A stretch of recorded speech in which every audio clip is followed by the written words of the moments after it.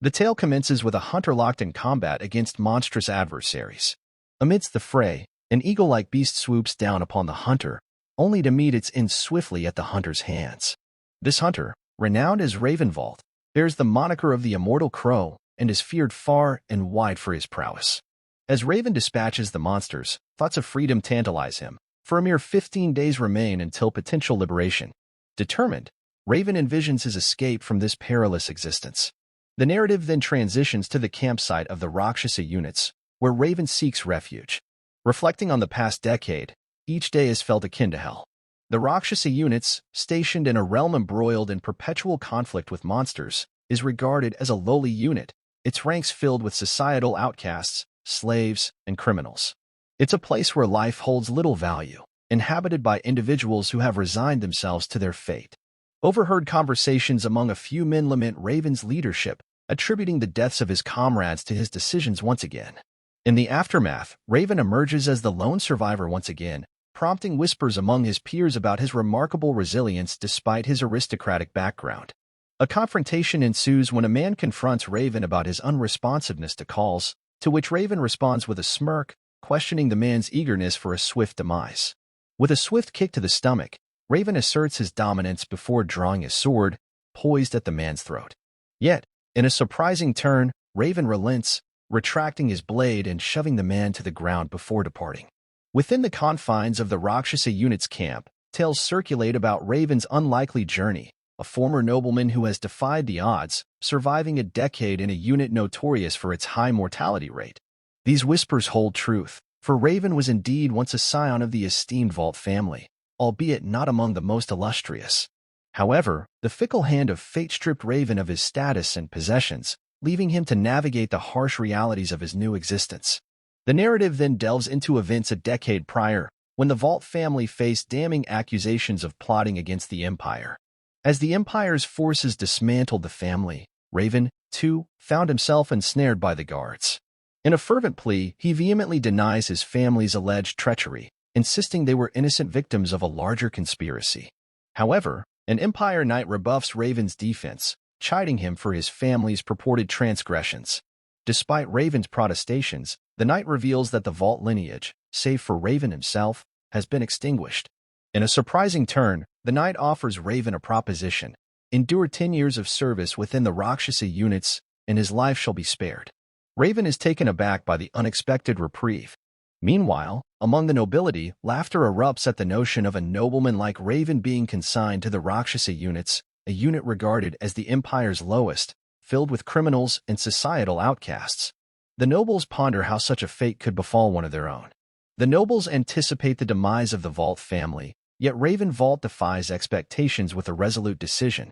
Meeting the knight's gaze, Raven solemnly inquires if surviving 10 years of monster slaying is all that's required. The knight confirms, promising Raven freedom thereafter.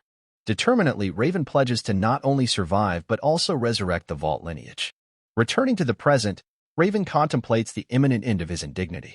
Since joining the unit, he has faced monsters devoid of training or experience, merely striving to endure. Over the span of a decade, Raven, once a mere youth, has ascended to become the Rakshasa unit's premier monster hunter. With the next monster purge slated to be his last, Raven believes freedom and the restoration of his family lie within reach. Meanwhile, the scene shifts to the Ancona forest in the Pinragon duchy, where a white dragon addresses a yellow-haired noble. The dragon forewarns of the dwindling time before a pact is fulfilled, setting an ominous tone for what lies ahead.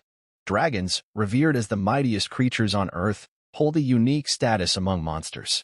Only one family possesses the power to subdue these formidable beasts, the Pendragon ducal family. Renowned for their ability to tame dragons, the Pendragons wield immense political influence, ranking among the Empire's most prestigious noble houses. As the narrative shifts to 13 days before Raven Valt's impending pardon, he enters the command tent of Balti, the Rakshasa unit's commanding officer. Balti questions Raven's solitary return once again, seeking a report on the reconnaissance mission. Raven reports a significant concentration of monsters ahead, warning of the dire consequences if they unite with their main forces. Balti acknowledges the peril, conceding that the Rakshasa units alone stands little chance against such odds. However, hope arrives in the form of the Pendragon ducal family.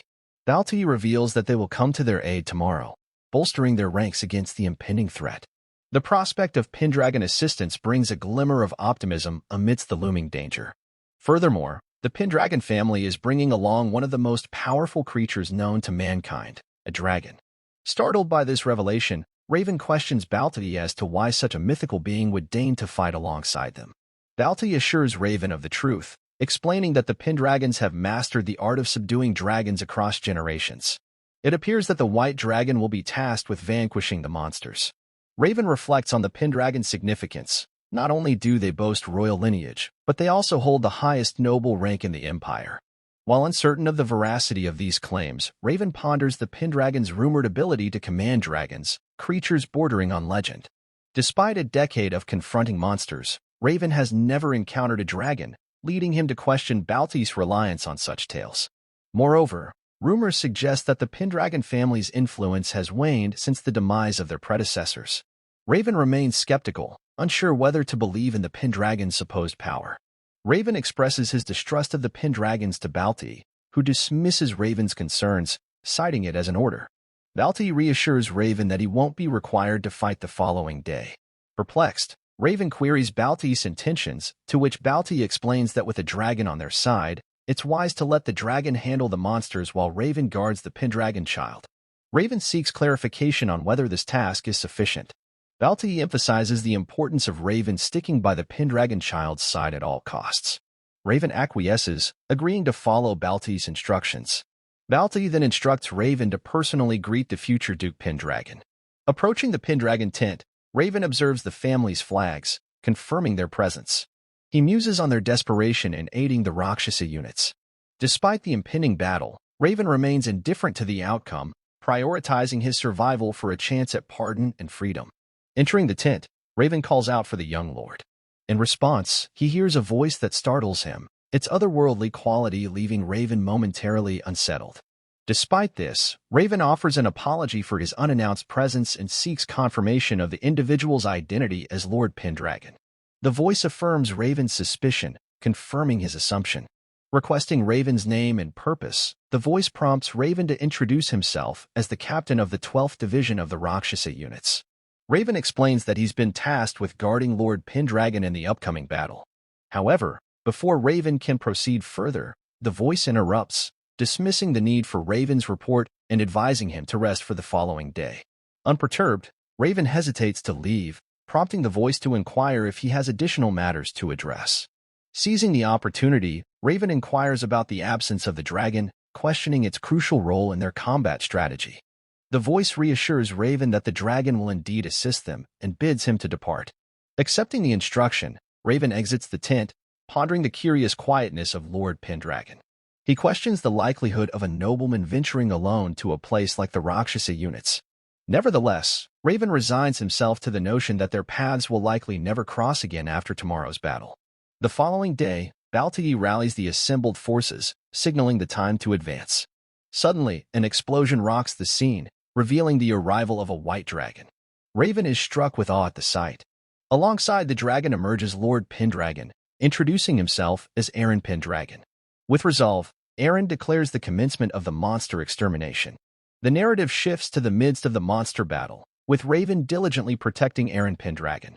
As a pack of wolf monsters closes in on them, Raven confides in Eren, admitting his unfamiliarity with combat while safeguarding others. He implores Eren to refrain from unnecessary movements. As the wolf monster launched its attack on Raven, he swiftly retaliated, effortlessly taking down the entire pack with a single, precise strike. Glancing skyward, he marvels at the dragon's effortless prowess, astonished that such a creature truly exists. Raven acknowledges the unmatched power of the white dragon, realizing that no monster can withstand its destructive capabilities. Despite the multitude of monsters, the dragon's intervention ensures a smoother battle than ever before. Raven attributes their success to the dragon's formidable presence, grateful for its assistance in turning the tide of the battle.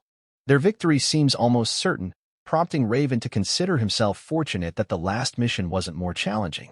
As the white dragon touches down near Eren Pendragon, Raven inquires about their well-being, to which Eren reassures him that they are unharmed. Suddenly, eagle monsters descend from the sky, catching Raven's attention. Urging Eren to command the dragon, Raven is dismayed to find both Eren and the dragon with closed eyes. Raven notes the sizable presence of the eagle monsters, who launch a coordinated attack on the white dragon, which remains passive. Shocked by the dragon's lack of response, Raven cries out in disbelief, demanding to know why it isn't defending itself. Turning to Eren for answers, Raven is interrupted as more monsters emerge from the right side. Despite the dwindling numbers of monsters, Raven realizes there are still more than he anticipated. The situation becomes increasingly dire as their foes continue to multiply. Before Raven could react, the monsters launch an attack against both him and Eren. Raven reflects on the unmatched might of dragons, believing their presence ensured victory. However, he chastises himself for relying on such fantasies and being overconfident.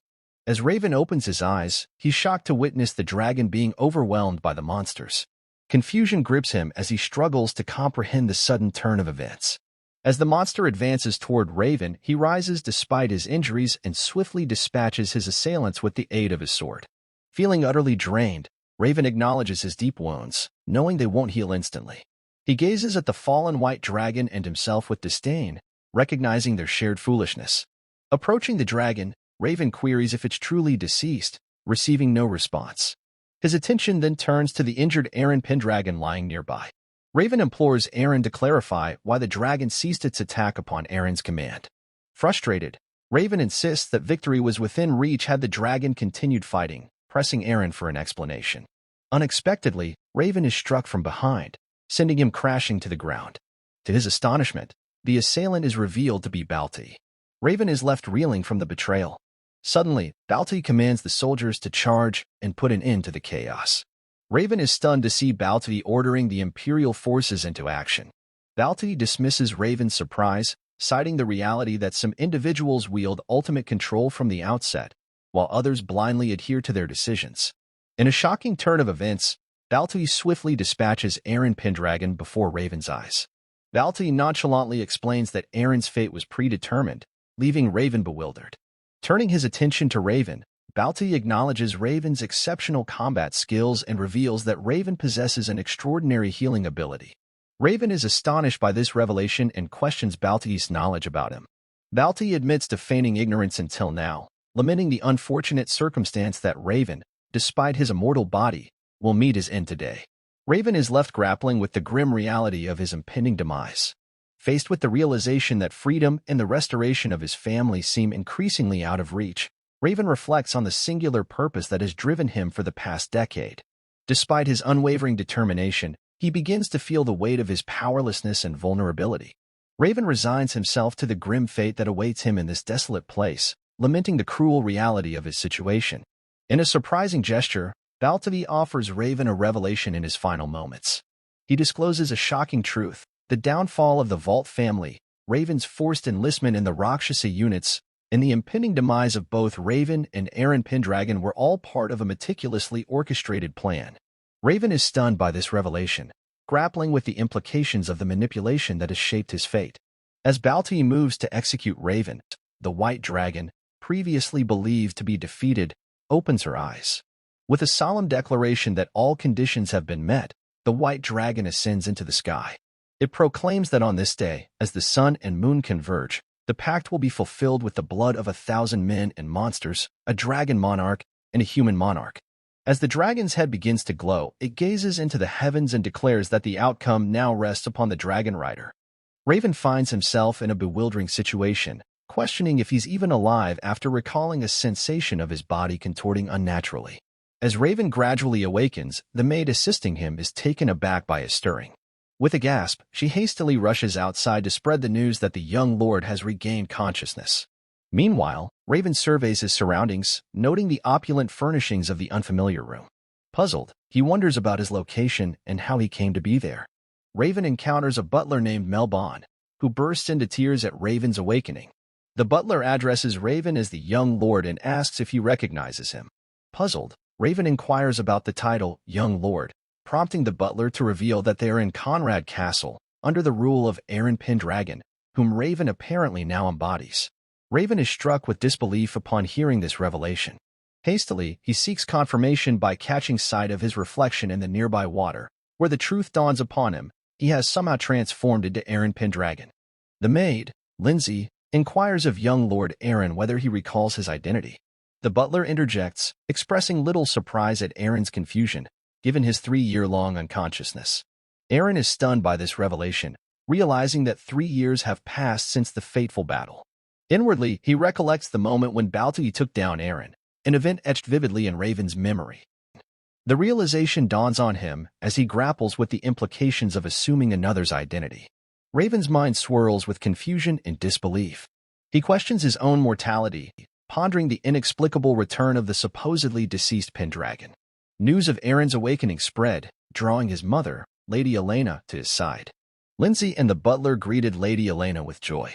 As Elena walks towards Eren, he's shocked to see her simply walk through the woman blocking her path. The woman signals to Eren with a subtle gesture, indicating for him to keep her presence a secret. Elena embraced her son, prompting a query about his memory of her. Eren was utterly bewildered, unable to grasp the surreal events unfolding around him. Nothing seemed to align with logic or reason. Then, an elderly woman motioned towards the window, drawing Eren's attention to the side outside. There, amidst a flurry of gasps and startled murmurs, stood the majestic white dragon, Soldrake. Soldrake's thunderous roars reverberated through the room, sending shockwaves of disbelief through everyone present. As the dragon attempted to breach Eren's chamber, Eren couldn't fathom how he knew the creature's name. Soldrake was supposed to have perished alongside Eren during that fateful incident. Pondering the possibility of the dragon's survival, Eren's mind struggled to reconcile the inexplicable. His confusion deepened as his mother positioned herself protectively before him, confronting the dragon with an unwavering resolve. In a surprising turn, the elderly woman stepped forward, effortlessly taming Soldrake with gentle gestures. Witnessing this astonishing display, Eren moved to intervene, but the old woman silenced him with a playful wink, leaving him to grapple with the enigma unfolding before his eyes. Eren's astonishment deepened as Elena urged him to stay clear, cautioning of danger. Hearing his mother's words, Eren realized he alone could perceive the presence of the mysterious old woman. With a few uttered words, the old woman commanded Soldrake, prompting the dragon to soar away from the castle as she vanished into thin air. Witnessing her disappearance, Eren felt a surge of surprise. Melbon, the butler, hurried to Elena's side, expressing concern for her well-being. Assured by Elena that she was unharmed, Elena turned to Eren, her gaze fixing upon him, as she inquired about his well-being. Eren, amidst the opulent castle, surrounded by worried attendants and a departing white dragon, couldn't shake the feeling of inhabiting Eren Pendragon's role. Elena's repeated inquiries about his welfare prompted Eren to reassure her, calming both Elena and Melbon. Resolving to untangle the mysteries surrounding him, Eren acknowledged the need to gather information discreetly. As Eren endeavors to conceal his true identity as Raven from the servants, he resolves to gather pertinent information from them discreetly. Within the Empire, the Rakshasa unit stood as a marginalized and subpar unit, existing in a realm devoid of human rights. Yet, within this harsh environment, Raven managed to endure for a decade. His survival was a testament to his refined combat skills and extraordinary healing prowess. Raven emerged as a warrior without adversaries, feared by both humans and monsters alike. However, fate took a cruel turn during the monster eradication campaign in the Lobteen Plain. In the throes of battle, Raven, on the brink of liberation from the Rakshasa units, met his demise alongside Lord Pendragon, whom he had faithfully guarded. Supposedly fallen, Raven defied death, inhabiting Lord Pendragon's body. Moreover, he found himself transported back in time, 7 years prior to the fatal confrontation. This extraordinary turn of events heralded a profound transformation for Raven. Shedding his former life of relentless monster hunting, he emerged as Eren Pendragon. As Lindsay tended to him, feeding him with a tenderness reminiscent of infancy, Eren couldn't help but feel a pang of discomfort. The transition from formidable warrior to being cared for like a child struck him as excessive. Eren informed Lindsay that it had been several days since he woke up, emphasizing that he could manage to eat by himself. He requested the food from her. However, Lindsay explained that the doctor's instructions mandated absolute stillness for Eren, requiring assistance from the maids during meals. She gently urged Eren to comply by opening his mouth for her to feed him. Reflecting on Lindsay's devoted care during his slumber as Raven, Eren acknowledged her overprotectiveness. Despite feeling embarrassed, Eren yielded to her insistence, allowing her to feed him. After finishing his meal, Lindsay expressed her hope that Eren enjoyed it and announced her intention to help him dress until his medication was ready. Eren declined her offer, asserting his ability to dress himself. He instructed Lindsay to bring his clothes and a hair clip while he washed his face. "Lindsay, I can manage," Eren insisted, attempting to walk despite the protests about his frail body. However, Lindsay gently intervened, guiding him to a chair. She assured him she would handle changing his clothes and fixing his hair. Reluctantly, Eren relented, allowing Lindsay to tend to him. As Lindsay tied his hair and helped him change, Eren couldn't shake off the feeling of frustration at his current state, relying on others for even the simplest tasks. Suddenly, a voice called out, addressing him as brother. Startled, Eren turned to see his sister, Lady Irene, accompanied by her daughter, Lady Mia. Mia rushed over to him, enveloping him in a hug, prompting an awkward smile from Eren. Irene apologized for their unexpected visit and inquired about Eren's ability to walk. Eren reassured her, prompting Lindsay to offer Irene a seat. Despite Irene's concern about intruding, Eren insisted they were not a bother. Irene's joy at his reassurance was evident as she mentioned the blooming summer flowers in the courtyard, steering the conversation towards lighter topics. As Eren anticipated the chance to venture outside with Irene to admire the flowers, she eagerly launched into a detailed discourse about them. Eren couldn't help but inwardly sigh, knowing he was in for another lengthy discussion. Despite his initial intention to feign amnesia upon waking up, Irene's loquacious nature made it nearly impossible to maintain the pretense. Yet, he found solace in the wealth of information she unwittingly provided. Listening to Irene's descriptions of the previous Eren Pendragon, Eren couldn't help but feel a pang of sympathy. The image she painted was of a melancholy figure, more inclined towards reading and drawing than wielding a sword. Furthermore, he learned of Eren's timid and shy demeanor, often retreating to his room. These traits had led to ridicule among the nobles, despite Eren's noble lineage. It was no wonder the Pendragon family had fallen from grace. But now, having been reincarnated as Eren, Raven saw an opportunity to alter the course of history. In his current form, Eren inhabited the 17-year-old body he possessed before crossing paths with Raven on the battlefield. Within the castle walls, whispers circulated that Eren had been comatose for nearly 3 years, from the age of 14. Raven pondered the curious twist of fate that had him awaken as Eren in this particular circumstance. However, he dismissed the question of why as insignificant compared to the opportunity it presented. For Raven, the paramount concern was his continued existence and the chance to start anew, 7 years prior. Freed from the shackles of the Rakshasa units, he aimed to redeem the tarnished honor of his family name, Valt.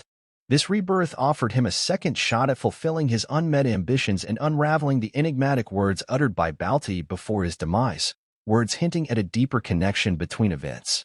As Eren Pendragon and Raven Valt intertwined, Raven resolved to embark once more into battle.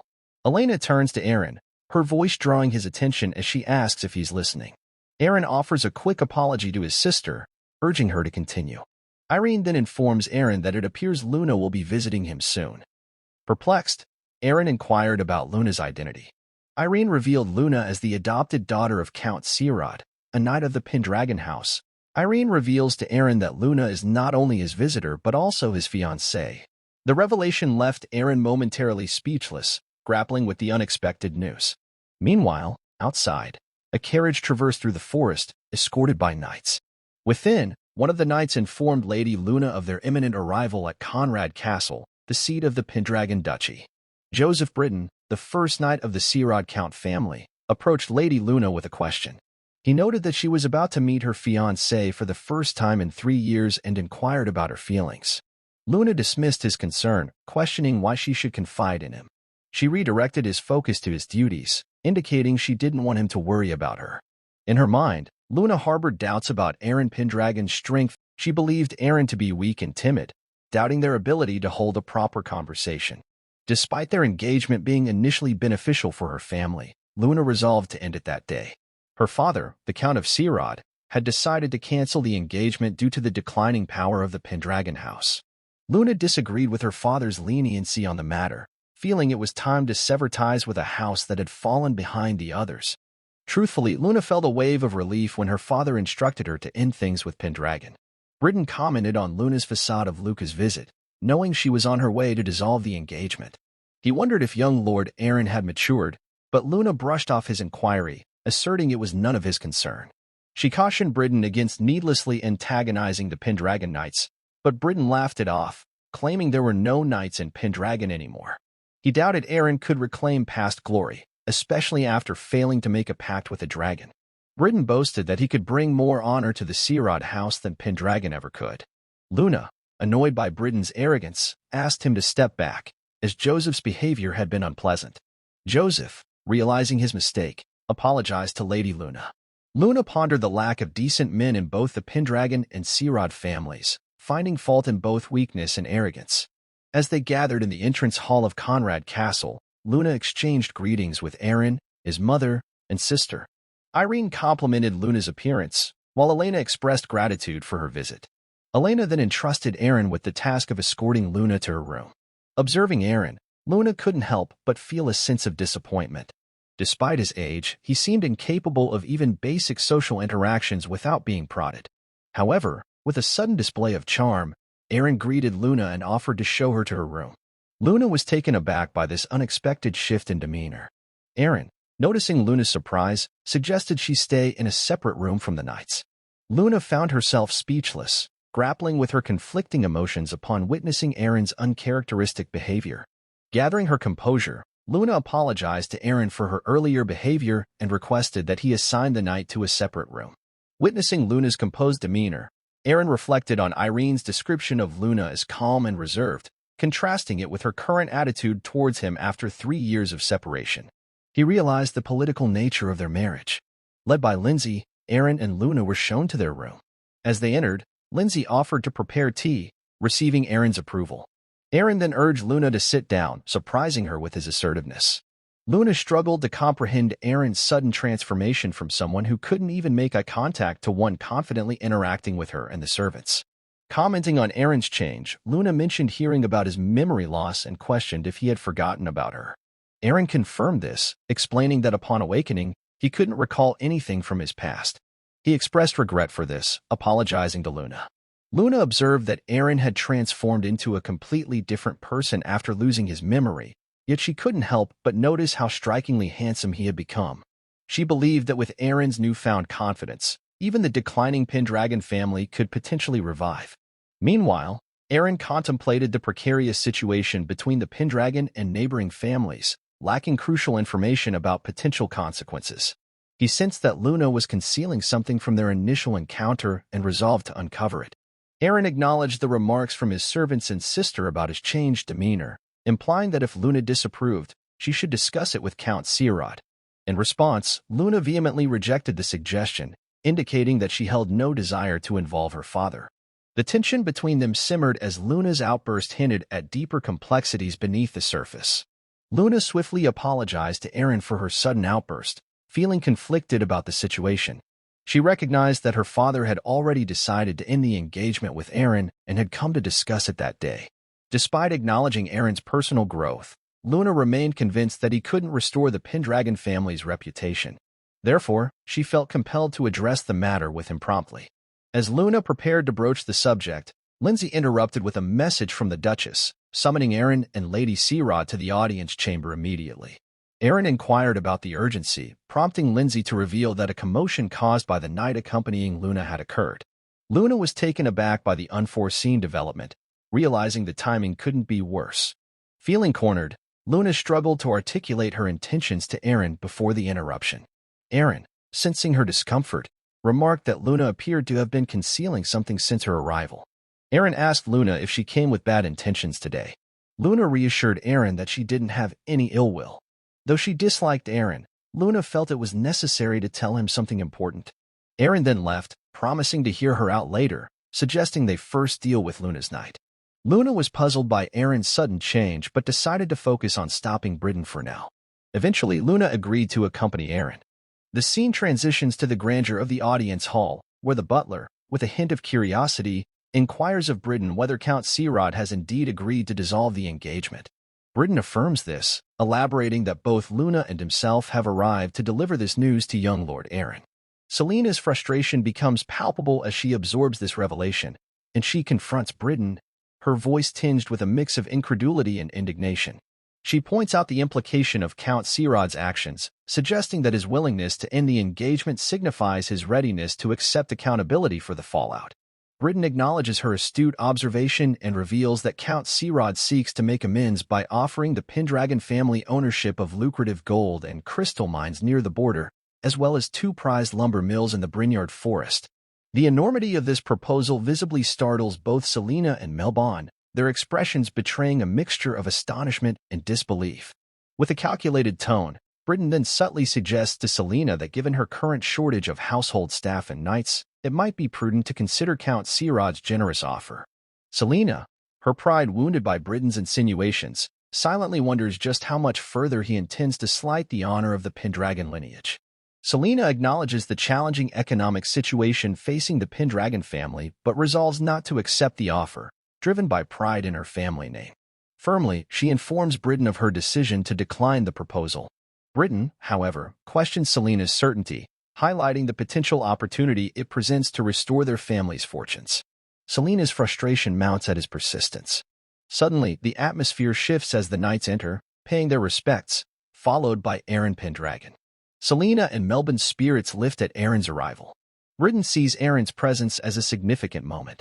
He believes Luna should take note, as he intends to demonstrate his superiority to Eren. As Eren assumes his seat, Britain approaches him, only to be met with Eren's confusion. Eren reveals he has lost his memories and doesn't recognize Britain. Shocked, Britain reassesses the situation, realizing Eren's altered state doesn't necessarily diminish his capabilities. Britain is determined to demonstrate to Eren the disparity between them and intends to adjust Eren's attitude. Stepping forward, Britain begins to assert his status as the top knight of the Sirod Count house, but Eren abruptly interrupts, ordering him to step back. Britain is taken aback by this command. Eren dismisses Britain, expressing no interest in him and deeming him just a mere knight. Britain, feeling slighted, questions Eren's rudeness. However, Eren counters with a stern assertion that it's Britain's party who has come to his castle with disrespect. With an intense gaze, Eren reiterates his demand for Britain to step back, leaving Britain shocked into compliance. Turning to Luna, Eren remarks on the commotion and his discovery of the argument over a mere breakup upon his arrival. Eren gestures for Luna Sirod to step forward, suggesting they continue their conversation themselves. Luna is caught off guard by the turn of events and ponders her next move. Eren addresses Luna, affirming that Sirod intends to end the engagement and compensate the Pendragon family with a gold mine, a crystal mine, and 2 lumber mills. He suggests this should settle the matter. Luna, Selena, and Melbon are taken aback by Eren's blunt approach. Selena questions where Eren learned such assertiveness, while Melbon advises caution before making any decisions. Eren acknowledges Sirod's actions but emphasizes the need for the Pendragons to focus on reclaiming their strength. He dismisses the significance of the marriage dispute, expressing doubt that the Pendragons can sway Sirod's decision. Eren questions Luna if he's mistaken. Luna internally grapples with the realization that she must inform Eren of her inability to marry him. Reluctantly, she admits to herself that she's beginning to fall in love with Eren Pendragon. Eren notices Luna's hesitation and suggests that if it's a decision from the Sirod household, Luna's personal thoughts need not factor in. He accepts the end of the engagement with Sirod without giving Luna a chance to speak. Eren then turns to Duchess Selena for her approval, which she grants, expressing her trust in Eren as the head of the Pendragon family. With Selena's consent, Eren formally announces the annulment of the marriage between himself and Luna Sirod. Luna and Britain are frustrated, while Selena and Melbon feel relieved. In a moment of solitude, Eren reflects on the mounting pressures and declares his desire to be excluded from any further marriage discussions. Eren reflects on his decision to inquire about the economic state of Pendragon territory from Irene. He reasons that if breaking the engagement can yield such significant resources, particularly the valuable crystal mine essential for magical materials, there's little reason to decline. Securing the crystal mine could enable Pendragon to attract skilled mages to their domain, enhancing their capabilities. As Eren strolls through the corridor, he notices a portrait of the elderly woman he encountered earlier in his room. Curious, he approaches Lindsay and inquires about the woman's identity. Lindsay informs Eren that she is Lady Atia Pendragon, the older sister of Eren's grandfather, Sir Klein Pendragon. Eren repeats her name, only for Atia Pendragon herself to speak from behind him, commending Eren for addressing her by her name. Startled by her sudden appearance, Eren listens as Atia expresses her desire to speak with him privately, inviting him to engage in a conversation. Eren approached Lady Atia with a puzzled expression, wondering why she sought his audience. She met his gaze with a solemn air before revealing the truth. She was a ghost, and to communicate with the living, her name had to be invoked. Eren found himself at a loss, contemplating the surreal encounter. Despite facing monsters for a decade, conversing with a spirit was an entirely new experience for him. He couldn't help but reflect on the strange occurrences since he awoke in this unfamiliar body. With a grave demeanor, Lady Atia wasted no time delving into the matter at hand. Her piercing gaze bore into Eren as she questioned his identity, knowing full well he wasn't Eren Pendragon. Shock washed over Eren upon hearing her assertion. Sensing his disbelief, Lady Atia quickly softened her tone, offering apologies for the blunt delivery that may have seemed threatening. She explained that her knowledge came from Soldrake, who had informed her of Eren's true nature. Understanding dawned upon Eren as he pieced together the puzzle before him. With newfound clarity, he inquired if Lady Atia could communicate with dragons as well, and whether she knew his original identity. Lady Atia admitted to Eren that she didn't possess that knowledge and expressed a desire to understand what transpired. Eren pondered the situation, realizing Atia's spectral nature and contemplating the exclusivity of their interaction. If he was the sole witness to Atia's presence, perhaps she could become an ally in his journey. Assured of his decision, Eren vowed to disclose everything despite his doubts about Atia's willingness to believe him. He embarked on a narrative, revealing not only the events leading to his current state, but also his true identity as Valt. Eren recounted the fateful day on the Lobtine Plain, where both Eren and Raven perished, or so it was believed. Eren grappled with the mystery of why Raven awoke in the guise of Eren Pendragon after supposedly dying. As Eren shared his tale, Atia began to grasp the essence of his being. Eren was taken aback by her acceptance of his extraordinary story. Atia reassured him, explaining that belief was irrelevant in the face of his tangible presence. Soldrake, too, had recognized the anomaly of Eren's existence, further validating his truth. Atia found herself inclined to believe Eren's account, but she dropped a bombshell that left him reeling. She suggested that the Eren Raven had protected on the Lobstein Plain might have been an impostor. Shock washed over Eren at the implications of such a revelation. With a solemn tone, Atia delved into the intricate history of the Pendragon lineage. She spoke of generations of heirs forming pacts with Soldrake, weaving a tapestry of power and obligation.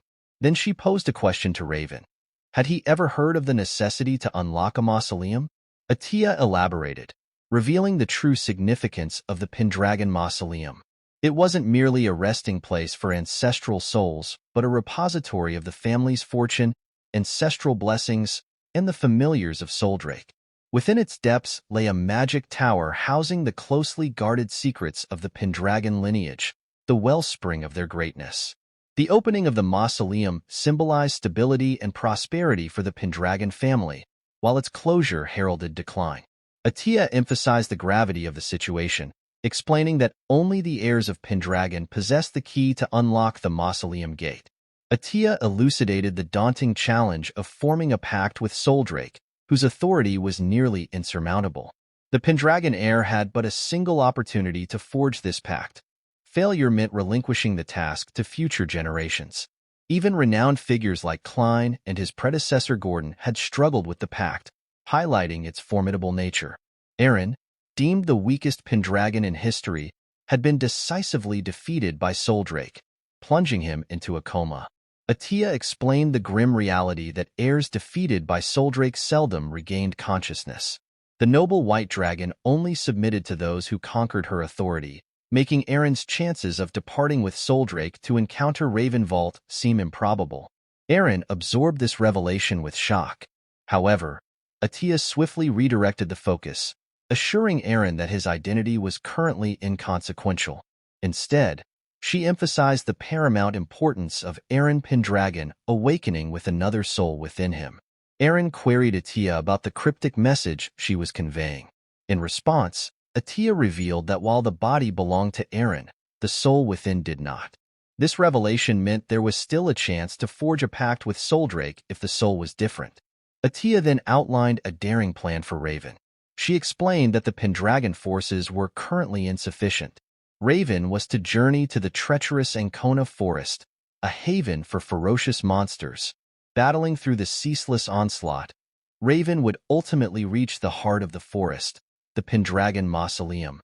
There, he would showcase his strength and forge a pact with Soldrake, the guardian of the mausoleum. Atia urged Raven to embrace his destiny as the true heir of Pendragon and undertake the mission. With a probing gaze, she asked for his thoughts on the matter, questioning whether he believed he could succeed.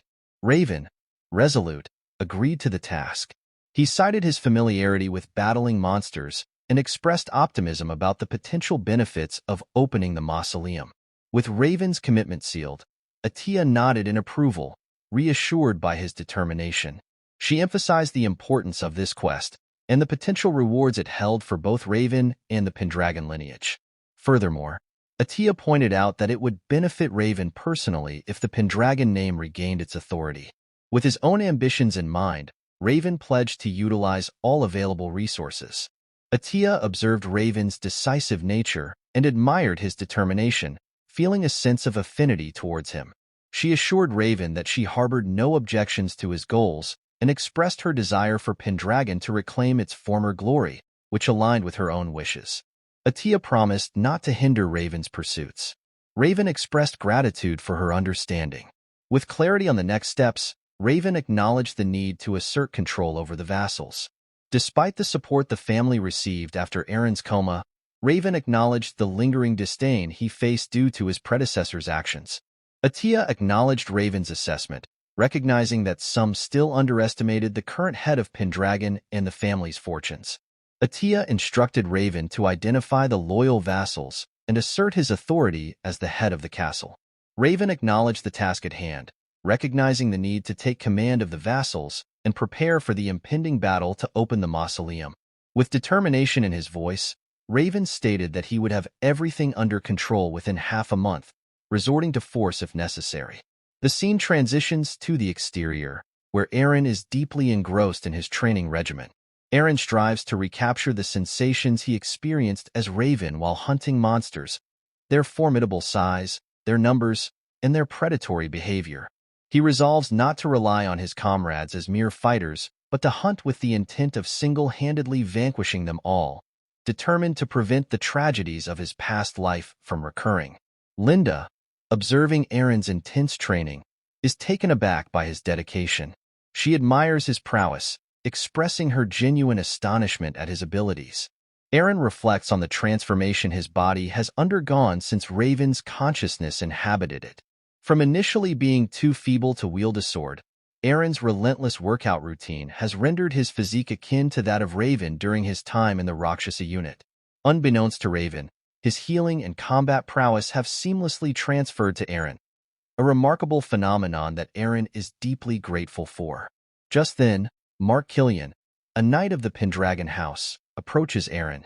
Offering to spar with swords, Killian extends an invitation for Eren to hone his skills further. Eren contemplated Killian's offer to train him, but instead, he declined for the time being, explaining that he had something else in store for Killian later. The scene then shifted to the main hall of Conrad Castle, where a gathering had convened. Eren, addressing everyone present, declared his intention to soon open the mausoleum. The announcement shocked Killian, the butler, and the soldiers. Killian voiced his concerns, stating that if Eren wished to open the mausoleum, he would have to conquer the Ancona forest with only the current troop strength. With all due respect, Killian expressed doubt about Eren's ability to lead in battle, given his limited training thus far. Eren, however, urged Killian to set aside his reservations momentarily and provide insight into the situation at the gate.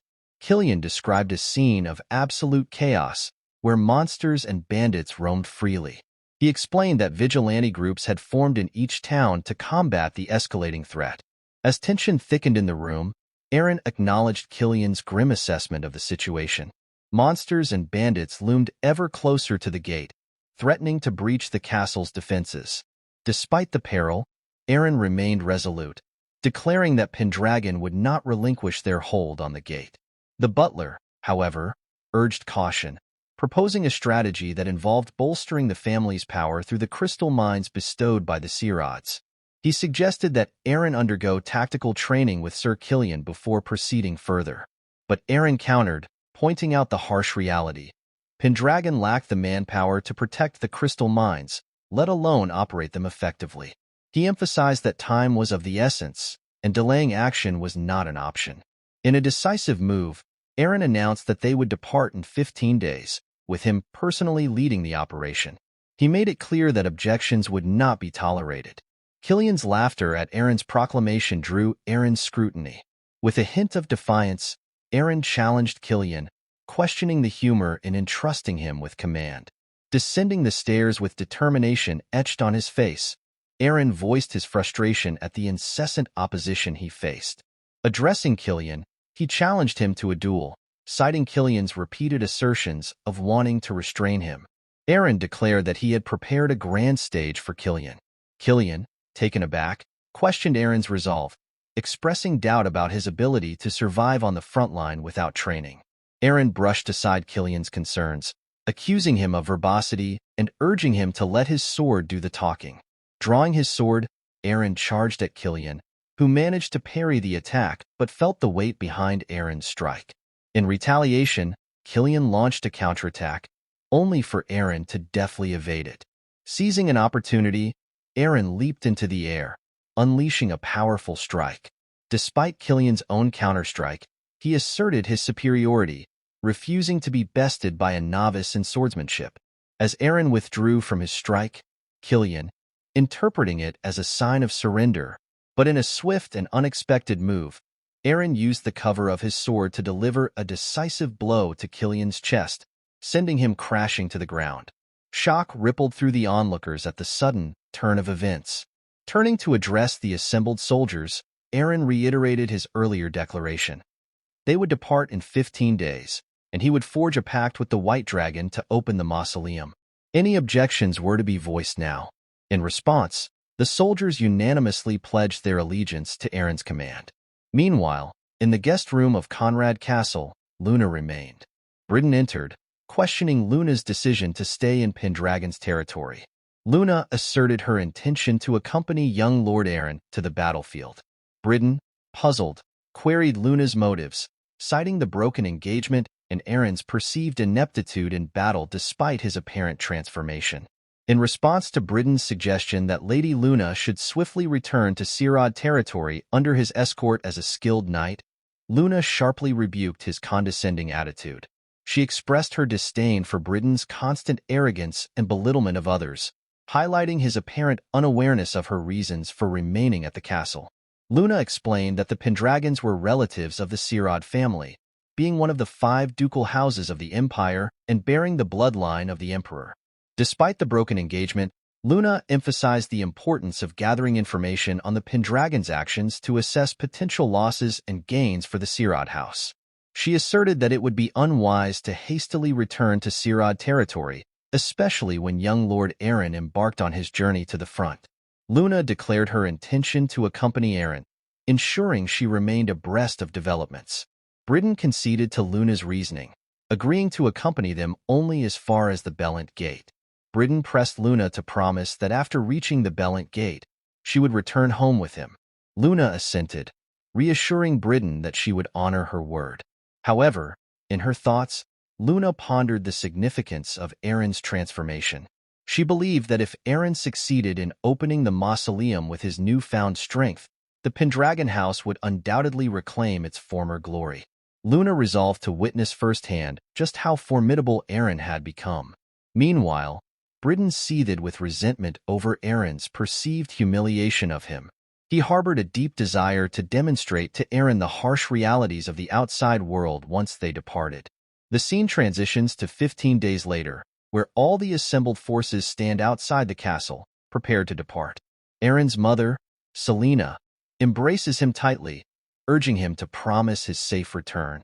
Eren reassures her, pledging to secure the White Dragon and the mausoleum before returning home unharmed.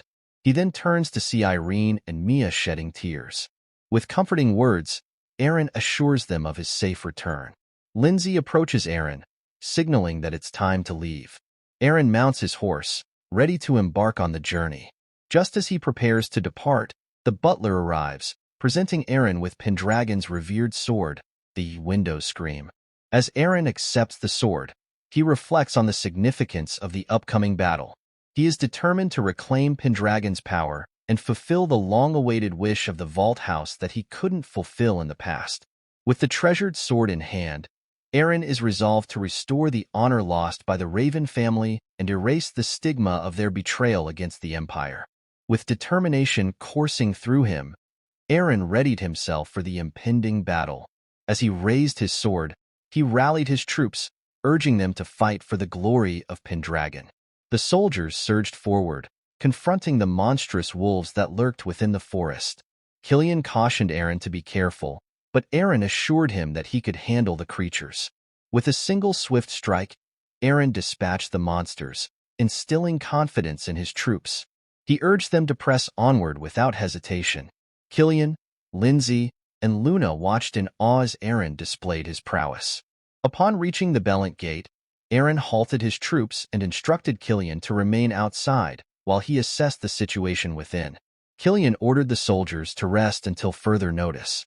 Approaching Eren, Lindsay offered him water, her face smeared with dust. Concerned for her well-being, Eren suggested she take a break and wash her face. Blushing, Lindsay protested, claiming she couldn't possibly do so. Eren insisted to Lindsay that it was an order, reassuring her that she need not worry about him. He urged her to rest, emphasizing that it was equally important for her well-being. Lindsay acquiesced, agreeing to follow Eren's directive. Entering the Bellant Gate, Eren surveyed the scene with disappointment. The state of disrepair exceeded his expectations. There were insufficient personnel and resources to maintain the fortress. Even the soldiers' equipment was worn out, leaving Eren to lament that even the Rakshasa unit might have been better equipped. Recognizing the importance of the Bellant Gate in Pendragon territory, Eren was dismayed by the incompetence of its commander and knights. He turned to Killian for answers, inquiring about the whereabouts of the gate's leadership. Killian revealed that the knights had deserted, taking the soldiers with them. Shocked by this revelation, Eren's frustration grew. Determined to rectify the situation, Eren informed Killian of his intention to pursue the deserters the following day. Eren wasted no time in issuing orders to Killian, instructing him to prepare everyone without delay. His resolve hardened. Eren vowed to confront those soldiers who dared to underestimate Pendragon's authority. The scene shifted to the Southstone Forest within Pendragon territory, where an abandoned monastery served as the rendezvous point for the bandits. Among them, word spread like wildfire that Eren Pendragon had awakened. With determination gleaming in their eyes, the bandits resolved to deal with Eren Pendragon themselves. The scene transitions to Eren Pendragon's private quarters within the Bellant Gate. Eren addresses Killian and the others, expressing his intention to depart ahead of the Pendragon forces the next day, with Killian and the troops following behind. Killian raises a concern about leaving the gate short of commanders and soldiers for defense. Britain interjects, assuring Killian that the Sirad house will provide soldiers to compensate for their absence. This, he explains, is how Sirad will reciprocate Pendragon's hospitality during their stay at Conrad Castle. Britain also pledges his personal assistance to young Lord Eren as a token of gratitude. Eren, however, remains wary of Britain's motives, uncertain of his true intentions. Despite his reservations, Eren decides to temporarily allow Britain's involvement, recognizing the potential benefits of utilizing Sirad's resources. Acknowledging Killian's potential discontent with leaving the gate under another family's supervision, Eren assures him that their priority is to ensure the success of their mission. Killian reassured Eren, acknowledging that the current circumstances prioritize practicality over appearances. He explained that the bandit leader, Del Jeffrey, had taken over 20 soldiers when he deserted, likely gaining more followers since. In Killian's view, the larger Pendragon's forces, the better their chances. Eren expressed gratitude for Killian's swift comprehension. Curious to learn more about Del Jeffrey, Eren urged Killian to elaborate. Killian described Del Jeffrey as a skilled swordsman but noted his arrogance. He recounted how, upon Eren's incapacitation, Del Jeffrey had brazenly demanded the title of Baron and control over 3 villages near the gate. When the Duchess promptly refused, their relationship soured. leading to Del Jeffrey's desertion, now a bandit controlling the area around the village of Southstone. Hearing this, Eren concluded that Del Jeffrey was not unintelligent. He surmised that it was more efficient and strategic for Del Jeffrey to expand his power by attacking villages outside rather than directly occupying the gate. Eren contemplated that he might have made similar choices in Del Jeffrey's position. Killian further informed Eren that the village of Southstone lay in ruins, warning that without immediate action from Pendragon, the bandits might attempt to seize the gate.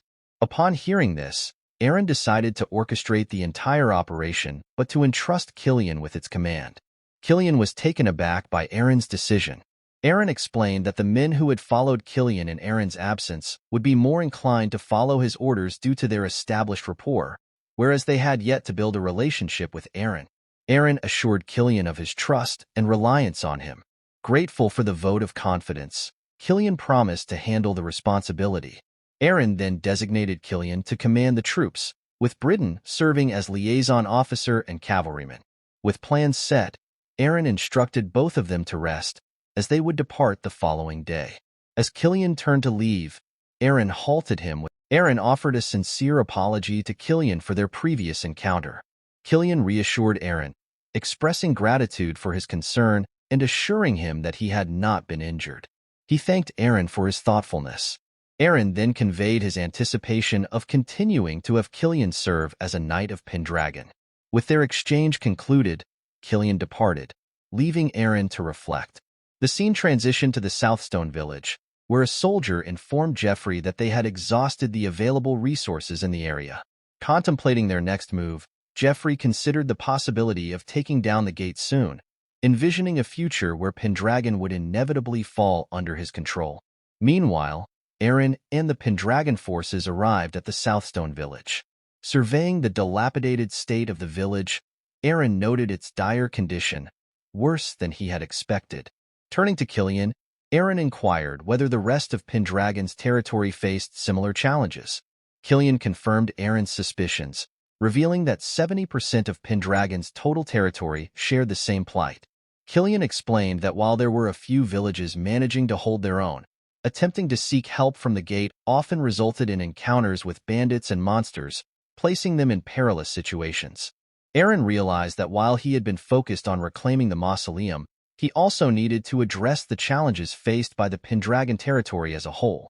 Suddenly, a rustling from above caught their attention. Eren immediately alerted everyone to stay vigilant.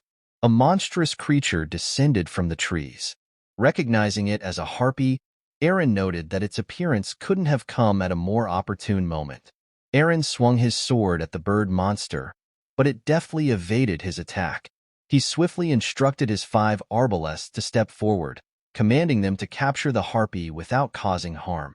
With precision, the arbalests managed to pin down the harpy as instructed.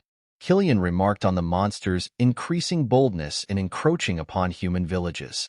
Suddenly, goblins emerged from the bushes, launching an attack on Eren. However, Eren effortlessly dispatched the goblins, leaving both the harpy and the defeated goblins at his feet. Killian suggested dealing with the monsters, but Eren had a different plan. He declared that both the harpy and the goblins would be joining their ranks. Shocked by this decision, Killian and the soldiers questioned Eren's rationale. Eren explained that goblins possessed keen eyesight, while harpies were known for their speed, making them valuable allies. He saw them as useful familiars to aid in their mission. Killian expressed disbelief, having never heard of someone using monsters as familiars before. Eren reminisced about how Killian had witnessed something similar on a battlefield long ago, though Killian seemed perplexed by Eren's remark. Eren clarified that he had come across this concept in a book. If he could utilize monsters or any other resource, he would. With a confident smile, Eren urged Killian to observe. Approaching the goblins, Eren inquired about their presence in human territory beyond the forest. The goblin, identifying himself as Khazal, explained that besides Eren's group, many menacing creatures such as wolves, ghouls, harpies, orcs, and even a white dragon had encroached upon their hunting grounds, forcing them to seek refuge in human territory. Understanding Khazal's predicament, Eren turned to the harpy named Tada. With a firm gaze, Eren questioned Tada if he had ever harmed a human. Startled, Tada admitted to never having done so. Drawing his sword, Eren declared to both Tada and Khazal that they would now be under his command. As the lord of the land, Duke Pendragon, Eren made it clear to Tada and Khazal that disobedience or attempted escape would result in facing the wrath of the White Dragon. Both Tada and Khazal trembled at the thought and quickly pledged their obedience to Eren's commands. Satisfied with their response, Eren asserted his authority, informing them that they now served under him. Their first task was to lead Eren to the Southstone village via the shortest route. Behind them, Killian and the soldiers watched in astonishment at Eren's ability to command the monsters. Killian acknowledged Eren's unconventional approach and resourcefulness, recognizing that there was much to learn from his methods. Eren couldn't help but smile at the compliment. The scene shifted to the village where Khazal had successfully guided Eren and the troops. Eren instructed Killian to remain behind while he and Britain, accompanied by a few soldiers, would launch an attack on the abandoned monastery. Eren decided to dispatch a messenger later to inform Killian and the soldiers that they could join him afterward. Killian nodded in understanding. Meanwhile, Luna pondered her lack of battlefield experience despite being under young Lord Eren's protection, wondering if she would be able to handle it. Britain reassured Luna, promising to protect her. Eren ordered the first group to depart, instructing Khazal and Tada to conduct a reconnaissance mission from the sky. As Eren pressed forward, they encountered Jeffrey and his soldiers escorting villagers to the abandoned monastery. Just as Jeffrey was about to strike a young villager, Eren intervened, swiftly incapacitating Jeffrey. Astonished to see Eren Pendragon in Southstone village, Jeffrey questioned how the once timid kid had ended up there. Before Jeffrey could say more, Eren silenced him with a firm command. As Jeffrey attempted to speak, Eren sternly indicated that he would allow him to talk when he deemed it appropriate. However, instead of engaging in dialogue, Jeffrey swiftly dashed to the other side, commanding his soldiers to attack. Responding with precision and swiftness, Eren effortlessly incapacitated the assailants, leaving Jeffrey astonished by his prowess. Before Eren could confront Jeffrey directly, Britain intervened, intercepting Eren's strike aimed at Jeffrey. Luna and the other soldiers watched in disbelief as Britain stepped in. Britain offered assistance to Jeffrey, who inquired about Britain's identity. Britain revealed himself as the first knight of the Order of the Red Moon from the Sirad Count House. He expressed his willingness to aid Jeffrey in his attempt to take down Eren Pendragon. Observing this exchange, Luna questioned Britain's motives. Britain reassured Luna, implying that he was more suitable for her than Eren. Ignoring Luna's concern, Britain and Jeffrey launched a coordinated attack against Eren. Concerned for Eren's safety, Luna urged him to step away from the confrontation. However, Eren proved his capability by effortlessly blocking both Britain and Jeffrey's attacks, subsequently pushing them back. Turning to Luna, Eren instructed her to move to a safer location, assuring her that he would swiftly deal with the knights. As Khazal escorted Luna to safety, she couldn't help but worry about Eren facing formidable opponents like Britain and the bandit leader alone. Despite her concern, Luna found herself blushing as she watched Eren's display of strength. Eren then commanded Tada to fetch Killian, prompting Tada to rush off to fulfill the task. Britain and Jeffrey warned Eren that even with reinforcements, they would defeat him before help arrived. Unfazed, Eren chuckled and invited them to attack him together. Confident in his abilities, both Jeffrey and Britain launched a joint attack on Eren. As Britain lunged forward, Eren skillfully evaded his strike and managed to shatter Britain's sword with ease.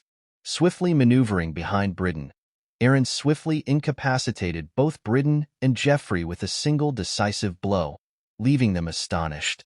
Addressing them calmly, Eren remarked that their conventional swordsmanship was no match for him. Turning his attention to Britain, Eren swiftly disarmed him, leaving Britain stunned.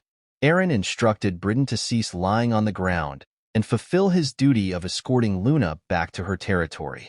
He warned Britain to leave Pendragon territory immediately and never return.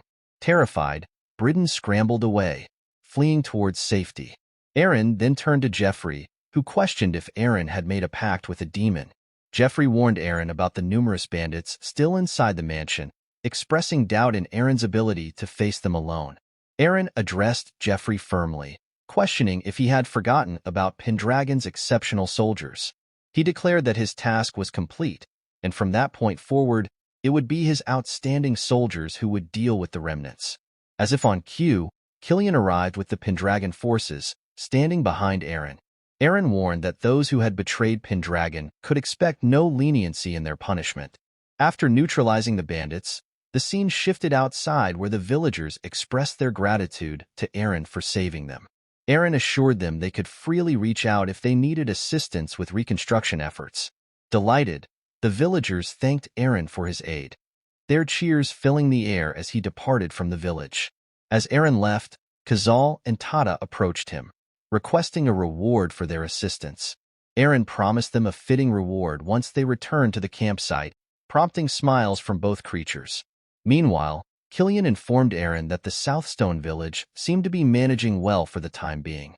However, Eren disagreed, stating that there was still one more task to complete before they could conquer the Ancona forest. The scene unfolded several days prior within the walls of Conrad Castle. Lady Atia approached Eren with a proposition that caught him off guard. She spoke of forging an alliance with the Ancona orcs, a notion that stirred surprise within Eren's heart.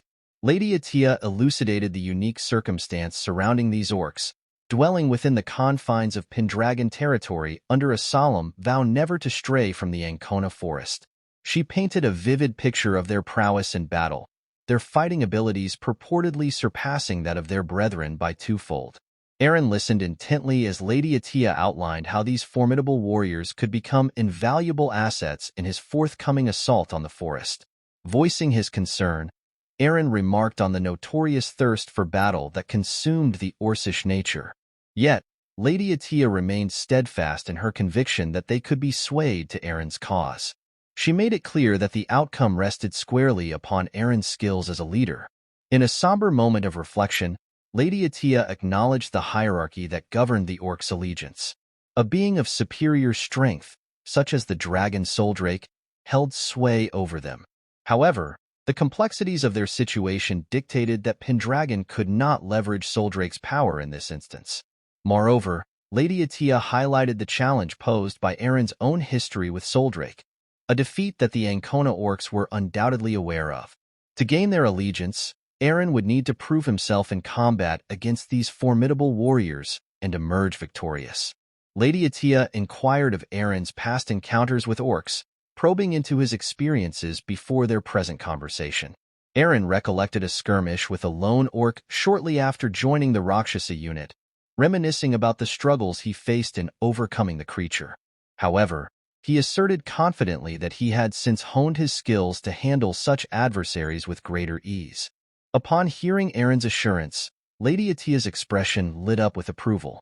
She saw an opportunity in Eren's capabilities and wasted no time in formulating a plan. Urging him to seize the moment, she instructed Eren to challenge the Ancona orcs, swiftly defeat them, and thereby pave the way for her to access the mausoleum. In the present, Eren relayed his intentions to Killian, disclosing his plans to forge an alliance with the Ancona orcs under Pendragon's banner. Killian's reaction was one of disbelief, visibly taken aback by the audacity of such a proposition. Eren justified his decision by highlighting the strategic advantage of bolstering Pendragon's forces with the strength of the Orcish warriors. However, Killian voiced his concerns, cautioning Eren about the potential consequences of engaging in battle with the formidable Orcish forces. He warned of the considerable risk involved, fearing that Pendragon's troops might suffer substantial losses if pitted against the orcs in combat. Tada and Khazal voiced their apprehensions to Eren, cautioning him about the inherent dangers posed by the formidable strength of the orcs. Undeterred, Eren rebuked their defeatist attitude, asserting his disdain for surrender without attempting to find a solution. Amidst their conversation, a desperate cry for help pierced the air from behind them. Killian, recognizing the voice as Briden's, confirmed its source. Eren puzzled over the unexpected presence of Briden and Luna, recalling that they were supposed to have returned to their own territory. Khazal, sensing something amiss, directed Eren's attention to the source of the voice, revealing the looming figures of the Ancona orcs. Eren's face broke into a determined smile as he rushed toward the commotion, eager to confront the new challenge head-on. Meanwhile, Britain found himself in a precarious situation, attempting to fend off the encroaching orcs in a state of palpable fear. Luna, observing from a distance, harbored doubts about the wisdom of remaining by Britain's side. In a flashback to a few moments earlier, Luna confronted Britain, admonishing him for his reckless actions. She emphasized the gravity of pointing his sword at young Lord Eren, equating it to a direct threat against the Empire itself. Luna warned Britain of the consequences should he choose the path of rebellion. Luna's demand for Britain to sever ties with the Sirad family caught him off guard. Britain pleaded with Luna not to cast him out, promising to ensure her safe passage to the Sirad territory. Luna, unmoved by his plea, reminded Britain of his original duty to protect her. She made it clear that his fate would now be decided by her father, leaving Britain to ponder his uncertain future. In the present moment, confusion reigned as the Ancona orcs confronted Britain, questioning his hostile stance. Eren's sudden arrival startled everyone, prompting Britain to dash towards him. Eren, taken aback by Britain's unexpected presence, pondered how Britain had ascended to the rank of knight. As Killian and the remaining Pendragon forces emerged from behind, warning Eren of the danger of facing the orcs alone, the orcs recognized the Pendragon flag. The leader of the orcs surmised that the man before them must be Eren Pendragon himself. The orc conveyed a desire to speak with Eren, prompting a release of his formidable aura. Killian and the other soldiers found themselves immobilized and breathless in the face of its overwhelming power. Sensing the imminent danger, Killian urged Eren to retreat, but Eren dismounted from his horse, surprising everyone. With calm determination, Eren strode towards the orcs, instructing Killian and the Pendragon soldiers to remain where they were and refrain from drawing their weapons. He assured them that he alone would handle the situation. The orc leader's excitement grew upon hearing Eren's resolve. Eren addressed the orcs, confirming their identity as the Ancona orcs. Karuta, one of the orcs, approached Eren with a challenging tone. In response, Eren's smirk turned into a swift headbutt directed at Karuta, sending him crashing to the ground. The other Ancona orcs erupted into laughter at the unexpected sight of one of their own being bested by a human. Killian and the others looked on in surprise at Eren's bold action. Karuta, still recovering from the blow, questioned Eren's intentions. Eren countered with the same question, reminding Karuta of the Ancona orcs' agreement with Pendragon, which forbade them from leaving the forest. Eren pointed out the violation of this agreement by the orcs' presence outside the forest. Karuta shifted blame to Eren, claiming that Eren's failure to form a pact with the guardian deity of the forest had led to their disobedience. According to Karuta, the Ancona orcs only obey the strong, and since Eren was no longer considered equal to the guardian deity, they saw no reason to heed his commands. Eren pondered Karuta's words, realizing that the guardian deity of the forest must indeed be Soldrake.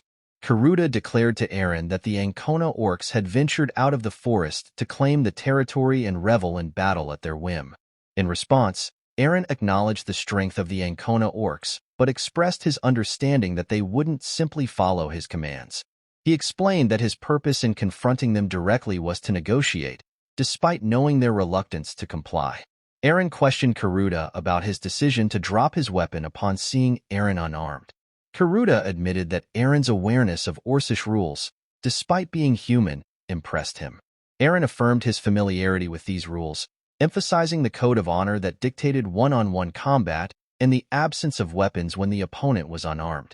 Proposing a duel following the Ancona orcs rules, Eren and Karuta charged at each other. As Karuta attempted to strike Eren, Eren swiftly dodged the blow. Observing Karuta's strength and agility, Eren acknowledged the superiority of the Ancona orcs over their ordinary counterparts. As Eren soared through the air, Karuta seized the opportunity, aiming a powerful punch at Eren's leg. Eren braced himself and absorbed the blow head-on, causing shock among Killian and the others witnessing the scene. Upon landing, Eren examined his feet and realized that his armor had sustained damage. Despite acknowledging the undeniable might of the Ancona orcs, Eren couldn't shake the memory of faster opponents from his past encounters. Asserting that Karuta wasn't giving his all, Eren challenged him to unleash his full strength. Karuta, however, explained that he held back against humans, deeming them incapable of withstanding the Ancona orcs' assaults. He resolved to reserve his full power only for those who could match his strength. Eren urged Karuta to escalate the confrontation. Recognizing Eren's resilience, Karuta commended him as an intriguing adversary and surged forward with intensified ferocity. Despite Eren's best efforts to evade, Karuta's lightning-fast attacks left him struggling to keep pace. In a desperate attempt to defend himself, Eren raised his hands, but Karuta's devastating punch connected squarely with Eren's defenses, delivering a punishing blow. As the dust settled, Karuta couldn't shake the feeling that his punch had landed, yet something felt off. To his surprise, Eren emerged relatively unscathed, having managed to block Karuta's attack with only minor injuries. Eren attributed his weakened state to facing nothing but small monsters recently, a fact that caught the attention of both Killian and Luna. The orcs, on the other hand, cheered at the unexpected resilience displayed by Eren. Killian, astonished by Eren's endurance after taking a direct hit from an orc, pondered the rarity of a human triumphing in a one-on-one battle against such a formidable opponent. Recognizing Eren as the esteemed heir of the Pendragon duchy, Killian felt the weight of responsibility to prioritize Eren's safety above all else. He swiftly ordered the soldiers to provide cover for Eren, intending to draw the orcs' attention away. However, Eren intervened, commanding Killian and the soldiers not to move. He declared that the fight was solely between himself and the orc, forbidding any form of cover. In an unexpected turn, the orc mage began to applaud Eren's display of courage and resilience. Acknowledging Eren's resilience in facing Karuta, the strongest of the Ancona orcs, the mage commended Eren for his steadfastness amidst the battle's intensity. Eren, facing Karuta head-on, remarked that the encounter served as good rehabilitation, allowing him to rekindle the familiar sensation of combat. He declared his intention to get serious, fully engaging in the duel. Karuta, surprised by Eren's endurance after receiving his punch, noted the severity of Eren's wound and predicted the duel's imminent conclusion. However, Eren confidently asserted that his healing ability rendered the wound inconsequential. Karuta watched in amazement as Eren's wound miraculously vanished, finding the display fascinating. Expressing his admiration for Eren, Karuta charged forward, wielding his formidable strength. With a swift strike, he attempted to pummel Eren with a hammer fist.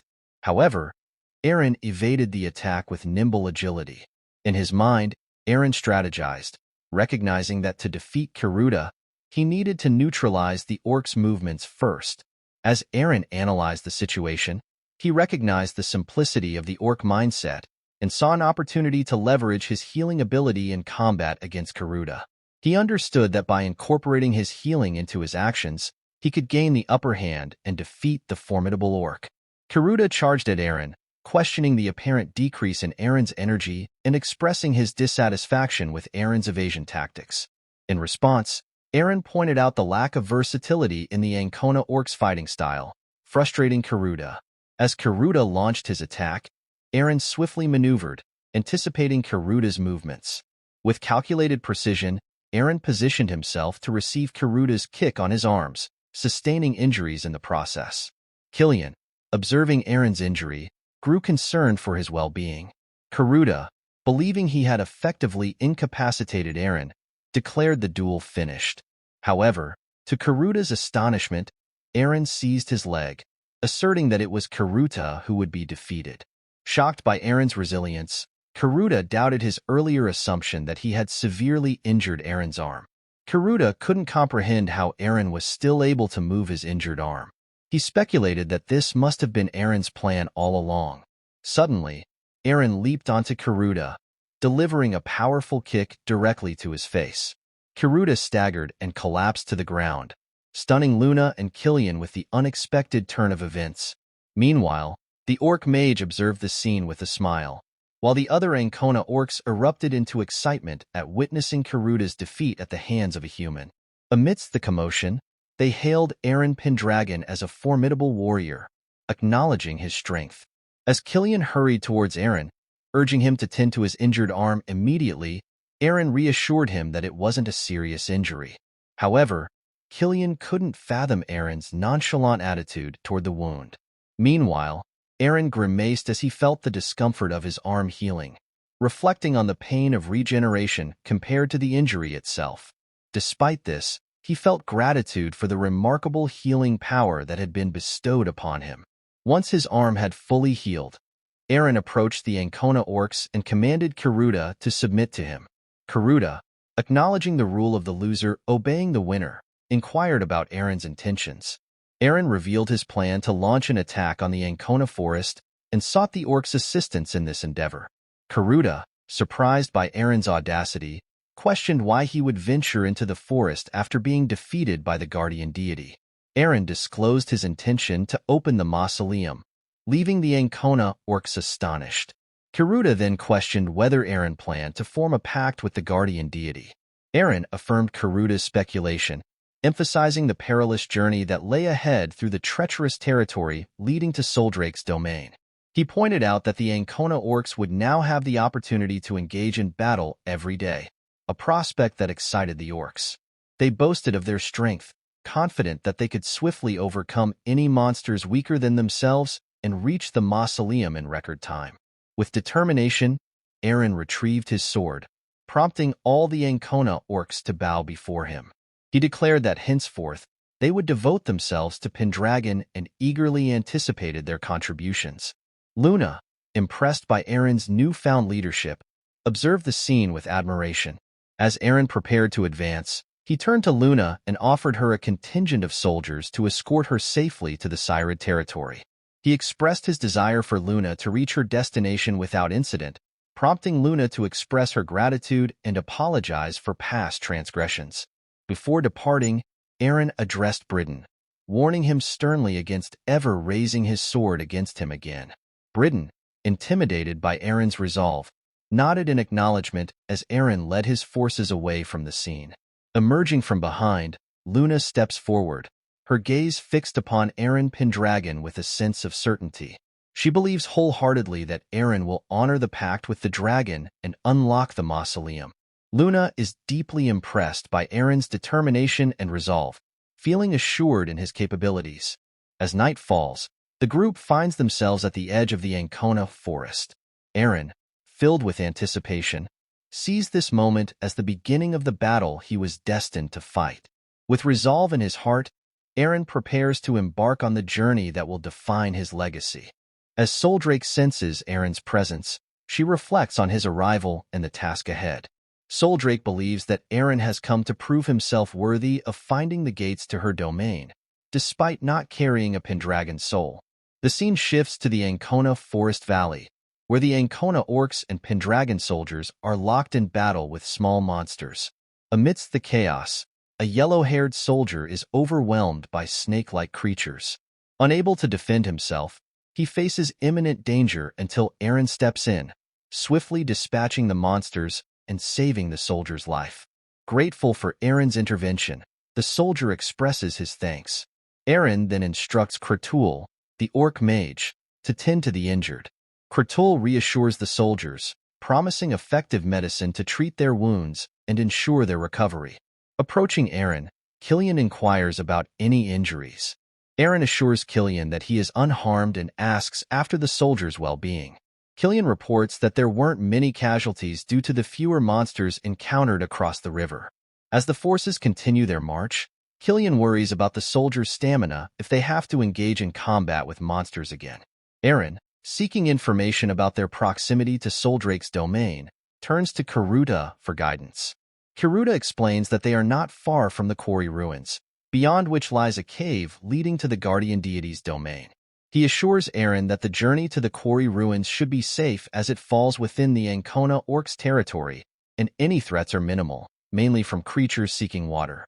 Encouraged by this information, Eren decides to press on to the quarry ruins before nightfall. He plans for the soldiers to set up camp there and search for the cave entrance at dawn. Eren emphasizes that if they encounter any enemies along the way, he and the orcs will handle the situation.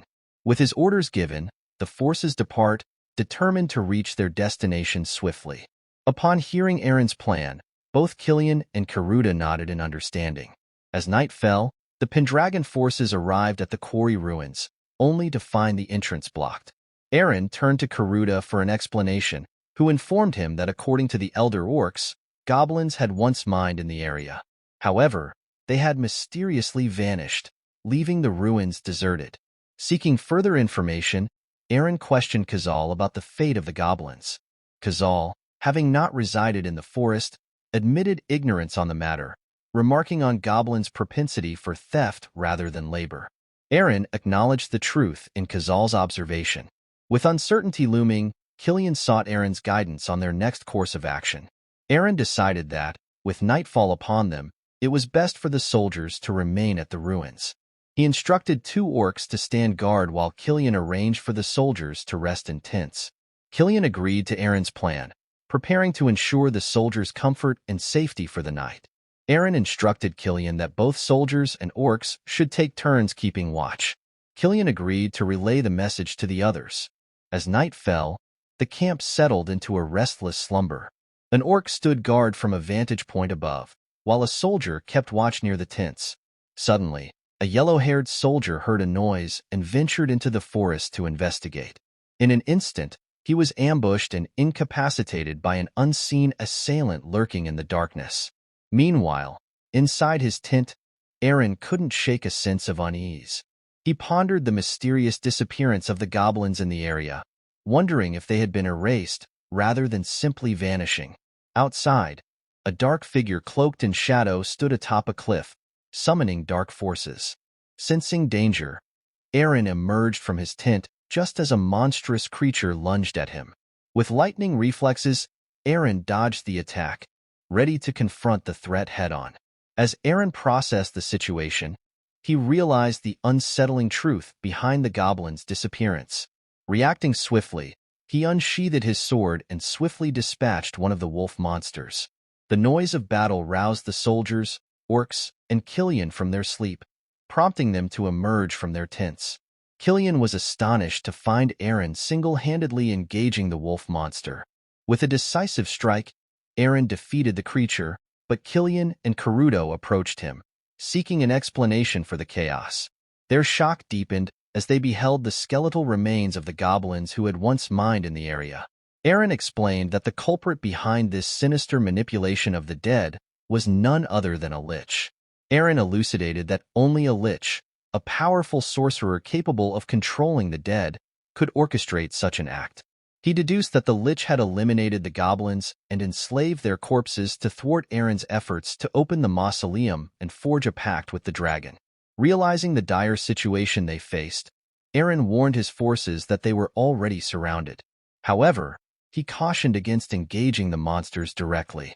Instead, he urged them to focus their efforts on neutralizing the lich, recognizing that doing so would offer them the best chance of survival. With resolve in his voice, Eren declared that he would locate the sorcerer's true body and defeat it, emphasizing that until then, the orcs and soldiers must hold off the monsters. Upon receiving their orders, the soldiers and orcs charged into battle, engaging the horde of goblins. The orcs displayed remarkable prowess, swiftly dispatching multiple goblins with each strike. However, the sheer number of foes posed a daunting challenge. Observing the chaos, Killian reflected on the nobles who sought to obstruct the resurgence of Pendragon power. Despite their efforts, Killian vowed to thwart their schemes, spurred on by his faith in the transformed Eren. Killian admired the newfound determination of the young lord, recognizing Eren's unwavering commitment to his duty and the legacy of his predecessors. He believed that the current Eren possessed the strength and conviction to control the dragon and restore the Pendragon family to its former glory. With renewed optimism, Killian envisioned a future where the Pendragons reclaimed their rightful place of prominence. He resolved that his days of servitude and despair were over, confident that the Pendragons would rise again under Eren's leadership. As the proud knight of the White Dragon Duke, Killian stood resolute amidst the chaos. Goblins unleashed a barrage of arrows aimed at Eren, prompting him to realize the monsters were targeting his life. Determined to protect himself and continue his pursuit of the lich, Eren swiftly dispatched a snake monster with his sword and deflected the incoming arrows. Amidst the fray, Eren pondered the interconnectedness of the Pendragon house's downfall and the Valt house's exoneration. He speculated that those meddling with the Pendragons might hold clues to uncovering the truth. With unwavering resolve, Eren vowed to defy the wishes of the Raven and restore his family's power. He saw the interference as an opportunity to unearth the secrets surrounding the Valt house's honor. As Eren triumphed over a formidable adversary, he surveyed the battlefield and noted that the larger monsters had been vanquished, signaling a turning point in the battle.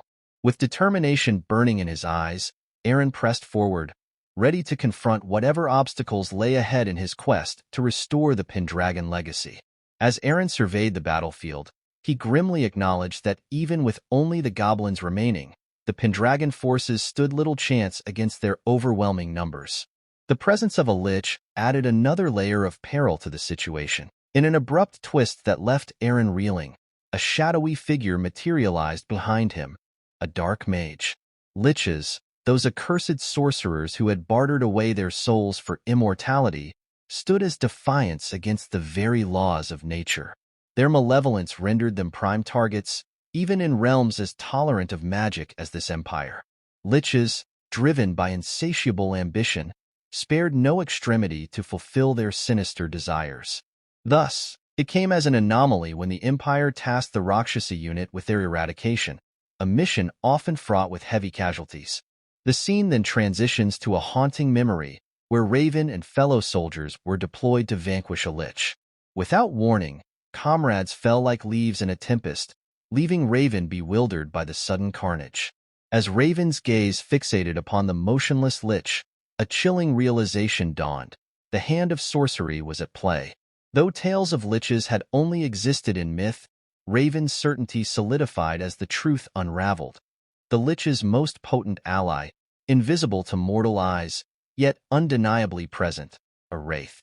Invisible to human eyes, these spirits wielded sickles of death. A mere touch meant instant demise. Returning to the present, Eren's swift blade intercepted the wraith's lethal strike, though comprehension eluded him. As Eren's sword deflected the unseen threat, Killian's urgent cry shattered the chaos, alerting Eren to the sudden demise of their comrades. With dread creeping in, Eren spotted the wraith poised behind Killian, narrowly guiding his ally away from the deadly sickle. Bewildered, Killian struggled to grasp the unfolding peril. Meanwhile, Eren's mind raced with grim understanding. Wraiths possessed an ominous presence, unfamiliar to those unacquainted with their malevolence. Compounding the danger, these spirits persisted until their summoner met their end. Eren's realization struck with chilling certainty. Multiple wraiths lurked in the shadows. Faced with a dire dilemma, Eren weighed the options. To confront the lich and risk the annihilation of Pendragon's forces by a horde of skeletons, or to remain, safeguarding the soldiers from the unseen threat, knowing the wraiths would persist until the sorcerer's demise. In Eren's mind, the realization dawned that Tada and Khazal, blessed with superior night vision, couldn't track down the elusive lich. This wasn't just any mission for the Rakshasa unit. These Pendragon soldiers were comrades he couldn't afford to lose. Determination surged within him as he sought a solution. Suddenly, Kratul emerged from the shadows, offering his aid. With a confidence born of divine gift, Kratul unleashed his special magic, a boon from the god of earth. Tree branches sprang forth at his command, swiftly dispatching the encroaching monsters. Witnessing Kratul's formidable magic, Eren urged him to employ it against their unseen foe. However, Kratul cautioned against haste, explaining the meticulous preparation required for such potent spells. Yet, he assured Eren of his unwavering support and unveiled the rarity of this particular spell. It was a one-time opportunity. With Kratul's magic guiding them, Eren followed the ethereal trail, tracing the aura as it shimmered through the air. Eventually, they reached the precipice where the lich awaited, its sinister presence looming over the cliff's edge. As Eren pinpointed the lich's location, Kratul assured him they'd manage the remaining goblins. With resolve, Eren dashed towards the looming confrontation. Amidst Karuto's skirmish with the goblins, Eren appeared, urgently informing him of the lich's position overhead. With a collaborative effort, Eren leapt onto Karuto's outstretched hand, propelling himself onto the cliff's edge. As Eren confronted the Lich, wasting no time, his strike was met with the Lich's formidable defense. Observing the Lich's retreat, Eren calculated that the Wraith likely joined the fray.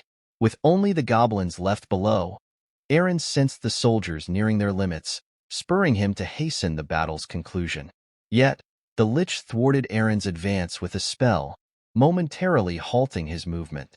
Swiftly evading the Lich's subsequent attack, Eren prepared to retaliate. But before his strike could land, the Wraith emerged from behind, sickle poised to strike. As Eren narrowly dodged the Wraith's attack, he surmised that the spectral entity aimed to shield the sorcerer. Frustration gnawed at him as the Wraith's interference thwarted his approach to the Lich. Determined to sever the connection between them, Eren strategized his next move. However, his plans were interrupted as the Lich unleashed a burst of flames, catching Eren off guard. Anticipating another assault, Eren braced himself, realizing that dodging would be futile if the Wraith intervened again. True to his fears, the Wraith materialized behind him, sickle poised for a strike. In a moment of desperation, Eren's swords emitted a brilliant blue aura, deflecting the Wraith's attack. The Lich, bewildered by this unexpected turn, struggled to comprehend the situation unfolding before him. Suddenly, a mysterious voice resonated within Eren's mind, prompting him to reveal his identity. As the voice beckoned him to prove his worth, Eren recognized it as Soldrake's. His eyes transforming into those of a dragon, Eren gained newfound clarity, easily discerning the Wraith's presence behind the Lich. Upon laying eyes on the Lich, Eren realized it was his first encounter with a Wraith. As the malevolent spirit moved to strike, Eren unleashed his sword's blue aura, swiftly dispatching the Wraith in an instant. With the spectral menace vanquished, Eren advanced towards the Lich, sword poised for the final blow. Declaring an end to the conflict, Eren channeled the aura of his sword, delivering a decisive strike that felled the Lich. As the last remnants of the goblins ceased their movements, Kratul acknowledged Eren's triumph, recognizing him as the one who had defeated the Lich. The scene transitions to a few moments later, with Eren nestled in his tent, his sword clutched tightly in his hand as he sleeps. In the depths of his dreams, memories unfold before him. Visions of Raven, wrongfully branded a traitor, and the tragic downfall of the Raven family. Amidst the swirl of memories, glimpses of the Pendragon's previous incarnations flicker into view. Suddenly, Eren jolts awake, disoriented by the rush of recollections. Emerging from his tent, he encounters Kratul, who questions Eren's late-night vigil. Inquiring about Kratul's watch duty, Eren learns of the orc's dedication to safeguarding against potential threats, mindful of the dangers that lurk in the darkness. Reflecting on the recent battle, Eren remarks on the peculiar power of the Pendragon's cherished sword, Window's Scream, which had shielded him from the Wraith's lethal sickle with an otherworldly force. Speculating that the aura flames may be linked to Soldrake, the guardian deity of the forests, Eren muses on the mystical properties imbued within the sword. As Kratul listens intently, Eren elaborates on Soldrake's extraordinary abilities, including the legendary dragon's keen insight that transcends the ordinary. Yet, amidst this exchange, Eren grapples with the enigmatic connection between his true identity as Raven and the inexplicable convergence of his dreams with Eren's reality. Sensing Eren's troubled expression, Kratul queries if everything is all right. However, Eren's gaze towards Kratul is laced with anger, causing Kratul to recoil in fear and ask why Eren is looking at him that way. Swiftly composing himself, Eren offers a quick apology, attributing his demeanor to fatigue. Relieved but still concerned, Kratul advises Eren to get some rest. The following day dawns, and as Eren and his forces approach the cave, Karuto, Kratul, and Killian share a sense of foreboding emanating from its depths. Killian remarks on the unusual reaction of creatures with senses keener than humans, indicating that there's something significant within the cave. Eren, too, feels a sense of frustration as he reflects on the past and the looming presence of the mausoleum above the cave. Despite his uncertainties, Eren can't shake the feeling that Soldrake may be awaiting his arrival. Raven understands that he requires the power of the dragon to exact revenge for the Valt family's injustices. Additionally, Eren feels compelled to seek answers from the White Dragon regarding the events of the battleground and the peculiar reincarnation of Raven as Eren Pendragon. Eren is convinced that the White Dragon possesses crucial knowledge. With resolve in his heart, Eren commands his forces to venture into the cave, determined to uncover the truth. As Eren and his forces progress through the cave, Karuto leads the way with his keen senses, guiding them towards the mausoleum. Witnessing Karuto's impressive abilities, Killian is struck by amazement. Eren explains to Killian that orcs possess an acute sense of smell and can perceive subtle changes in airflow, making them ideal guides in such environments. Suddenly, Karuto halts their advance. Concerned, Eren inquires about the reason for the pause. Karuto reveals that he can sense the presence of spirits nearby. They look up to see ethereal beings swirling through the air. Ahead lies a waterfall, prompting Karuto to warn them about the potential presence of a water spirit. Eren questions Karuto about the danger posed by the water spirit. Karuto explains that while spirits are generally harmless, in this desolate cave where life is scarce, the rules may differ. He elaborates that spirits inhabiting such barren places often exhibit abnormal behavior, indicating potential danger. Upon hearing Karuto's assessment, Eren's mind races with possibilities. Killian queries Karuto about the necessity of passing through the waterfall.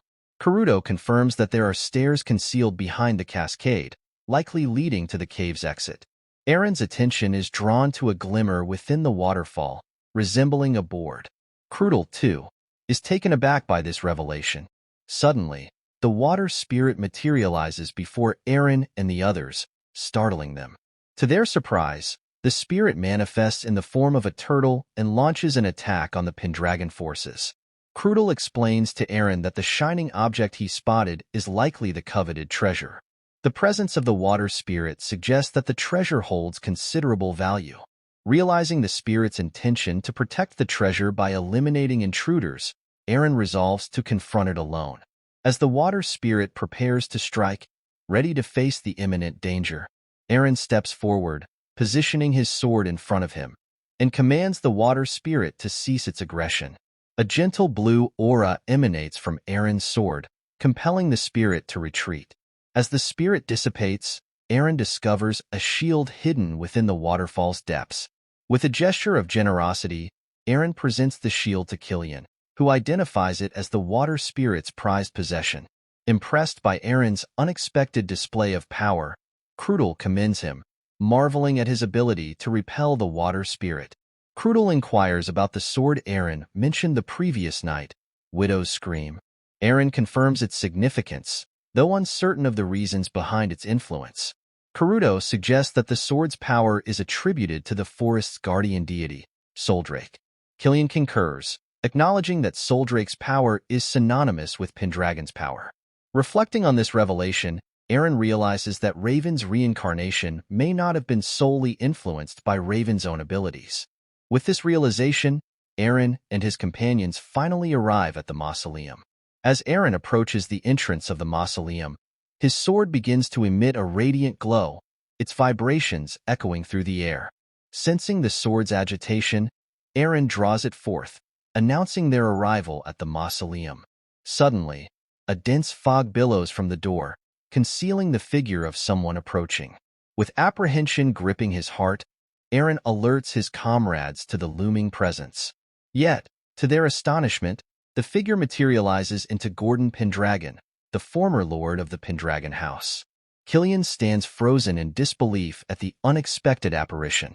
Observing Gordon's translucent form, Eren ponders the surreal encounter, wondering how he knows the spectral figure's identity. It dawns on Eren that these recollections stem from the memories of his past self. Amidst the surreal moment, Soldrake descends from the sky, casting a spell of awe upon all who witness the majestic sight. Eren's heart races as the white dragon alights behind Gordon Pendragon. Soldrake's voice reverberates through the air, posing a probing question to Eren, leaving him stunned and speechless. As Killian and the orcs stand in stunned silence at the sight of Gordon Pendragon speaking, Eren's mind races with revelations. He recognizes the voice he just heard as the same one from his previous life as Raven, echoing a meeting in Pendragon's tent. Eren realizes that this voice belongs not to him nor to Gordon, but to Soldrake. The White Dragon is addressing him, not as Eren, but as someone else entirely. Soldrake's inquiry pierces the air once more, demanding to know Eren's true identity. With resolve, Eren declares his full name as Eren Pendragon. However, Soldrake descends closer, asserting that Eren cannot deceive the dragon's keen eyes. The question lingers in the air, pressing Eren for a response.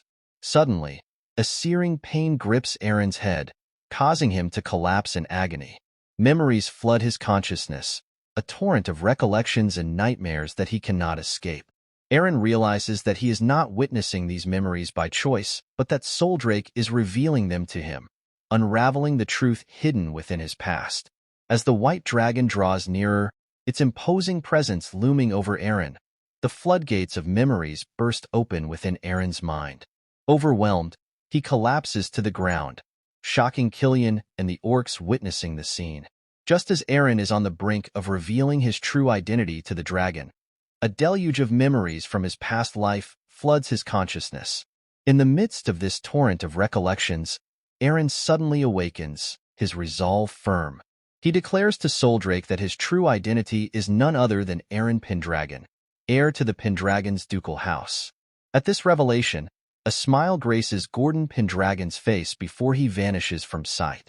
The roar of the White Dragon reverberates through the air, sending tremors through the soldiers and orcs struggling to maintain their composure. Soldrake descends toward Eren, confirming that the pact has been forged between Eren Pendragon and Raven Valt. Soldrake assures Eren that he is the one destined to carry on the Pendragon legacy. Amidst the tumult, Killian, Tata, Kazal, and the other orcs rush to Eren's side, concern etched on their faces as they inquire about his well-being. Eren's voice resonates with triumph as he declares his success in forging a pact with the White Dragon. Killian and the others erupt into jubilation at this news, their faces alight with joy. Observing the scene, Karudo and Krudel exchange knowing glances, recognizing that young Lord Eren is now poised to become the guardian of the forest, a position of great significance. Karudo remarks to Krudel that Eren's strength was evident even in his victory over the Ancona orcs. Soldrake's attention is drawn skyward, prompting Eren to inquire about the cause of the dragon's distraction. Soldrake's response sends a shiver down Eren's spine as he realizes they have unwelcome guests approaching. Gazing upward, Eren's astonishment mounts as he beholds 6 dragons descending upon their location. The dragons encircle the Pendragon forces, their imposing presence casting a foreboding shadow. One dragon, named Anyahalt, addresses Eren as the Queen's new partner, eliciting Soldrake's inquiry into their uninvited arrival. Soldrake questions why the 6 dragons have ventured into Soldrake's domain without invitation, given their lack of association with the pact forged between Soldrake and the Pendragons. However, Elagrain, a green dragon among them, interjects, signaling that their intentions differ this time. Elagrain asserts that they have come to Soldrake, as they believe Soldrake is aware of the reason for their visit. Soldrake, however, does not feel compelled to provide an explanation to Elagrain, prompting a moment of silence from the green dragon. Amuhalt then addresses Queen Soldrake, noting that the human before them emanates not only Soldrake's aura, but also those of both the dragon and demon gods. Soldrake responds with a resounding roar, sending tremors through the dragons in her presence. Firmly, Soldrake commands the uninvited guests to depart her territory immediately, asserting her authority as the Dragon Queen. Eren is taken aback by this revelation of Soldrake's royal status. As the dragons prepare to depart, Amuhalt assures Soldrake that they will leave for now. However, Amuhalt cryptically hints that when that man eventually visits the rest of the dragons, clarity will dawn. With that, the dragons take flight, leaving Karudo and Krudel bewildered by the exchange.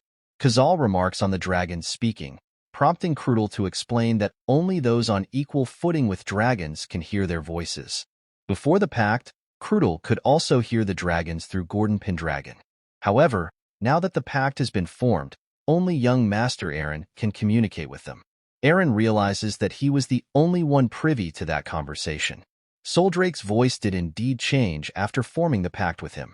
More importantly, Eren ponders the significance of the 6 dragons, the dragon god and the demon god. There are too many mysteries that Eren doesn't comprehend. Eren wonders if Soldrake knows everything, including why Raven was reincarnated as Eren. Eren then asks Soldrake if he could lower her head, as his neck hurts from craning upwards. Soldrake responds to Eren's request by suggesting a better alternative. With a graceful transformation, Soldrake takes on the form of a stunning woman with wings adorning her back. Eren, Killian, and the orcs are taken aback by Soldrake's striking new appearance. The scene unfolds amidst the dense embrace of the forest, where the Pendragon forces retreat toward their territory, led by Soldrake and Eren at the forefront. Amidst the march, Karuta turns to Killian, questioning why he doesn't approach Eren and Soldrake to inquire about their discussion. In response, Killian directs Karuta to pursue the answers himself. Karuta expresses hesitation, noting the challenge of approaching the guardian deity of the forest, the Ancona orcs unable to casually engage with such entities. Killian counters, acknowledging even his own inability to comprehend the discourse between Eren and Soldrake, hindered by an inexplicable inability to hear Soldrake's voice and, peculiarly, the voice of young Lord Eren at that moment. Moreover, Killian expresses disbelief at the notion of a dragon assuming human form, an unfamiliar concept to him. Meanwhile, Eren turns to Soldrake, seeking clarification regarding the identity of the 6 dragons who displayed apparent discontent with Eren's pact with Soldrake. Eren presses Soldrake for insight into the nature of the dragon's dispute. Soldrake's response to Eren's inquiries was cryptic, stating that time would reveal the answers Eren sought. Perplexed by Soldrake's enigmatic words, Eren pressed further, reminding the dragon of the glimpses of Eren's past life as Raven, including the mysterious circumstances surrounding Raven's demise and Balti's cryptic messages. Eren questioned whether Soldrake had insight into the reason behind Raven's reincarnation as Eren. Yet, once again, Soldrake deferred to the passage of time for understanding. Growing frustrated by Soldrake's evasive responses, Eren demanded clarity, questioning why the dragon repeated the same refrain. Soldrake, unfazed by Eren's agitation, remarked on Eren's verbosity, noting the rarity of a Pendragon seeking dialogue with him. Eren, puzzled by Soldrake's inscrutability, had anticipated gaining enlightenment through their pact, but found himself met with further ambiguity. Suddenly, chaos erupted as a monstrous serpent lunged at Eren. Before Eren could react, Soldrake sprang into action, swiftly dispatching the creature with a single decisive strike. Eren and the soldiers stood in stunned silence, marveling at the dragon's astounding speed and prowess. After swiftly dispatching the monstrous serpent, Soldrake stoically approached the fallen creature's carcass, much to the astonishment of the soldiers. Witnessing the dragon eating the monster, Killian couldn't help but reflect that a dragon, regardless of its guise, remained inherently draconic. The scene transitions to a few moments later, with the camp established and Soldrake perched on a sturdy tree branch. Eren approached, kindling a fire before commencing to prepare a meal for Soldrake. As Eren offered her culinary creation, Eren encouraged Soldrake to partake in the human experience of consuming cooked food. Soldrake, indulging in the meal, remarked on Eren's uniqueness as a Pendragon. Eren, revealing his true name as Raven, momentarily stunned Soldrake. Despite Eren's contemplation of disclosing his true identity to others, she acknowledged the futility of such an endeavor. Sharing a glimpse into Eren's past life as Raven, Eren recounted her penchant for such gestures. Soldrake, touched by Eren's revelation, suggested Eren address her by the shortened name, Sol, henceforth. Surprised by Sol's smile, Eren marveled at the notion of dragons expressing such emotion. Eren's curiosity then turned to the enigmatic figures of the dragon god and the demon god, yet Sol deflected her inquiries, citing the wisdom of time. Frustrated by the dragon's continual deferral, Eren's patience wore thin. News spreads like wildfire through the Pendragon palace that Eren has returned after forging a pact with the White Dragon. Selena and Irene beam with joy at the news, Selena's maternal pride evident as she revels in her son's accomplishment. Lindsay, her thoughts filled with concern since bidding Eren farewell at the Bellant Gate, now finds solace in his safe return. Eren and his forces arrive at the Pendragon territory, greeted by jubilant crowds.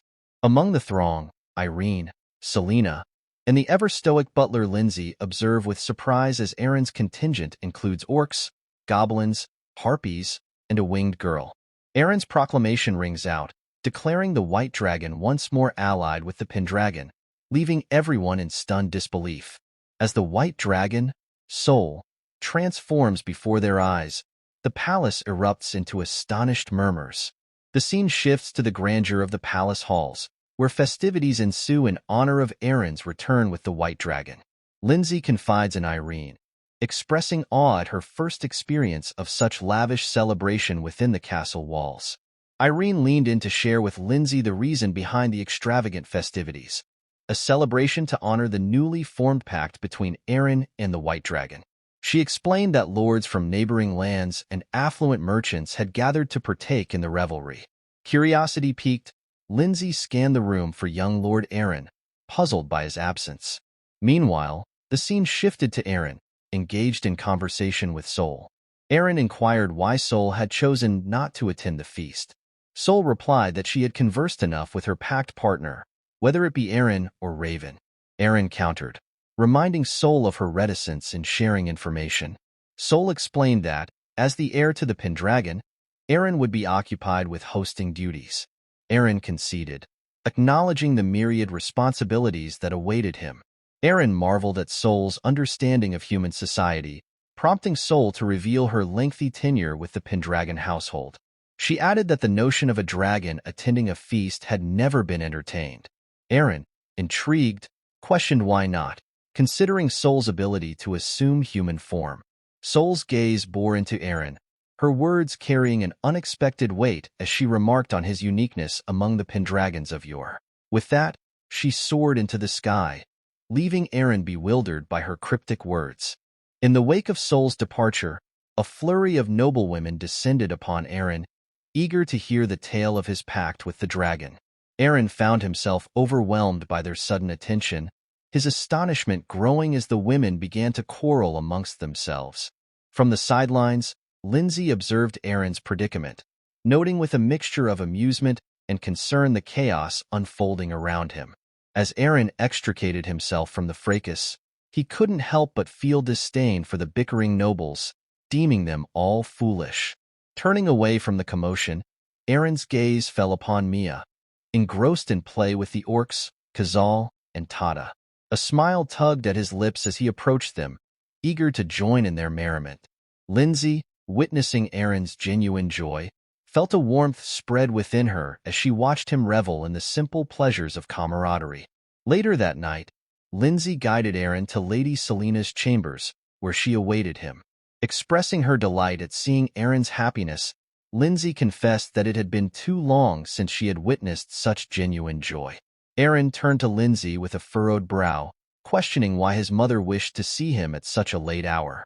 Lindsay, equally puzzled, admitted her own lack of insight as they approached the chamber door. To their surprise, a line of noblewomen awaited them inside, their presence perplexing Eren and Lindsay alike. Eren's mother, standing regally at the head of the room, addressed her son solemnly. She explained that as a Pendragon who had forged a pact with the dragon, Eren was expected to choose a bride from among the assembled noblewomen. Eren's astonishment was palpable as the weight of her words sank in. Selena observed Eren's reaction keenly before addressing him with a solemn tone. She explained that the tradition demanded a Pendragon who had forged a pact with the dragon to produce an heir with a young noblewoman from a neighboring country. Originally, the engagement had been intended with the daughter of Count Sirad Luna, but circumstances had led to its dissolution. Irene chimed in, informing her brother that the assembled ladies were from families of equal renown to Sirad's. As the noblewomen descended into another bout of squabbling over who would be chosen as Eren's bride, Eren turned to his mother with a question. Did he have to make his decision here and now? Selena confirmed that it was indeed tradition. Yet, Eren stunned everyone by declaring Lindsay as his chosen bride. The room fell into a shocked silence at his unexpected proclamation. Selena, taken aback, clarified the true purpose of the tradition, to ensure the prosperity of the Pendragon family. Eren acknowledged this, but countered that the noblewomen had gathered to celebrate his pact with the dragon. With a determined gaze, Eren continued, asserting that individuals like Lindsay, who had proven their loyalty and dedication to the Pendragon family during times of crisis, would indeed become the true strength of the Pendragon lineage when faced with pivotal moments that would shape their fate. He turned to his mother, reminding her of Lindsay's unwavering care during his 3-year unconsciousness, a gesture that caused Lindsay to blush with embarrassment. However, the noblewomen interjected, dismissing Lindsay's significance due to her station as a maid. Eren, unyielding, rebuked their narrow-mindedness, condemning those who relied solely on the status of their family names without possessing any personal merit. The noblewomen recoiled in shock at Eren's boldness. Undeterred, Eren continued, emphasizing that he already had comrades who stood by him faithfully, even during the family's lowest moments. He spoke of Killian and the soldiers under his command, the steadfast Ancona orcs, as well as Goblin Khazal and Harpy Tata, who had remained by his side in the Mausoleum. These, Eren declared, were his reliable allies, and he proclaimed that the Pendragon family was no longer weak enough to depend solely on alliances. The joyous revelation brought smiles to the faces of Irene, Selena, and Lindsay. Eren turned to Lindsay, seeking her thoughts on becoming his wife. With unwavering certainty, Lindsay affirmed her readiness, prompting Eren to declare her as the Lady of Pendragon from that moment forth. A few moments later, Lady Atia approached Eren, praising his remarkable performance. Surprised by her continued presence despite the mausoleum's opening, Eren questioned her motives. Lady Atia admitted her desire to see the face of the Pendragon heir before departing. Reflecting on Eren's transformation since their initial encounter, she cautioned him about the challenges ahead in an era devoid of alliances. Eren, undeterred, shared his optimism with Lady Atia. He spoke of the Pendragon's regained strength through their pact with the dragon and anticipated the influx of individuals eager to serve the family. Drawing upon his knowledge as Raven, Eren expressed confidence in recognizing future heroes who would carve their names in history. Lady Atia was taken aback by Eren's ambitious plan. As Eren elaborated on his strategy to establish relationships with potential heroes, transforming them into loyal allies, Lady Atia's shock gave way to admiration. She expressed her belief that Eren possessed all the qualities necessary to lead with excellence, leaving her with no regrets.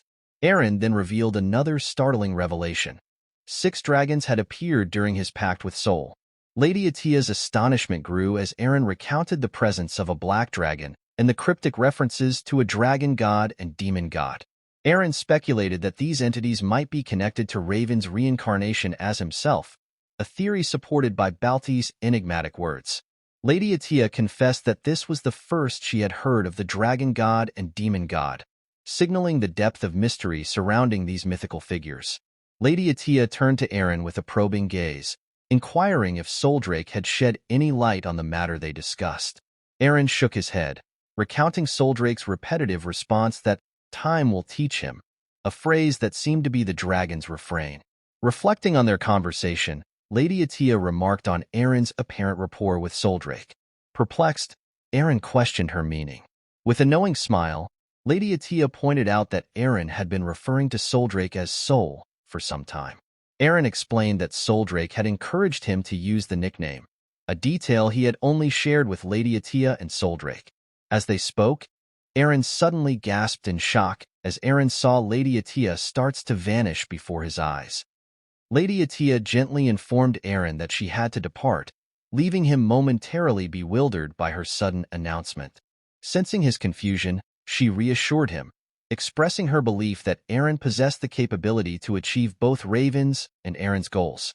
Eren, moved by her faith in him, embraced his grandmother gratefully, thanking her for her unwavering support over the years.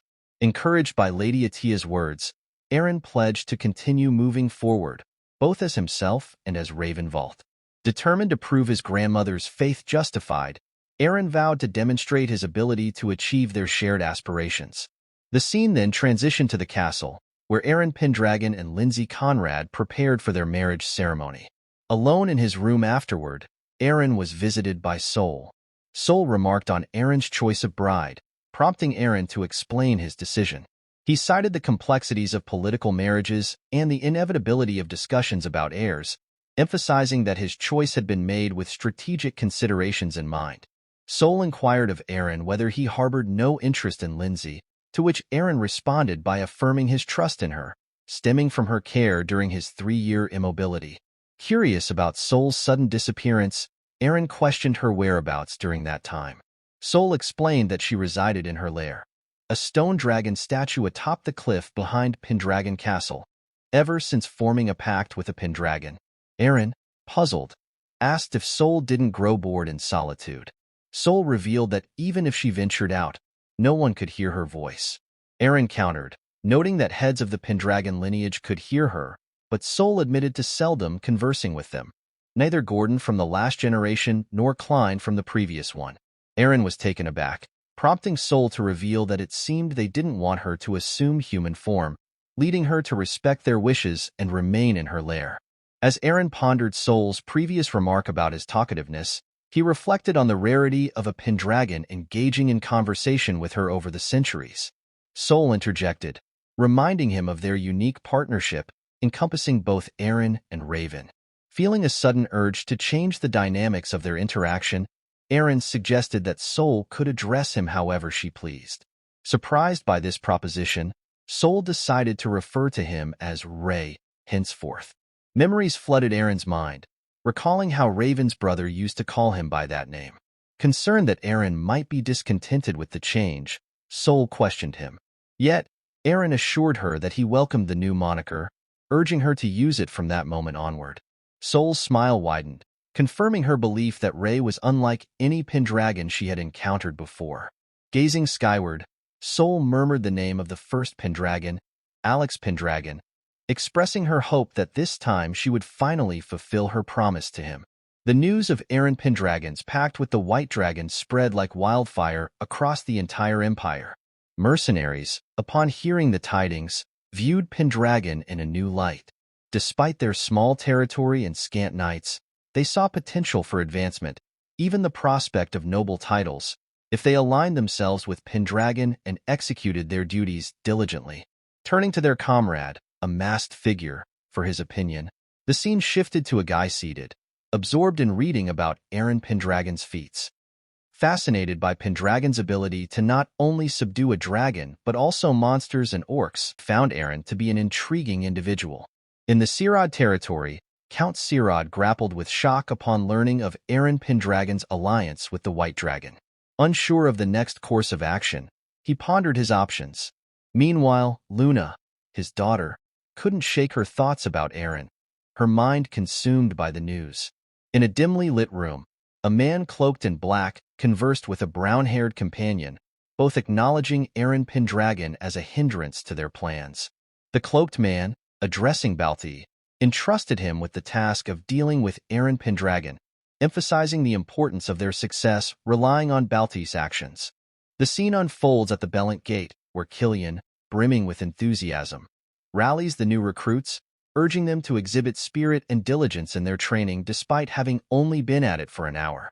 Yet, we witness the weariness etched on the faces of these fresh trainees. Undeterred, Killian sternly reminds them that exhaustion is not a trait befitting a knight of Pendragon, igniting a newfound determination within them. Observing from the sidelines, Eren nods approvingly at Killian's leadership, commending his efforts. Eager to gauge the progress of the recruits, Eren engages Killian in conversation. Killian, with a hint of disappointment, shares his observation that many aspiring knights nowadays are more talk than action. In response, Eren offers reassurance, acknowledging the inevitable adjustment period when recruiting in bulk. He emphasizes Killian's pivotal role in molding these recruits, bestowing upon him the title of commander, a moment that visibly stirs Killian's passion. Embracing his newfound designation, Killian pivots towards the soldiers, urging them to strive for excellence. As Eren observes the scene unfolding before him, a contemplative air envelopes his thoughts. He reflects on the recent events, noting a singular enthusiasm amidst the gathering of new recruits, each harboring aspirations for the coveted knighthood. His mind wanders to the cryptic words of the 6 dragons regarding the dragon god and the demon god, a reminder of the looming uncertainty that hangs over them, despite the absence of immediate threats. In this calm before the storm, Eren recognizes the prudence in fortifying the forces of Pendragon, a strategic measure to brace themselves for the inevitable clashes on the horizon.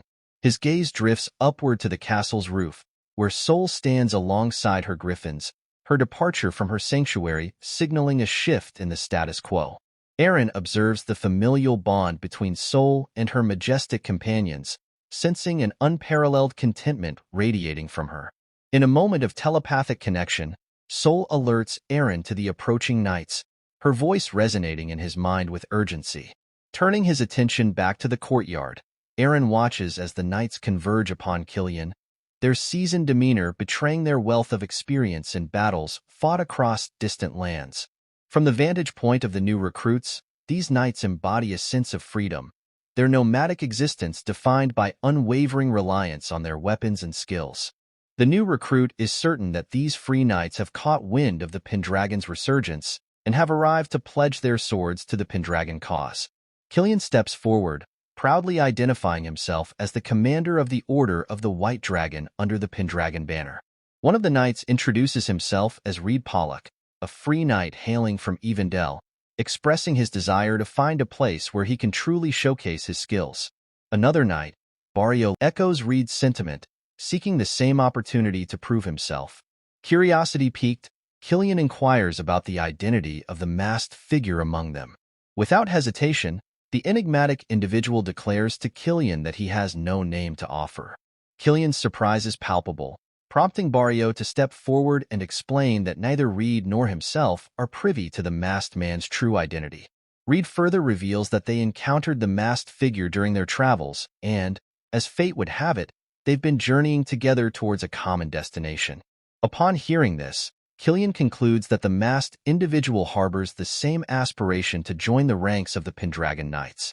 Barrio nods in agreement with Killian's assessment, acknowledging the current state of the Pendragon Order without a proper head of knights. He asserts that with the combined skills of himself and Reed, they can fortify the Pendragon armies while simultaneously reaping the rewards of wealth and fame. The Pendragon soldiers bristle with indignation at this suggestion, their loyalty to their order evident in their reactions. Just as tensions reach a crescendo, Eren strides into the scene, diffusing the hostility with calm authority. He assures everyone that the origin of these knights matters little in the face of their capabilities, emphasizing the importance of skill over attitude. Killian and Reed exchange surprised glances at Eren's unorthodox stance, but Eren further clarifies that only prowess in combat truly matters. With a nod from Eren, Killian eagerly steps up to the challenge, a gleam of excitement in his eyes. Barrio steps forward to meet Killian, but the seasoned Pendragon Knight proves his mettle, standing firm against Barrio's advance. The new recruits watch in awe as Killian's skill becomes evident, culminating in a decisive strike that brings Barrio to the ground, showcasing the prowess of the Pendragon Knights. As Killian turns to Reed, shock etches across his features at Barrio's swift defeat.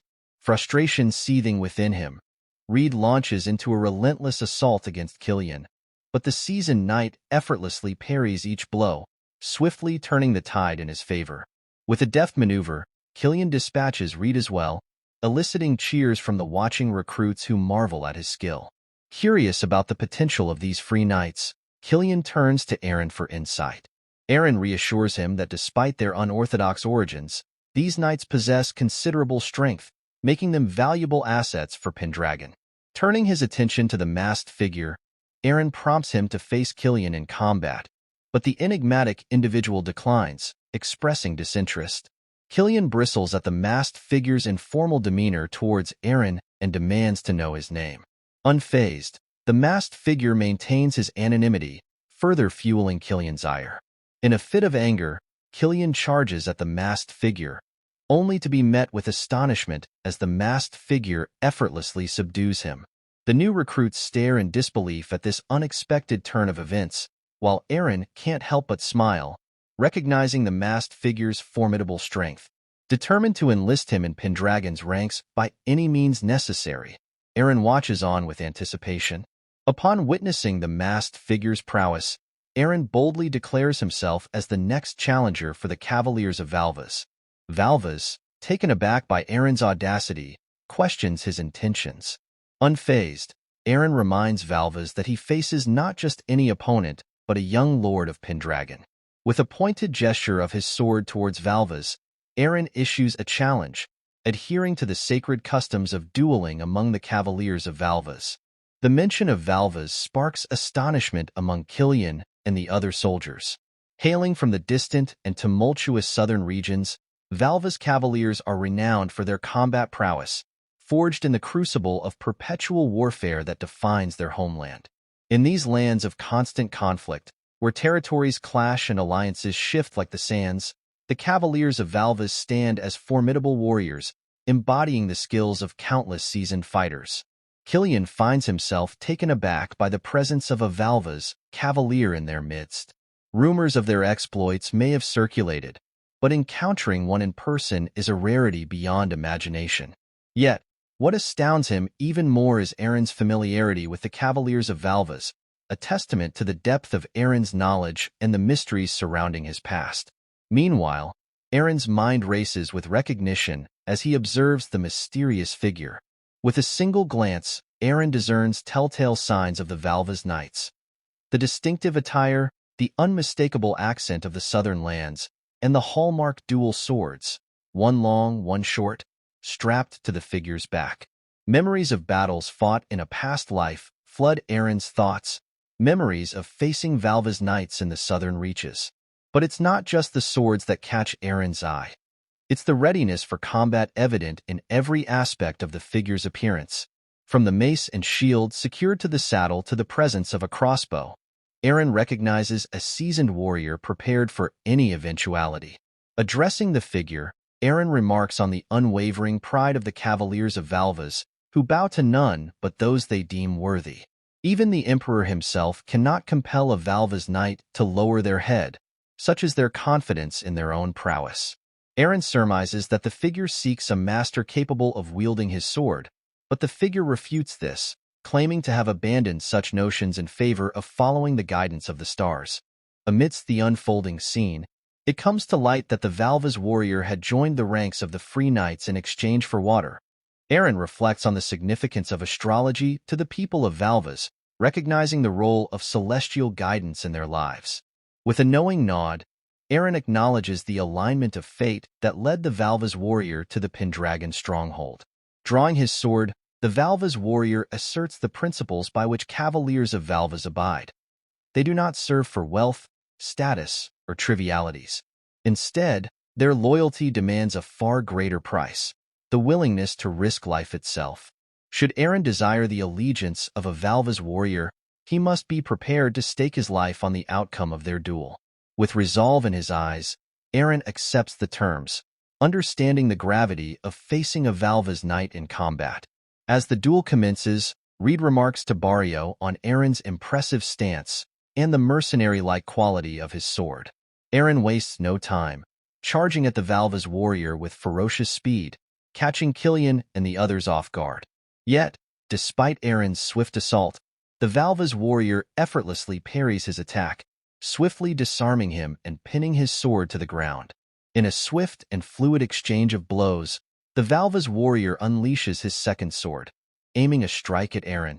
With remarkable agility, Eren evades the attack, countering with a swift thrust of his own. However, the Valvas warrior proves equally adept, deftly sidestepping Eren's assault with a mere graze, leaving a cut on Eren's cheek in return. As their swords clash in a symphony of steel, they momentarily break apart, sizing each other up. The shock on Killian and the others' faces is palpable as they witness the intensity of the duel. Eren, breathing heavily, confesses his disbelief at missing his usual trump card, a tactic that typically proves effective against dual-wielding opponents like the Valvas warrior. He recounts how, in a moment of imbalance caused by the Valvas warrior's smaller sword, he had seized the opportunity to launch a spinning cut, only to find himself swiftly countered by the Valvas warrior's relentless assault aimed at his head. Acknowledging the Valvas warrior's formidable strength, Eren is met with a probing question about his true identity. The Valva's warrior finds it difficult to believe that Eren could be the son of a mere noble. In response, Eren reveals a surprising truth. He sees himself as no different from the Valva's warrior, bound by the same indomitable spirit and thirst for battle. Having faced down countless monsters and soldiers in his past, Eren recounts to Valvas how each encounter was not an act of indiscriminate violence, but rather a means of survival. He explains how the very essence of the Valva's warrior, fierce and unyielding, resonates within him, fueling his own determination. Observing the shift in Valvas's demeanor as he readies both swords, Eren remarks with a hint of admiration that the nameless Valvas has finally chosen to take the duel seriously. The scene shifts to Karuto and Krudel, accompanied by Mia, awakening to the sound of commotion.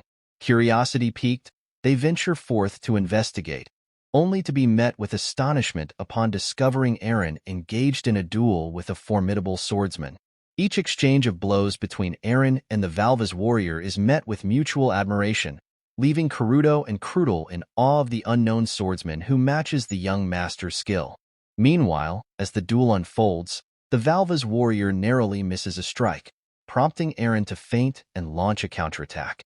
The display of Eren's prowess garners impressed murmurs from Killian and the surrounding knights.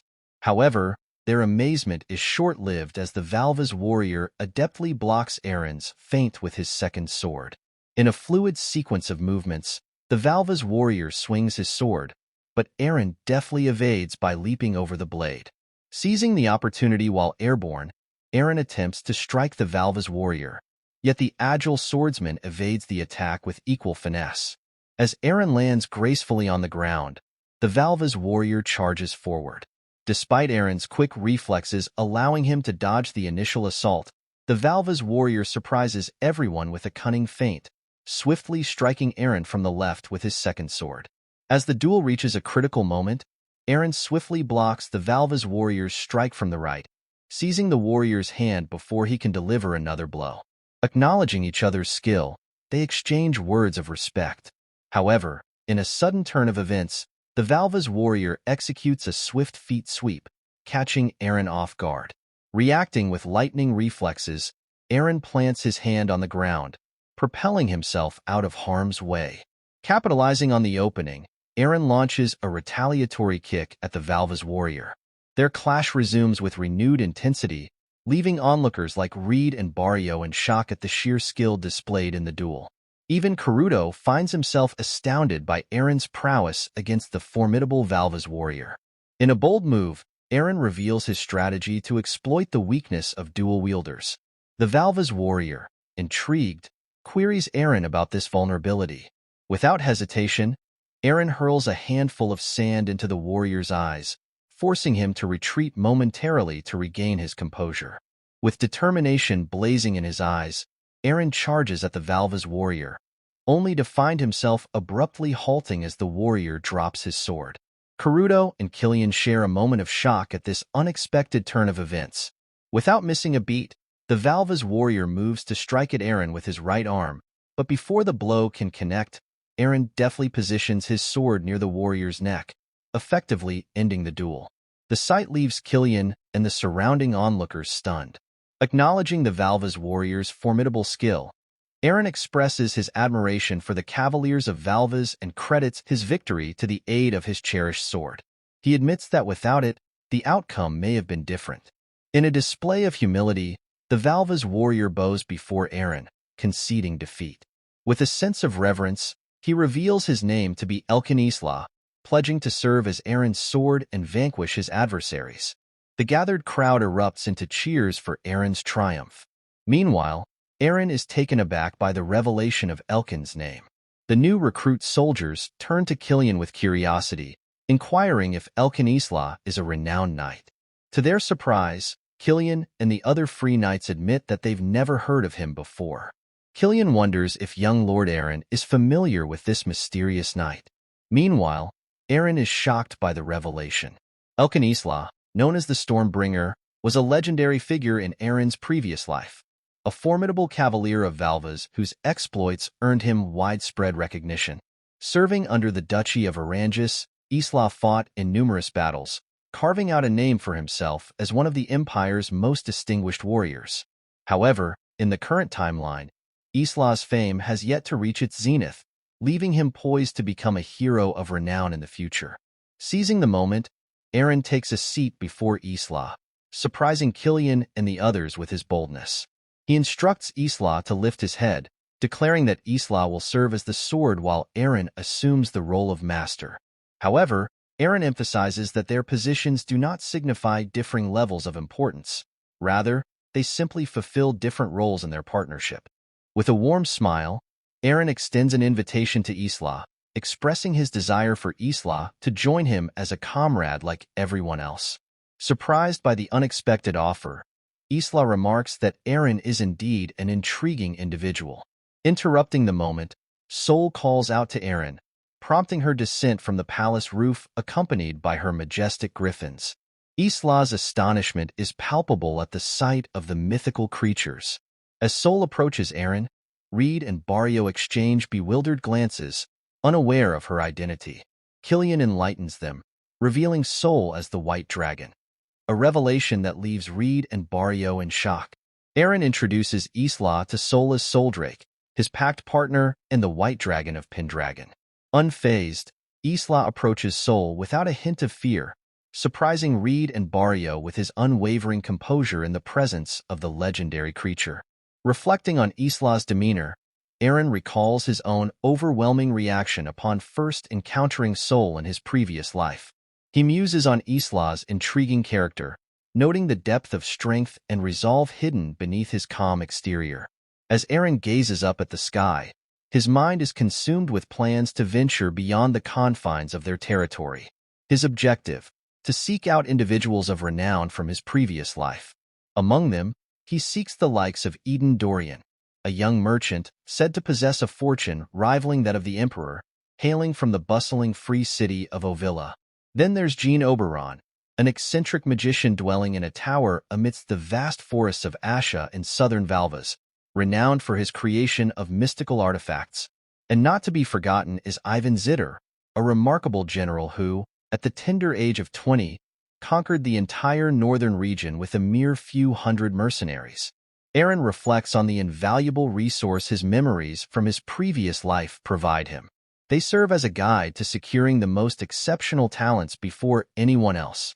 However, before he can delve further into his plans, Crudel receives a message from his elders through a magical communication ore.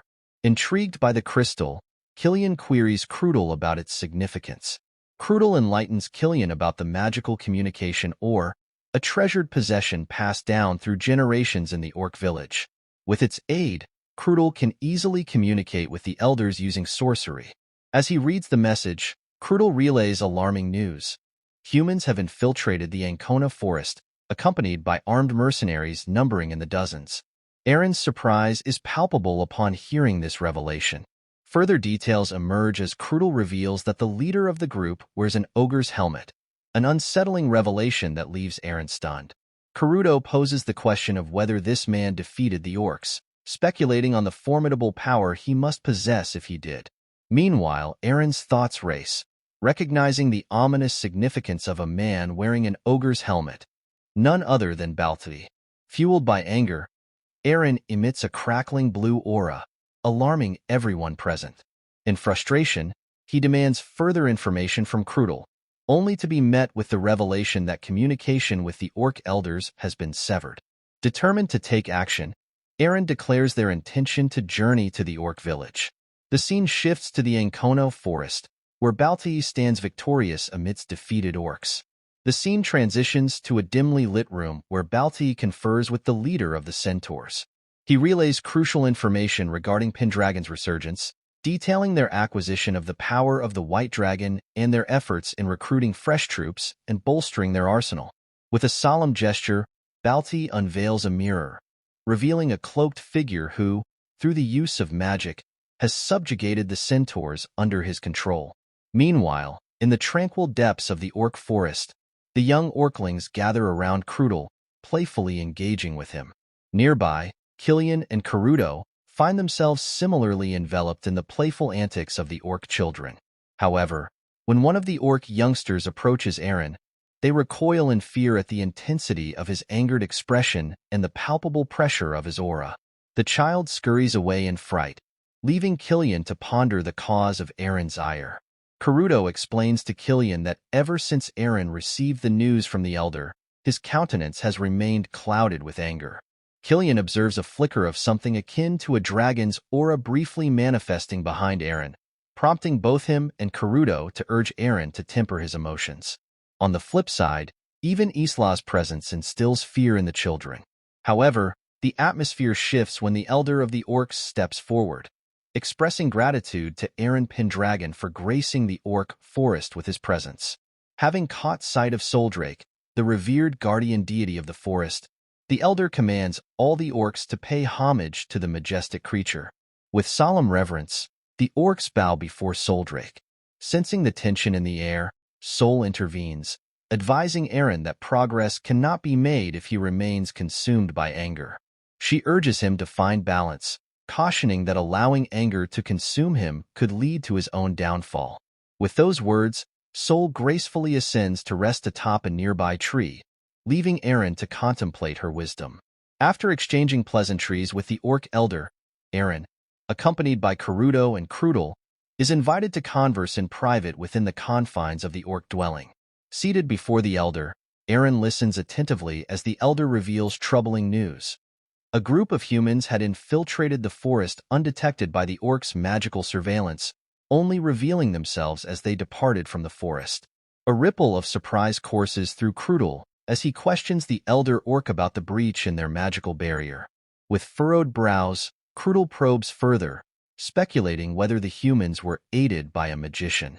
However, the elder orc dispels this notion, revealing that the invaders consisted solely of soldiers and colossal wolves. Despite the absence of a mage, the elder orc remains convinced that some form of magic was involved, an unsettling revelation that weighs heavily on Krudel's mind. Recognizing the gravity of the situation, the elder orc recounts how their orc warriors were swiftly defeated by the human intruders, leaving Karuto visibly shaken. Eren's thoughts race as he pieces together the puzzle. He surmises that the mastermind behind the incursion must be none other than Balti, leading the feared Rakshasa unit into the heart of the forest. The elder orc's revelations take an unexpected turn as he discloses that the humans proceeded to seek an audience with the Centaur clan, an announcement that catches Eren off guard. Contemplating the intricate dynamics between the Pendragon house, the orcs, and the centaurs, Eren reflects on the complex history of their coexistence.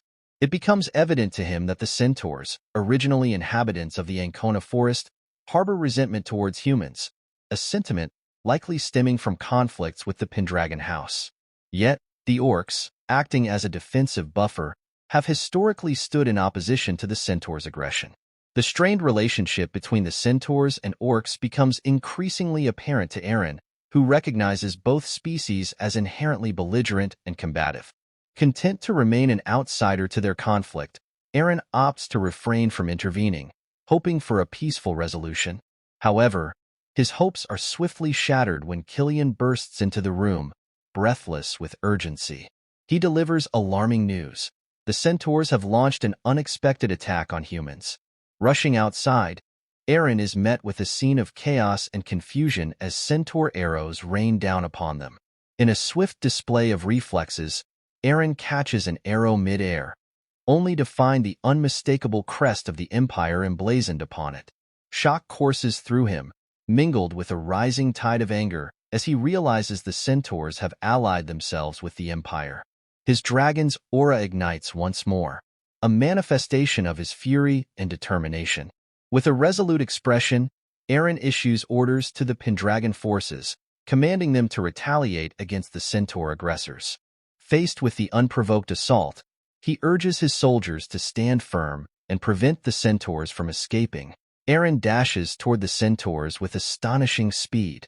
Isla's eyes widen in surprise at the sight of him.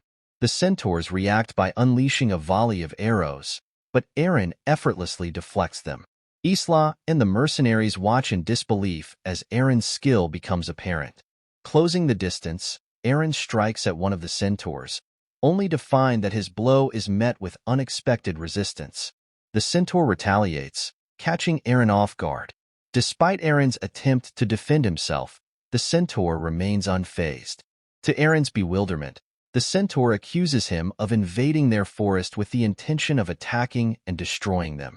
The centaur reveals that Eren has been amassing military forces for this purpose, leaving Eren confused and surprised by the allegations. As the centaurs launch a coordinated strike, the orcs fighting alongside them struggle to comprehend the centaur's newfound strength.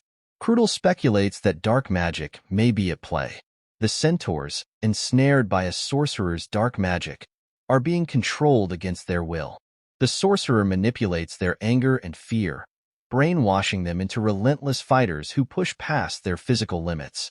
In the midst of battle, Killian moves to strike a centaur, but before he can, the centaur retaliates with a powerful kick to his stomach, sending him sprawling to the ground. The Pendragon forces find themselves overwhelmed by the ferocity of the centaur's strikes, with Eren still locked in combat against them. Desperate for aid, Eren implores Sol to join the fray, but Sol refuses, likening both orcs and centaurs to children and choosing not to intervene. Frustrated by Sol's stance, Eren's thoughts drift to Baltui. Suddenly, Eren spots a centaur poised to attack an orc child. Without hesitation, he rushes to the child's defense, saving them from harm. Surveying the chaos around him, Eren realizes that half of the Pendragon troops have been incapacitated, and the orc village is under relentless siege. Eren mounts his horse and addresses the centaurs, questioning their reputation as proud warriors. He disparages them, claiming they are no better than brute animals. Eren boldly declares that he alone can handle the centaurs, provoking their anger. In response, the centaurs launch a collective strike on Eren. Seizing the opportunity, Eren gallops toward the opposite side of the orc village, drawing the centaurs away from their target. Crudel observes Eren's strategy and explains to Karuto that Eren's intention is to lead the centaurs away from the vulnerable village. Karuto is incredulous at the idea of Eren facing so many centaurs alone, while Isla watches in astonishment. Meanwhile, Sol summons her griffin, which appears before Isla. Startled by the majestic creature, Isla looks to Sol for explanation. As the griffin approaches, Isla's demeanor shifts as he comprehends Sol's decision. At the mountain's edge, Eren finds himself confronted by a mass of centaurs blocking his path. Their leader acknowledges Eren's tactic of acting as a decoy to safeguard his forces, but warns that both Eren and his allies, including the orc village, will ultimately fall to the centaurs. Eren's actions are deemed foolish. In response, Eren defiantly asserts that it is the centaurs who are foolish, claiming he alone can handle them all. However, doubt gnaws at him as he ponders whether he can truly overcome the magically strengthened centaurs. As the centaurs charge towards him, arrows suddenly rain down from behind, felling several of them. Surprised, Eren turns to see Isla atop the griffin, wielding his bow. Questioning his presence, Eren learns that Isla remains true to his pledge, to stand as Eren's sword and vanquish his foes. Meanwhile, the centaurs are taken aback by the appearance of the divine griffin. Isla charges towards them atop his majestic mount, prompting the centaur leader to launch an arrow in his direction. Swiftly evading the attack, Isla retaliates with a flurry of arrows, swiftly dispatching several centaurs. Observing Isla's prowess, Eren recognizes him as a griffin rider, one who commands these revered creatures associated with the White Dragon. Riding a griffin requires immense skill and knowledge, obtained through ancient wisdom and extensive practice. Those who master this art through countless battles earn the esteemed title of Griffin Rider. Reflecting on Isla's abilities, Eren can't help but smile, recalling that in his previous life, Isla was known as Stormbringer. Seeing Isla live up to his reputation fills Eren with pride. As the centaurs are driven back, their leader orders a retreat. The centaur leader assesses the situation, believing that the dense forest will hinder any pursuit by the griffin. Determining that regrouping is their best course of action, he prepares to retreat. However, Eren intervenes by swiftly shooting an arrow that brings down the centaur leader. Approaching the fallen leader, Eren utilizes his shield to heal the centaur's wounds and break the hold of sorcery upon him. As the centaur leader regains his senses, he is astonished by Eren's unexpected act of kindness. Confused, he questions Eren's motives for aiding him. In response, Eren queries the centaur leader about the whereabouts of the man who provided the centaurs with their weapons, Valt of the Rakshasa unit. The centaur leader is taken aback by Eren's knowledge of Valt and inquiries about him. Eren asserts his authority, insisting that he will be the one asking the questions. Reluctantly, the centaur leader reveals that Valt appeared in the forest and proposed an alliance with the centaurs. He claimed that the Pendragons had regained the power of the White Dragon and were bolstering their forces and weaponry. Valt reveals to the centaurs his belief that the Pendragons will inevitably set their sights on both the centaurs and their forest. To preempt this threat, Valt urges the centaurs to seize control by defeating the orc village and reclaiming the Ancona forest themselves. Upon hearing this, Eren disputes the validity of Valt's claims, questioning how the centaurs could be so easily swayed by such obvious manipulation. The centaur leader suggests that they may have fallen under a spell, mentioning that Valt used a mirror to communicate with them, after which they were overcome with anger and lost their rationality. The leader admits to having fuzzy memories since that moment. Moved by the plight of the injured centaurs, Eren uses his shield to heal them. Isla, witnessing this act, expresses surprise. After tending to everyone, Eren reflects on the considerable drain on his mana caused by healing so many. Isla queries Eren about his decision to heal the centaurs, seeking understanding. Eren explains to Isla that the true enemies of the Pendragons are those who manipulated the centaurs. He acknowledges that even the predecessors of the Pendragons bear responsibility for the complex situation. The centaur leader interjects, noting that Eren, as a Pendragon, stands apart from his predecessors. Eren modestly acknowledges that he's been told this before. The centaur leader expresses belief in Eren's potential to be an exceptional ruler. He declares that from that moment forward, the centaur tribe will consider themselves friends of the Pendragons. Both Isla and Eren are taken aback by this unexpected declaration. The centaur leader assures Eren that they will aid the Pendragons in confronting the group that deceived the centaurs. He pledges the centaurs full cooperation with Eren as Pendragon. Turning to the other centaurs, the leader seeks their agreement, which they readily provide. Witnessing this unity, Eren assures the centaur leader that the Pendragons will also support the centaurs. The two groups forge an unexpected alliance, united in their determination to confront their common adversaries. Eren expresses his desire for the centaurs to safeguard the harmony of the forest as its strongest cavalry. With a handshake between Eren and the centaur leader, the conflict comes to an end, and peace returns to the Ancona forest. Eren, using the healing powers of the water spirit shield, tends to the soldiers' wounds, and they celebrate the newfound peace with a banquet. Later, Eren, the centaur leader, Crudel, and the orc leader sit together. Eren explains to the orc elder about the mirror and how it was used to ensnare the centaurs with a spell. The orc elder admits it's the first time he's heard of sorcery working through a mirror. Crudel warns the centaur leader of the dangers of such magic, expressing disbelief that someone could manipulate the emotions of so many centaurs. He labels the sorcerer a fearsome user of dark arts. In the following scene, Eren stands on a tree branch, deep in thought. Sol approaches him, noting his somber demeanor. Eren inquires if Sol was the one who provided Isla with the griffin. Sol confirms, mentioning that he sensed the griffin's aura emanating from Isla. Eren reveals that Isla used to be a griffin rider but avoids discussing it now for unknown reasons. Sol remarks on the complexity of human nature, expressing surprise that Eren didn't succumb to the dragon's aura when enraged. Reflecting on a past moment when he was enveloped by the dragon's aura, Eren contemplates the control over such power. Sol explains that those who form a pact with the White Dragon can harness its power within their bodies, but mastering that power is a personal challenge. Eren emphasizes the importance of not giving in to anger to progress. Inwardly, Eren ponders the discrepancies in his memories. Despite initially forgetting due to anger, he remembers being part of the Rakshasa unit in his previous life, which is currently engaged in battle against the Troll King in the distant southern region's Great Forest. As half of the Rakshasa unit falls in battle, Baltui's presence in the same continent as the centaurs seems ludicrous to Eren. Reflecting on the events in the Great Forest and the confrontation with the Troll King, Eren's thoughts linger on Valt. Baltui had once hinted at a connection between various events, including the decline of the Pendragon duchy and the downfall of the Valt house.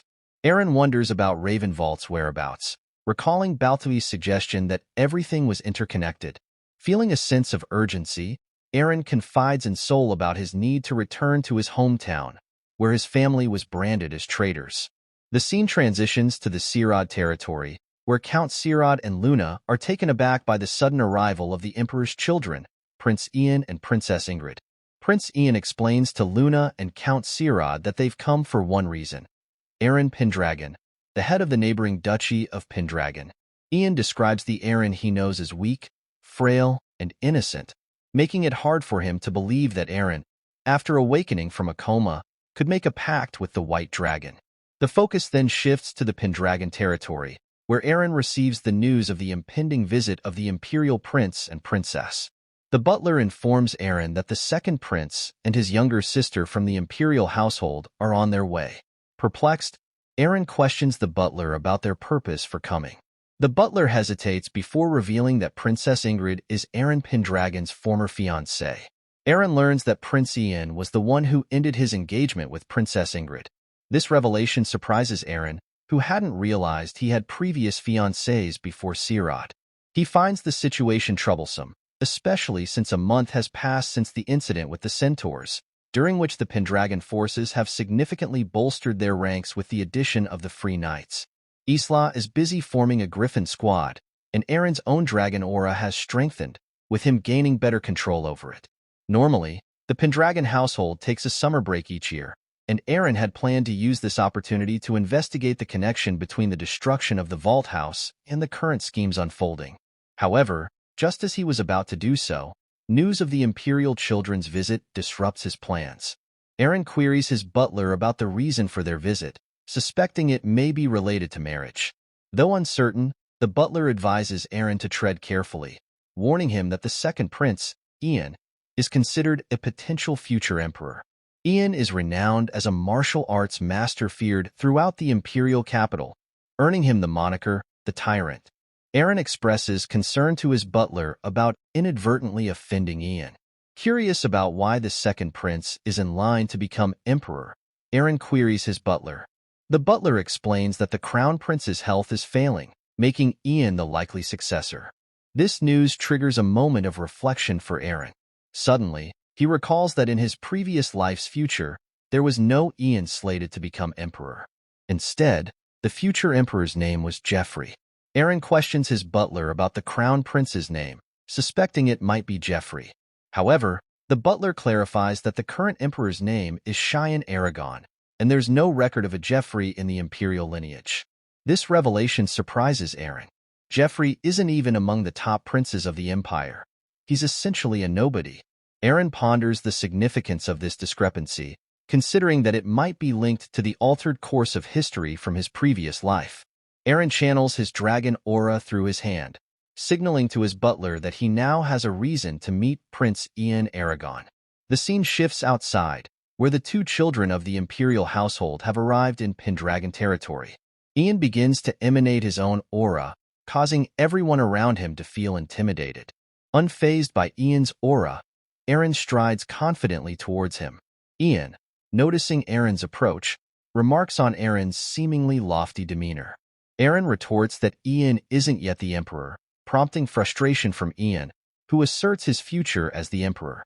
In response, Eren calmly assures Ian that his ascension to the throne won't come to fruition. Ian is taken aback by this statement. Without hesitation, Eren begins to emanate his own dragon aura, signaling his resolve. Surprised, Eren realizes that only those with the bloodline of the first emperor can withstand Ian's aura of supreme authority. Ian, equally astonished, can't comprehend how Eren is able to resist his overwhelming aura. He deduces that Eren must possess the aura of the White Dragon.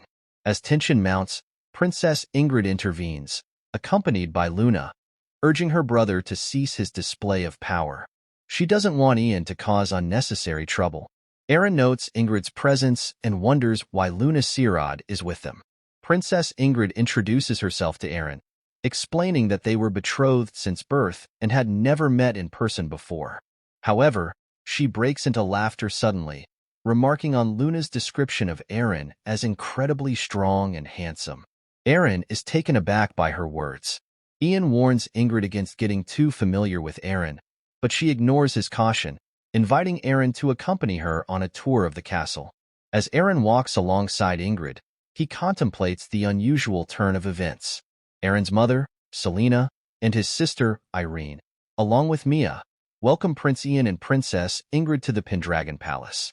Ian engages in conversation with Irene, while Princess Ingrid converses with Selena. However, when Irene catches sight of her brother Eren, she rushes over to him, praising his radiant appearance. Ian is shocked to be ignored, and his frustration manifests in the form of his aura. Mia, frightened by Ian's aura, seeks refuge with Isla. Ian, perturbed by Isla's lack of recognition, questions him about his identity. Isla, unperturbed, refuses to provide a name. This refusal frustrates Ian, who perceives Isla's stubbornness as characteristic of knights from the southern region of Valvas. Ian challenges Isla to a duel, but Princess Ingrid intervenes, chastising Ian for causing trouble once again. She warns him that if he causes trouble a second time, she won't speak to him for a year. Ian couldn't ignore his sister's admonition. Soldiers from Sirad observe the situation, astonished that the tyrant Ian, who is feared in the Imperial capital, seems to have lost control since coming to Pendragon territory. They marvel at the prowess of Pendragon. Ian requests a private conversation with Eren, indicating he has something important to discuss. He probes Eren, questioning if Eren is afraid. Eren reassures Ian, asserting that he also has matters to discuss. In a private room, Ian and Eren face each other. Ian remarks on Eren's transformation, recalling him as a frail figure in the past. He admits breaking off the engagement with Eren due to his perceived weakness. Eren challenges Ian's authority to make such a decision for his sister. Curious, Eren asks Ian why he came. He questions whether Ian intends to rekindle the engagement. Ian flatly denies the possibility, stating there's no way his sister would be engaged to Eren Pendragon. Ian confronts Eren, expressing his disillusionment with the loyalty of Eren Pendragon and the Valva's knight to the Imperial family. He questions Eren's intentions.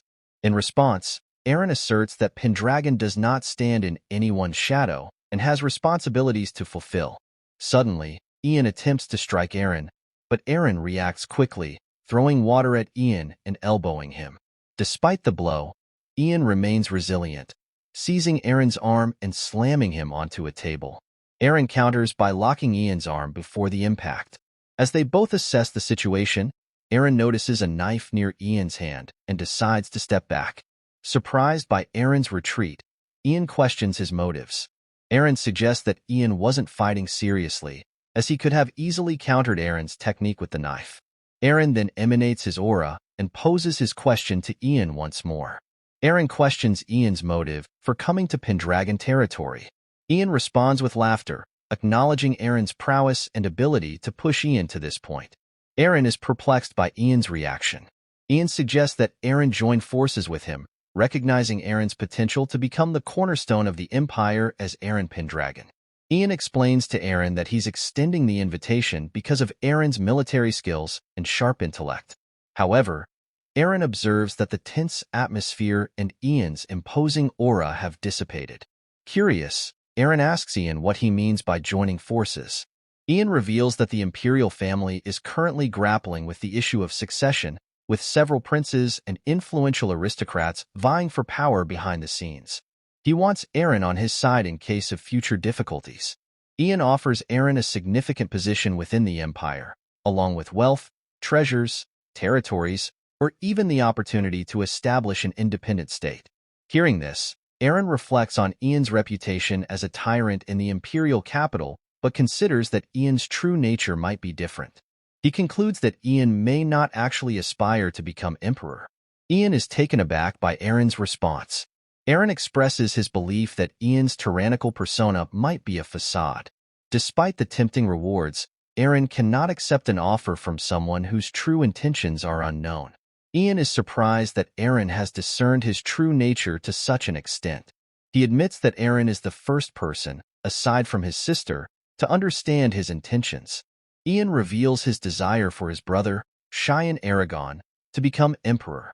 Eren questions if Cheyenne is the crown prince who is currently bedridden. Frustrated, Ian explains that his brother was nearly assassinated 3 years ago during the treason incident in Sisk. This revelation shocks Eren. Ian describes his brother as kind and capable, believing he would have been an outstanding ruler. Cheyenne aspired to bring change to the empire. Eren recalls that 3 years ago, the Valt family was branded as traitors in Sisk. Then, Eren agrees to Ian's offer but requests in return that Ian divulge all the information he knows about the treason incident. The scene shifts to Selena and Irene informing Luna and Ingrid about Eren's wife, Lindsay, shocking both of them. Returning to Eren and Ian, Ian discloses everything he knows about the treason incident in Sisk. Eren recalls that during that time, he was aspiring to become a knight and was entrusted with a letter to deliver to the lords of Sisk, but there was a hidden agenda behind it. Ian poses the question of who could be the mastermind behind the treason. Eren speculates if there's another prince vying for the emperor's throne. Ian acknowledges the possibility but explains that there are numerous princes and associated aristocrats, making it difficult for him to keep track of them all. Eren then inquires if Ian knows of any prince named Aim Jeffrey. Ian informs Eren that Aim Jeffrey is the child of a concubine, holding only the title of Viscount without any real power. Eren realizes that Jeffrey does exist, but is merely a Viscount without influence. He ponders how someone like Jeffrey could ascend to the throne in just a few years. Curious, Eren asks Ian about the lineage of Jeffrey's mother. Ian is surprised to reveal that she hails from Sisk and struggles to believe that Jeffrey could be involved in such matters. Eren reflects on Balti's words about everything being interconnected. He then emits his dragon's aura, surprising Ian, who hadn't seen Eren use this power before. Ian wonders about Eren's true identity. Outside, Sol appears, startling Ian with his white dragon form. Sol transforms into human form and approaches Eren. Eren queries Sol about the situation, and Sol mentions sensing a powerful dragon aura. Ian, stunned by the sight of the white dragon in human form, smiles and decides to trust his instincts. Ian realizes that Eren is someone he can trust. Sol inquires if something is wrong, and Eren acknowledges that there have been some realizations. Eren proposes that Ian joins him and the others on their summer vacation. This surprises Ian. Eren explains that they will be traveling to the Silbul coast, near the outskirts of Sisk, where Eren plans to draw out their enemies. The scene unfolds in the bustling heart of Luz, the Empire's foremost commercial hub. Amidst the grandeur of the Chamber of Commerce and Industry, whispers permeate the air, weaving tales of intrigue and alliances.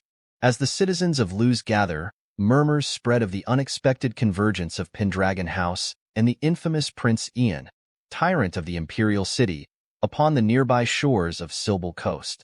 Speculation runs rife as to the purpose behind their unusual alliance.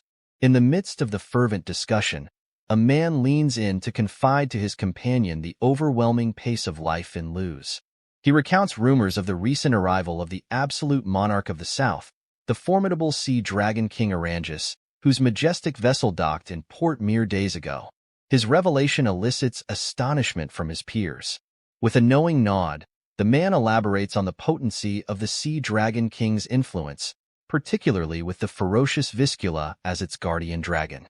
It's whispered that Orangus wields a power that rivals even that of the Emperor, making it a formidable military force. Meanwhile, a figure named Vincent reassures his workers, assuring them that amidst the gathering of nobles, opportunities for their business to thrive will abound. Amidst this backdrop of intrigue and commerce, we catch glimpses of Karuto, Killian, and Isla traversing the labyrinthine streets of the city. Killian, perplexed by the sudden influx of activity, can't help but wonder what has turned Luz into such a bustling vacation destination. In a surprising turn of events, Killian finds himself taken aback by the unexpected appearance of Prince Ian alongside Eren. Karuto, however, dismisses the significance of their presence, instead focusing on the city's abundance of warriors. Eager for a challenge, Karuto expresses his anticipation for duels with these seasoned fighters. Suddenly, a group of orcs emerges into view, their brutish forms unmistakable to Killian's discerning eye. Identified as Ratuan orcs hailing from the southern territories, they are notorious as the fiercest orc tribe and notorious pirates. Spotting Karuto among the humans, the Ratuan orcs are taken aback, having never encountered his kind before. Their leader disparages Karuto's perceived weakness for associating with humans, provoking Karuto's ire and igniting his desire for confrontation. But Killian intervenes, recognizing the potential danger of a public altercation with the Ratuan orcs. Despite Karuto's frustration, Killian insists on restraint, wary of the repercussions of a skirmish amidst the onlookers. However, the Ratuan orcs persist in their disrespect, escalating tensions further. As Isla joins in, fueled by his own indignation, Killian feels the weight of responsibility settle heavily upon them. With two hot-headed companions to manage, Killian resolves to navigate the situation with caution and diplomacy, knowing that the delicate balance could easily tip into chaos.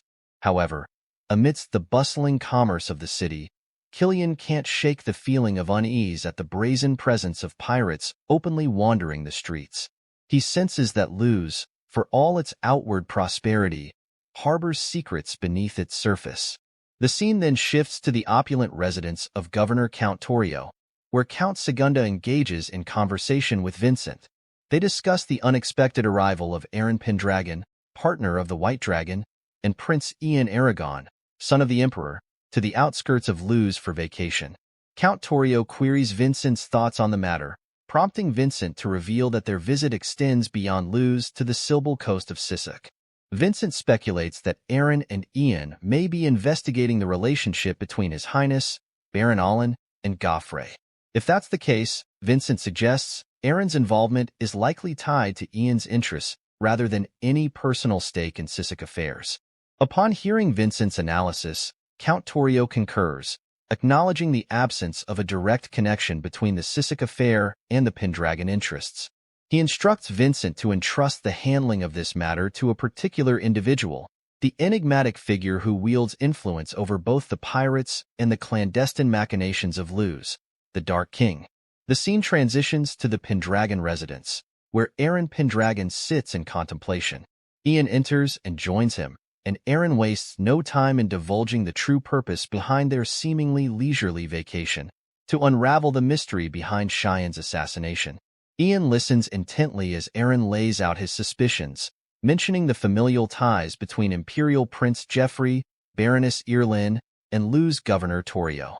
Eren posits that if Governor Tolio were indeed the mastermind, he would have made a move upon hearing of their presence in nearby Sisk, perhaps targeting Ian himself. Eren reassures Ian of his confidence in his resilience, knowing Ian to be a man of action rather than passivity. Ian, in turn, expresses his anticipation for the impending confrontation. As they strategize, Ian marvels at Eren's astuteness, pondering whether it's mere instinct or something deeper that drives him. Unbeknownst to Eren, Ian contemplates the depths of his partner's insight. The scene then shifts to a bustling restaurant in Luz. In a clandestine meeting, Vincent rendezvous with the Dragon King, their conversation shrouded in secrecy. The Dragon King inquires about the governor's directive, prompting Vincent to reveal the chilling order, to eliminate Eren and Ian. Upon hearing this, the Dragon King discerns Governor's deeper intentions, realizing his ambition extends to ensnaring the prince as well. Impressed by Vincent's composure and boldness, the Dragon King praises his demeanor, noting his fearlessness even in the presence of formidable beings like the Ratuan orcs and himself. The Dragon King expresses his admiration for strength, whether it resides in humans or orcs, relishing the prospect of a challenge. Vincent, undaunted, provides the Dragon King with pertinent details, including the upcoming invitation to the governor's residence in 3 days. With this information, the Dragon King exudes confidence, assured of his ability to dismantle Eren and Ian's plans. As their exchange continues, Vincent ventures a personal question, to which the Dragon King, intrigued, grants permission to ask. Vincent musters the courage to pose a question that has long lingered in his mind: whether the Dragon King is human. At the mere inquiry, the Dragon King's presence begins to radiate an overwhelming aura, stunning Vincent into silence. As Vincent reels from the sheer power emanating from the Dragon King, the enigmatic figure challenges him with a question of his own. Before Vincent can respond, he finds himself unexpectedly hoisted into the air, his world turned upside down. With a deft landing back on his feet, Vincent is astounded by his own agility, a feat that earns him praise from the Dragon King. In the wake of this display, the Dragon King turns his attention to the leader of the Ratuan orcs, issuing commands with a sense of anticipation. He reveals to the orc leader the prospect of facing a rare breed of orc in combat, igniting excitement within the ranks. With confidence, the Dragon King assures the orc leader that he will handle Eren Pendragon and Ian. Vincent, witnessing this display of power and authority, is struck by a realization. He is in the presence of a true monster. For the Dragon King is none other than Tolio Arangis, the second son of the head of one of the Empire's 5 great dukedoms. See Dragon King Arangis, a figure known as the King in the Shadows of Luz. A new day dawns upon Luz, heralding the arrival of an invitation from Governor Count Tolio to a grand ball. Killian shares the news with the group, sparking excitement among them. Eren recognizes this as their long-awaited opportunity, while Ian silently acquiesces to Eren's plan, though harboring his own reservations. Meanwhile, Selena, Eren's mother, can't shake her unease at the mention of Count Torio's ball. Sensing her apprehension, Eren reassures her and insists she remain at the Pendragon residence for her safety. Selena, grateful for her son's concern, acquiesces and thanks him warmly. Eren then entrusts Duchess Selena to Sol, who promises to look after her. As the evening unfolds, the scene shifts to Governor Torio's opulent mansion, where nobles from far and wide have gathered for the extravagant ball. Eren arrives with his entourage, drawing the attention and admiration of all present. In a surprising turn, Karuto and Isla make their entrance, causing a stir among the nobles at the sight of an orc in their midst. Karuto, frustrated by the necessity of wearing armor, grapples with the discomfort of his attire amidst the grandeur of the occasion. Vincent strides into the scene, extending a warm welcome to the Pendragons and their companions. Making his way towards Eren, Vincent introduces himself as a knight in the service of Governor Segunda. Eren is taken aback by the intense aura emanating from Vincent's eyes, a telltale sign of a seasoned warrior. Intrigued by this revelation, Eren decides to observe Vincent further, sensing there's more to him than meets the eye. Vincent leads the group into the mansion, his steady pace and composed posture catching Ian's attention. Ian notes Vincent's unwavering demeanor, impressed by his poise amidst the bustling activity. As they enter the grand ballroom, Eren and his companions exchange pleasantries with the assembled nobility. Governor Tolio steps forward, introducing himself as the ruler of Luz. Ian acknowledges their past acquaintance, noting the passing of 3 years and briefly mentioning the tumultuous events at the Imperial castle. Count Tolio extends his greetings to Princess Ingrid, further setting the stage for the evening's festivities. Count Tolio extends his greetings to Irene before turning his attention to Eren Pendragon. Expressing his admiration, Count Tolio acknowledges Eren's remarkable achievement in forming a pact with the White Dragon and commanding the loyalty of both orcs and griffins. He finds Eren's accomplishment truly astounding.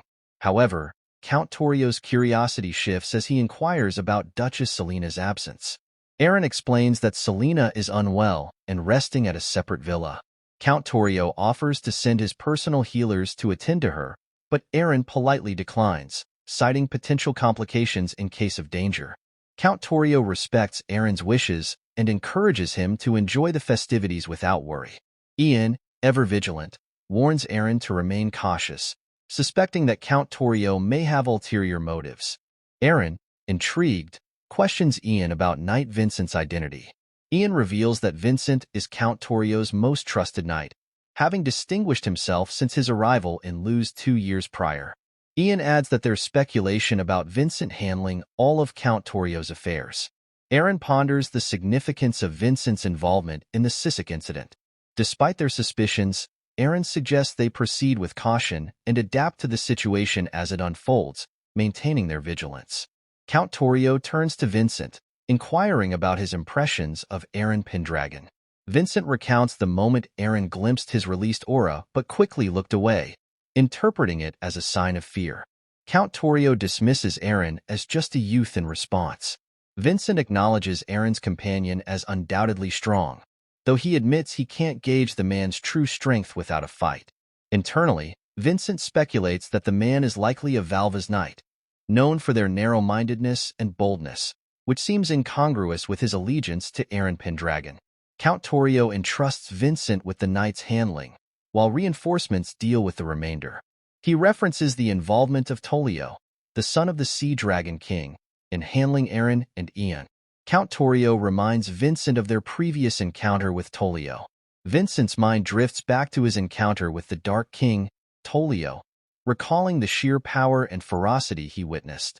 He confides in Count Tolio, emphasizing the unparalleled strength of the Dark King, asserting that victory against him seems impossible for mere humans. Count Tolio, reassured by Vincent's assessment, sees it as a sign that their plans will proceed smoothly. Acknowledging Vincent's cunning and fierceness, Count Tolio hints at grander schemes to come. He promises Vincent a position of great honor once their current operation concludes successfully. Vincent humbly protests, feeling unworthy of such accolades, but Count Tolio insists, citing his own detachment from the impending events. As tension mounts within the mansion, the tranquility is shattered by the sound of breaking glass. Eren and the others are startled as the window shatters, revealing the unexpected intrusion of Tolio and his orc companions. Panic grips the mansion as the pirates infiltrate its halls. Tolio swiftly dispatches any noble who dares to confront him, commanding the orcs to subdue the remaining guests. Observing Tolio's actions, Vincent assures Count Tolio that Tolio's ruthless efficiency will divert suspicion away from them. With a nod of agreement, Vincent prepares to execute his own part of the plan. Meanwhile, Luna, Irene, Lindsay, and Ingrid scramble up the stairs, only to find Tolio blocking their path like an ominous wall. The sight of the imposing figure leaves them stunned. Tolio locks eyes with Luna, declaring his intent to eliminate her first. But before he can strike, Eren steps forward, intercepting Tolio's blow with his sword. Relief washes over Lindsay and Irene as they witness Eren's intervention. Eren inquires after Luna's well-being, to which Luna responds with gratitude for his protection. Tolio, observing Eren's bold move, realizes that Eren Pendragon has taken the bait and exposed himself, playing right into their hands. At the foot of the staircase, Ian stands resolute, confronting Tolio head-on. With unwavering determination, Ian challenges Tolio's assumption that he only faces one opponent. Tolio's shock intensifies as Karuto and Isla step forward, ready to join the fray. Surprised by the unexpected show of solidarity, Tolio realizes that he's fallen into their trap. Despite the odds stacked against him, Tolio breaks into laughter, his confidence unshaken. Asserting his dominance, Tolio scoffs at the notion of facing multiple opponents, confident in his unrivaled strength and skill. Tolio, feeling the weight of 4 adversaries pressing down on him, calmly assesses the situation. He confides in Eren that the group is a tad cumbersome, prompting him to strategize.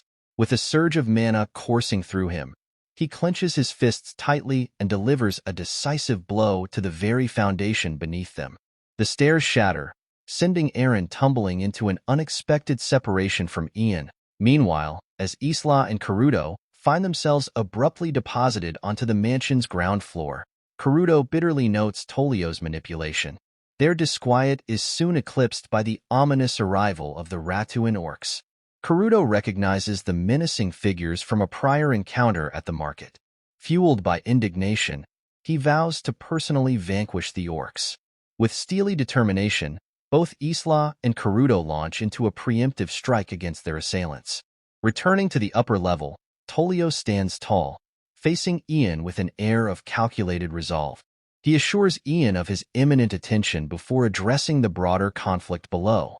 Yet, Ian, undaunted by Tolio's display of power, offers a sobering reminder that strength alone does not guarantee victory in the heat of battle. Observing the intense exchange, Irene's concern for Prince Ian's well-being flickered momentarily across her features. Princess Ingrid, however, sought to assuage her worry with a reassurance born of familiarity. She reminded Irene of Ian's renowned prowess, revered throughout the Imperial capital for his unmatched technique. Ingrid's confidence was unwavering. She had never witnessed Ian falter in combat. Ian wasted no time in demonstrating his mettle, launching a relentless strike against Tolio. Each strike carried the weight of his determination, yet Tolio met his onslaught with formidable defense.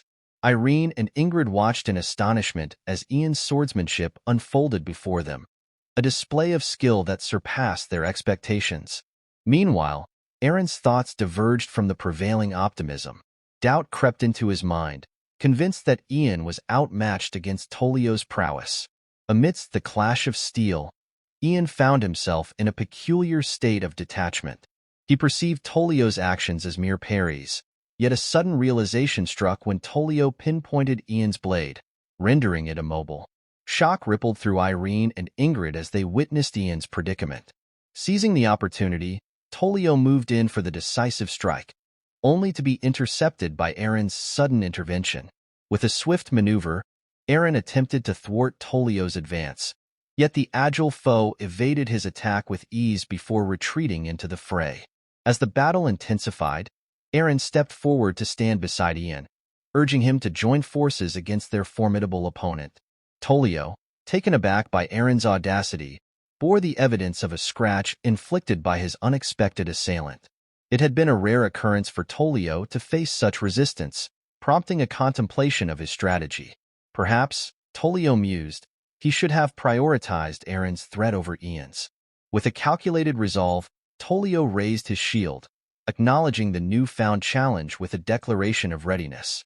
Both Ian and Eren were cautioned to give their utmost effort, for failure would not be tolerated.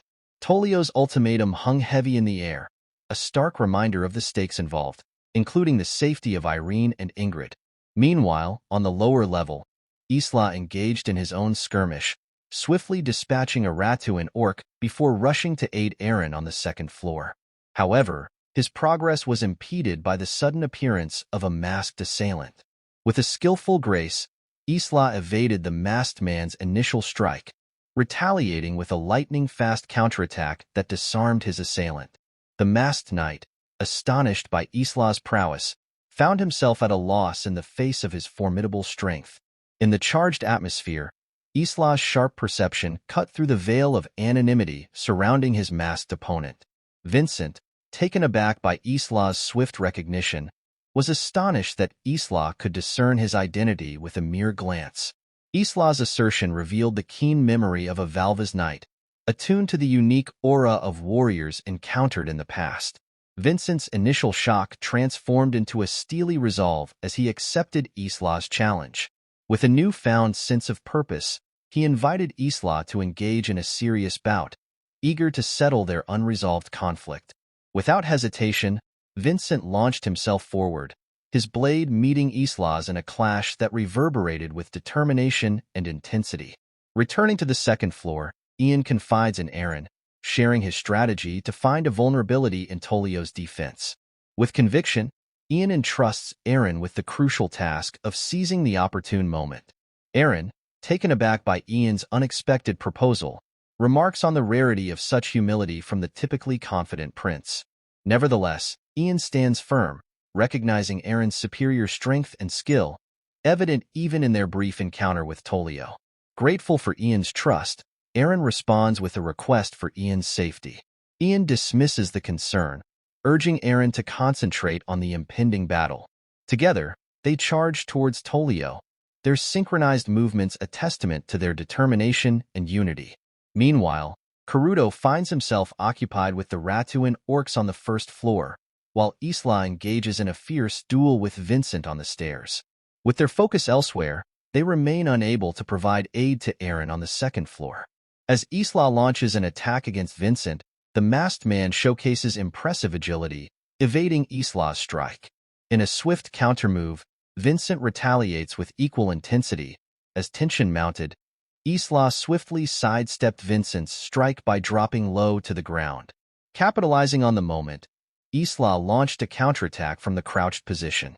Yet, with astonishing agility, Vincent leaped into the air, narrowly avoiding Isla's strike and landing gracefully on the stairs. With a confident gaze, Vincent vowed not to allow Isla to proceed to the second floor. Meanwhile, on the second floor, Eren intercepted Tolio's strike with his swords. Sensing an opening, Ian moved to engage Tolio, but his strike was deflected by Tolio's shield. Now facing both Ian and Eren, Tolio taunted Eren, suggesting that their combined efforts were insufficient. Undeterred, Ian and Eren pressed forward, launching a coordinated attack. However, to their astonishment, Tolio effortlessly evaded their strikes, showcasing remarkable agility despite his imposing stature. Ian noted Tolio's surprising speed, recognizing the formidable challenge they faced. As Tolio moved to strike from behind Ian attempted to block the attack, but his sword shattered upon impact. With a smirk, Tolio declared Ian the first to fall. Turning his attention to Eren, Tolio prepared to face the next challenger. In a swift move, Ian seizes Tolio's arm, halting his impending strike towards Eren. With urgency in his voice, Ian commands Eren to capitalize on the opening. Eren, recognizing the opportunity, moves in to strike at Tolio. However, Tolio releases his sword and, with astonishing strength, hurls Ian into the air, inadvertently colliding with Eren mid-attack. Before Eren can react, Tolio swiftly strikes at his arm with his sword, sending Eren crashing into the wall. Ian, momentarily distracted by Eren's plight, finds himself vulnerable as Tolio swiftly strikes, sending him hurtling into a nearby table. Irene and Ingrid watch in shock as the two warriors are overpowered. From the stairs, Isla, witnessing Eren's downfall, is momentarily stunned. Vincent, seizing the opportunity, strikes at Isla, leaving a scratch on his face. With a stern tone, Vincent admonishes Isla for his distraction, igniting frustration within him. Meanwhile, on the second floor, Tolio relishes in his triumph, having successfully incapacitated both Eren and Ian. As Tolio looms menacingly, the women shrink back in fear, apprehensive of his formidable presence.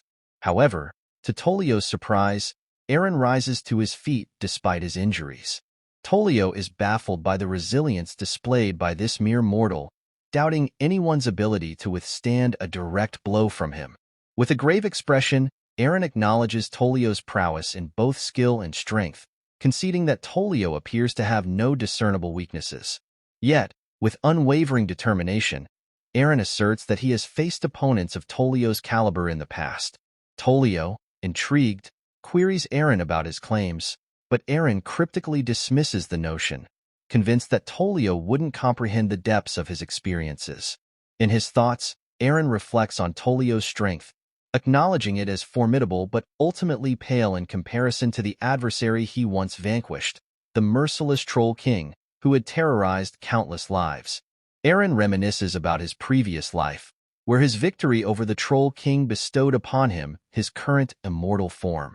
Tolio, witnessing Eren's resilience despite his supposed injuries, is taken aback. The sight of Eren effortlessly moving his supposedly injured right arm only adds to Tolio's astonishment, leaving him questioning the true extent of Eren's capabilities. Meanwhile, Ingrid turns to Irene, questioning whether there's any truth to Eren's cryptic claims.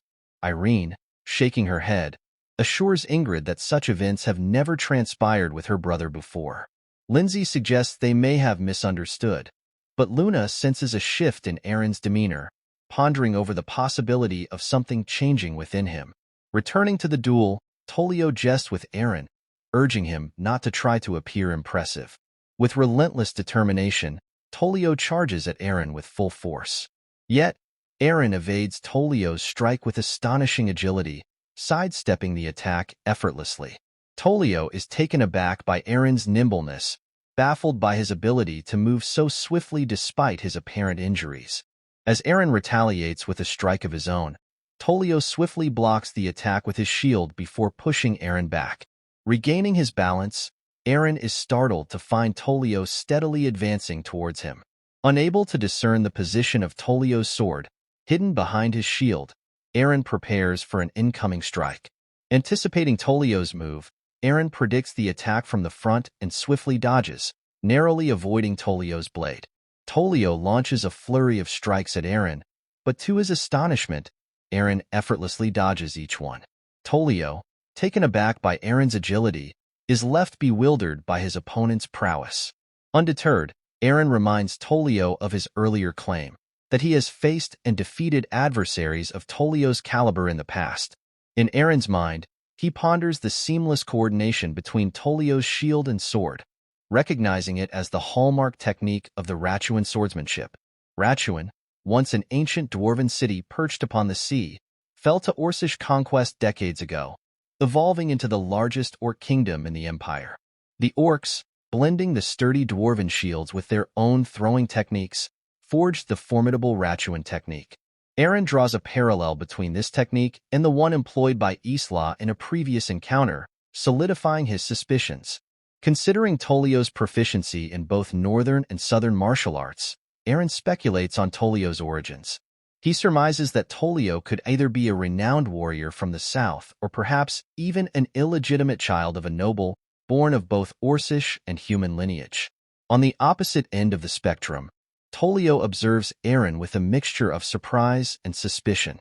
Eren's remarkable ability to regenerate and his adept reaction to the Ratuan technique leaves Tolio perplexed. Tolio reflects on the devastation he wrought upon opponents using the Ratuan technique, swiftly overpowering them with its swift and devastating strikes. Puzzled by Eren's apparent familiarity with the technique, Tolio questions whether Eren has faced it before. Tolio grapples with the notion that Eren possesses such experience against the Ratuan technique, despite Tolio's belief in his own superiority in both strength and skill. However, Tolio senses a subtle yet distinct difference in Eren's demeanor. With Ian incapacitated and the possibility of Eren's allies joining the fray looming, Tolio realizes the precariousness of the situation. For the sake of his father, the Sea Dragon King's ambition, Tolio knows he must swiftly neutralize Eren Pendragon. Turning his attention back to Eren, Tolio acknowledges Eren's proficiency in evasion with a wry comment. With deliberate intent, Tolio makes a beeline for Ian, prompting a shocked reaction from Eren as he watches Tolio's unexpected move towards his fallen comrade. As Tolio moves to seize Ian, the prince seizes the moment, delivering a swift punch to Tolio's eye. Before Tolio can retaliate, Eren swoops in from behind, his aura sword ablaze with power, delivering a powerful strike at Tolio with all his might. Tolio's agility proved paramount as he swiftly evaded Eren's strike, leaving Ian astonished at his opponent's timing. Undeterred, Eren attempts to immobilize Tolio with an arm lock, employing a technique similar to what Tolio used on Ian. However, to Tolio's disbelief, Eren successfully applies the hold, surprising both himself and Tolio.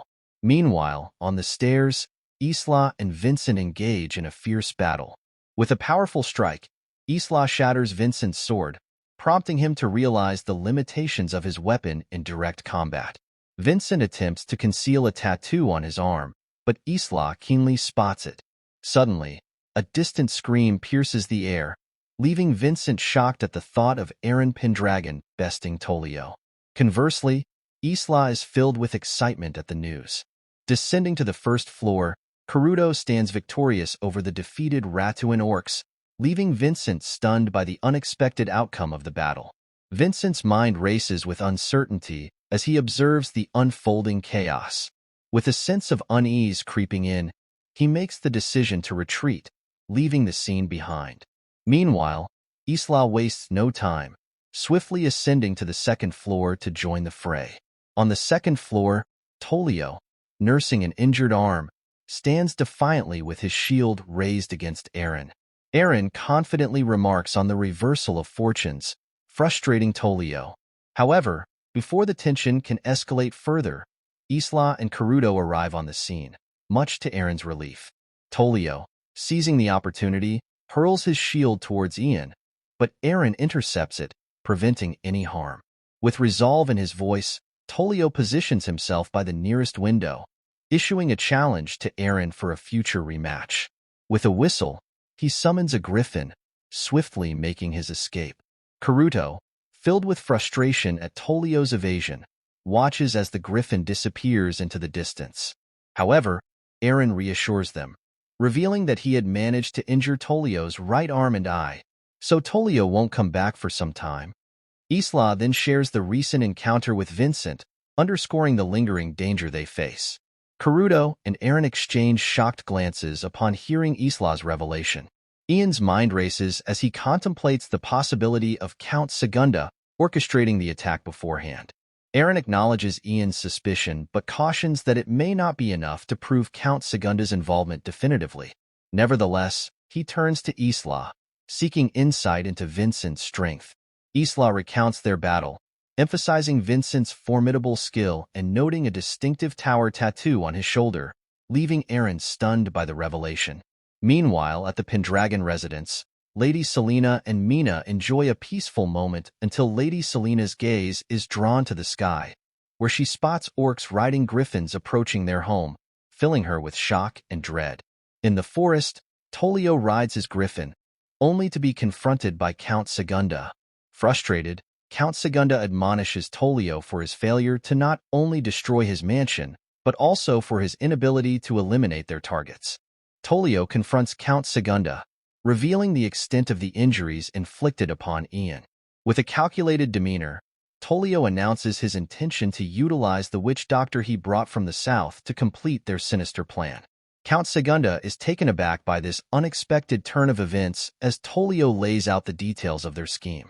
Tolio explains that the orcs sent to kidnap Lady Selena, Eren's mother, are accompanied by the witch doctor, whose expertise lies in brainwashing and elimination. Tolio asserts that had the witch doctor been present at the mansion, dealing with Eren and Ian would have been a simple task. Count Segunda's fear grows as he realizes the magnitude of Tolio's actions. Suddenly, without warning, Tolio strikes Count Segunda, injuring his leg. Tolio justifies the action as a precautionary measure to divert suspicion away from Count Segunda. With his task accomplished, Tolio departs from the scene. Meanwhile, at the Pendragon residence, Soldrake griffins engage in a fierce battle with the invading orcs and their mounts. On the battlefield, Killian and the other Pendragon forces engage the invading orcs with impressive skill and coordination. Observing Killian's prowess, the Free Knights are in awe of his abilities. Killian himself acknowledges the effectiveness of the Crutal strength-enhancing spell, finding it both potent and sustainable. Meanwhile, Crutal has cast an enhancing spell on both the Griffins and the Pendragon forces, boosting their combat capabilities. In the depths of the forest, two knights observe the ongoing battle through a crystal sphere. The witch doctor, accompanying them, explains that the Pendragon force's success is attributed to the strengthening spell. The witch doctor confidently asserts that while there may be a master-level magician among the Pendragon forces, they pale in comparison to his own strength. The knights are stunned by the aura exuded by the witch doctor as he speaks. Using the crystal sphere, the witch doctor locates Lady Selena's position and devises a plan to capitalize on the distraction caused by the pirates to execute her kidnapping. In a tense moment, Lady Selena, accompanied by Mina, Kazal, and Tata, huddles fearfully in a room, seeking refuge from the chaos outside. Suddenly, to Lady Selena's astonishment, the thick metal door before them begins to melt away, revealing the imposing figure of the witch doctor accompanied by a few knights. With a commanding presence, the witch doctor instructs Lady Selena to step forward and accompany them. Showing courage in the face of danger, Lady Selena complies, urging the witch doctor to spare the others from harm. Using his magical ropes, the witch doctor binds Lady Selena, preparing to take her away. However, just as the knights move to escort Lady Selena, Sol emerges from the shadows with lightning speed, dispatching the knights with a single strike. The witch doctor is left dumbfounded by Sol's sudden intervention, recognizing her as something other than human.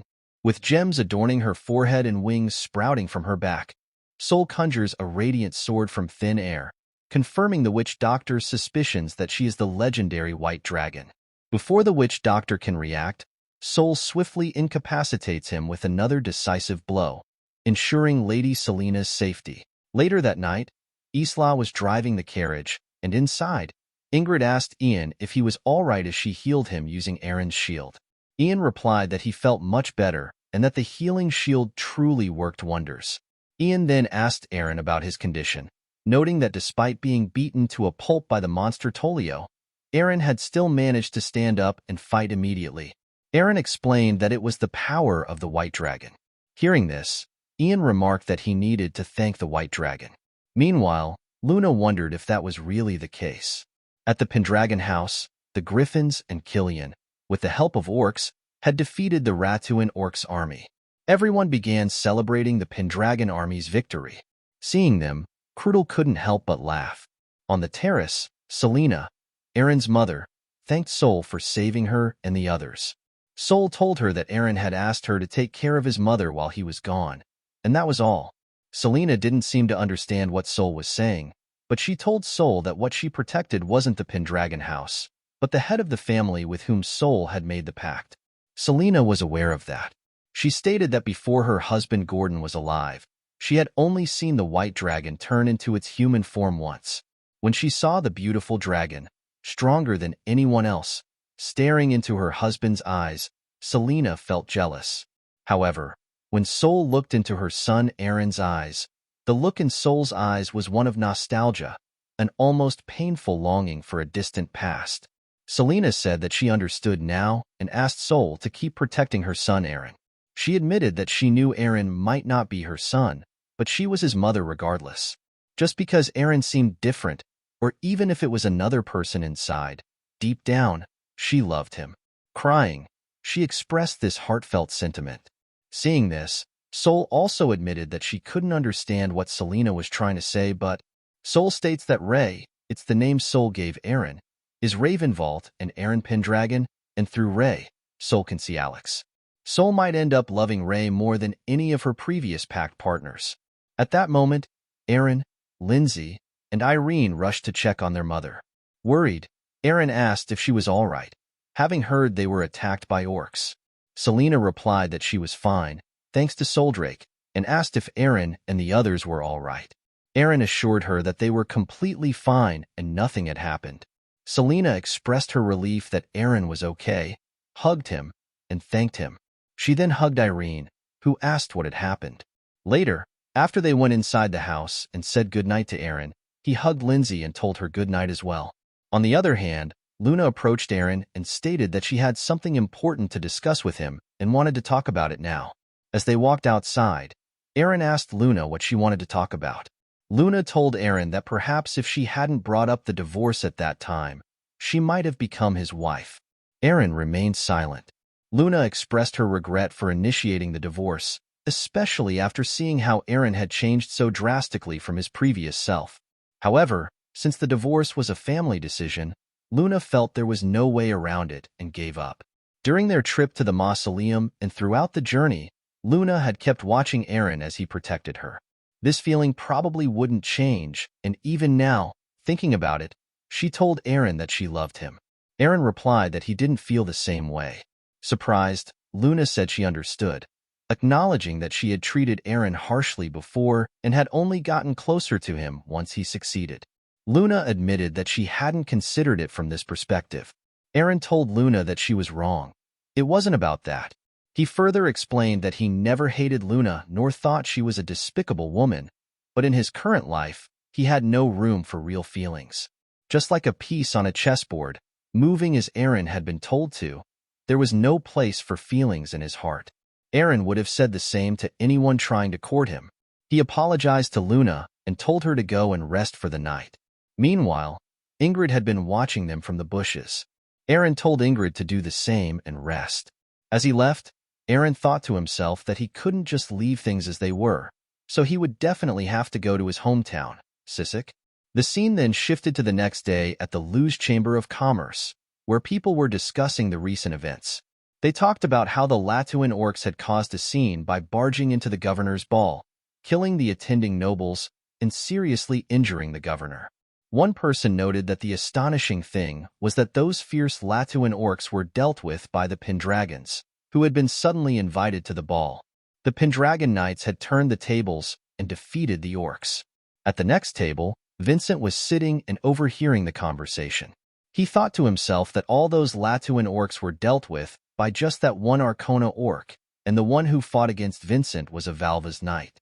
Tolio Orangus, the Dark King, a monster said to be unmatched in the south, even made Vincent feel like he couldn't win against him. At that moment, a servant came in and informed Vincent that an incredible opportunity had arisen. Eren Pendragon was here. Vincent was shocked to hear this.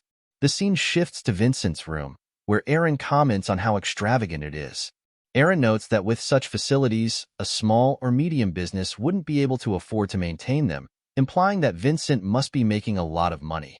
Vincent appears frustrated seeing Eren Pendragon in his office. Eren continues, stating that Governor Segunda significantly developed the economy of Luz, which means the governor must have had a fantastic subordinate. At that moment, Vincent wastes no time and attempts to kick Eren, but Eren barely dodges it. Vincent then tries to punch Eren, but Eren blocks the punch as well. Vincent starts throwing a barrage of punches, but to his surprise, Eren grabs Vincent's hand and comments that he expected nothing less from the sly fox who fought evenly with Isla. Vincent retorts that Eren is the sly one, as he pretended to be afraid of Vincent's aura flow. Vincent acknowledges that since Eren dealt with the Dark King, he is certainly strong, but warns Eren that if he thinks it will be easy to kill Vincent, he is mistaken. Then Vincent begins to release his aura and states that in this world, he still has things he must do. Hearing this, Eren remarks that with the power of the Chamber of Commerce, Vincent aims to reduce economic disparities within the Empire and develop it further. Vincent is shocked to hear this. Eren then tells Vincent that he is mistaken. Eren is not there to capture him, but to buy his services. He addresses Vincent as the Master of the Tower of Dusk, Ron Vincent. Vincent is stunned. Eren reflects that although Vincent is a common name, he didn't initially realize the significance. However, from Isla's report, he knew that the man had a tower tattoo on his shoulder, the mark of the Tower of Dusk. Little is known about the Tower of Dusk, but two things are certain. Its members bear a tattoo of a tower, and its talented members excel in various fields, referring to their leader as master. Furthermore, they are committed to the betterment of the world. They preach that they must walk the path of justice. Eren had heard stories about them in his previous life in the demon unit. Eren tells Vincent that Vincent's first goal is to strengthen the foundation of Luz and seize control of all the Empire's coastal cities. Through this Chamber of Commerce, Vincent aims to gather the power of small and medium merchants and use their collective interests to pressure the big merchants and nobles, disrupting their main source of income and preventing them from becoming too powerful. Vincent is stunned to hear this and wonders how Eren knew about his plan, as he had never revealed the nature of his plans to anyone. Eren thinks that Vincent's plan is to eliminate economic disparities in the Empire and that he has something significant in mind.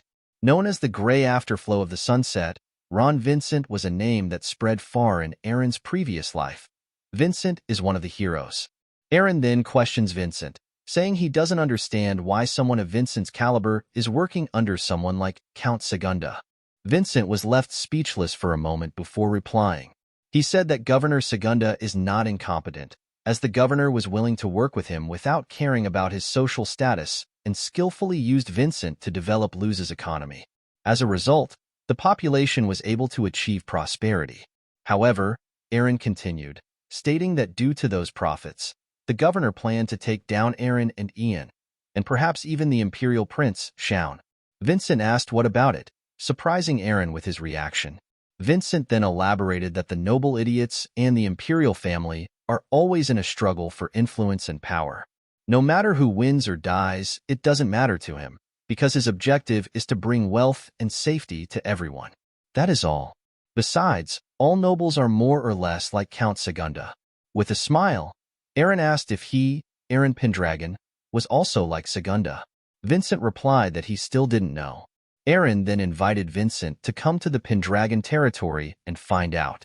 Eren offered to treat Vincent as a house guest, allowing him to make his own judgment. If Vincent believed it was in the best interest of the people, he could attempt to cut off the Pendragon's income or even try to kill Eren.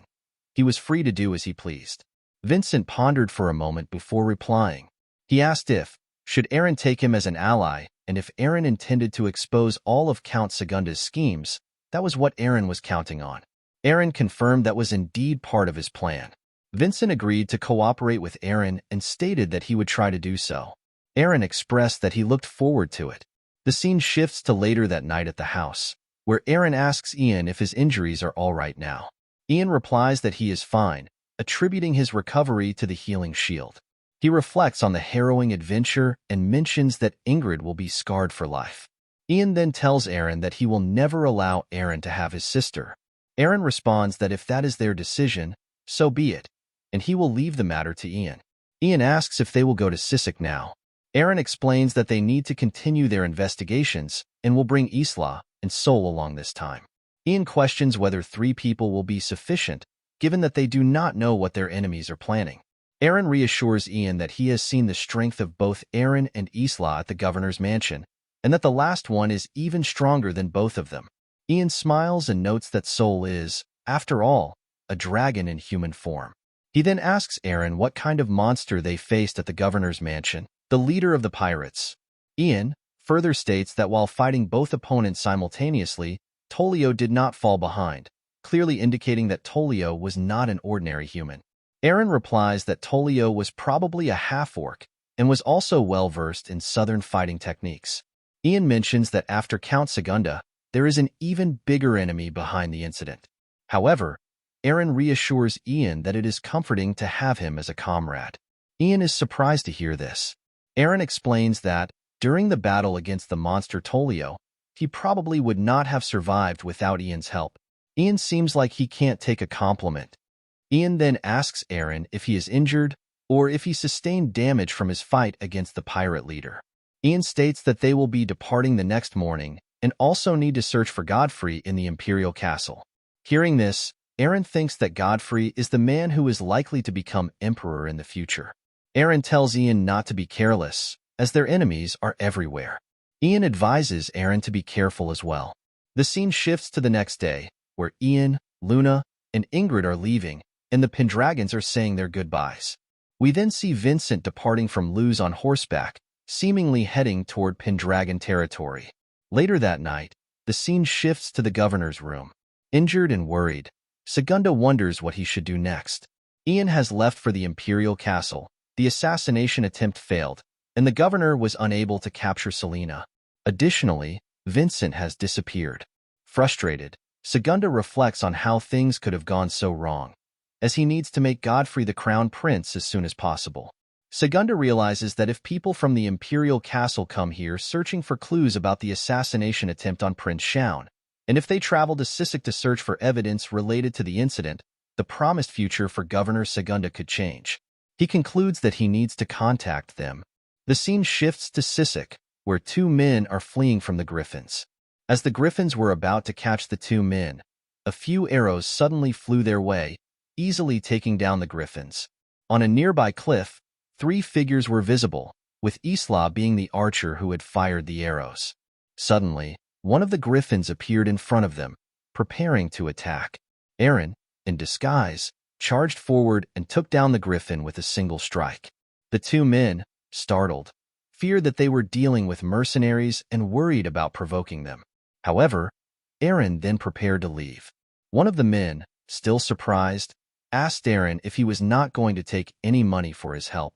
Eren replied that there was no need, as he was merely testing his blade. When asked for his name, Eren introduced himself as Raven, though he is actually Eren. Eren then called Isla and Sol to come down, indicating that they should move forward. The scene shifts to a restaurant in Sisk, where the trio is seated. The waitress approaches and asks if they are ready to order. Eren drops some golden coins and instructs her to bring 2 drinks, herb-roasted chicken, smoked chicken, and the famous rice dish from the region. As the food arrives, Isla tastes the rice and remarks that he hasn't had rice since leaving the south. Eren explains that Sisk has many mountains, which are not suitable for wheat farming. Instead, due to the frequent rain, terraced rice fields are constructed in the mountains to grow rice. Isla then asks Eren how he knows so much about Sisk. Eren responds that he has his reasons. As people begin to fight in the restaurant, Eren reflects that mercenaries and monsters roam these infertile mountains, the cursed land of Sisk. It earned this name 10 years ago when the feudal lord of Sisk, Count Brescia, paid a substantial sum to purchase the lordship from the empire. Consequently, the imperial army that had previously governed the land withdrew. Count Brescia, who had spent most of his fortune purchasing estates, was unable to defend his land. Bandits and monsters poured in, causing public order in Sisk to collapse. The villagers, unable to rely on their lord, began hiring mercenaries with the little money they had.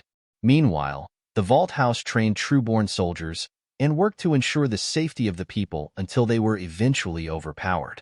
Eren, frustrated by the downfall of his family, reflects on this. Suddenly, a man crashes into Eren's table, causing their food to fall to the ground. Isla looks stunned by the incident. The woman who threw the man onto the table, clearly frustrated, scolds him for becoming overly familiar with her. Angered, the man draws a dagger and prepares to attack the woman. Before he can do so, Isla steps forward and forces the man's face into the ground, his anger fueled by the waste of his favorite rice. A brown-haired man then approaches Eren and apologizes for the disturbance. As his comrade is a bit violent, the man states that he will treat Eren and the others to a meal. They sit together, and the brown-haired man introduces himself as Jonathan, and the next to him is named Gus, while the woman's name is Scylla.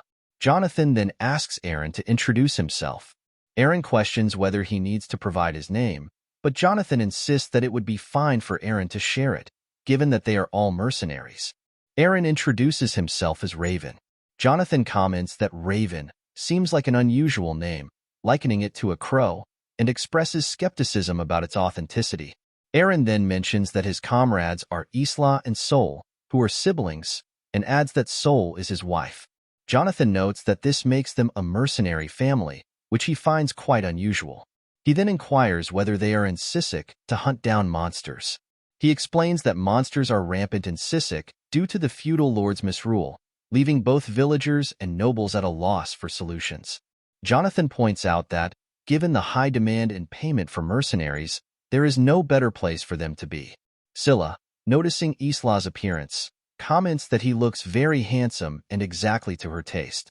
She then suggests that they should come along with her and Jonathan. Jonathan tells Eren to disregard Scylla's behavior, as she often acts this way. Eren responds that it's fine and proceeds to ask Jonathan about the nobles recruiting mercenaries. Eren inquires if Lord Rovtylon is also recruiting, which surprises Jonathan. Observing Jonathan's reaction, Eren wonders about his surprise. Jonathan confirms that indeed, he and his comrades were actually planning to go to Tylon's mansion, as Tylon is known to offer good pay. Eren then tells Isla and Sol to prepare, as they will be heading to Tylon's mansion with Jonathan. Everyone is surprised to hear this. Seeing their reactions, Eren tells Isla that it seems they have found some good companions, so it should be fine. Isla, still surprised, doesn't understand what Eren is talking about.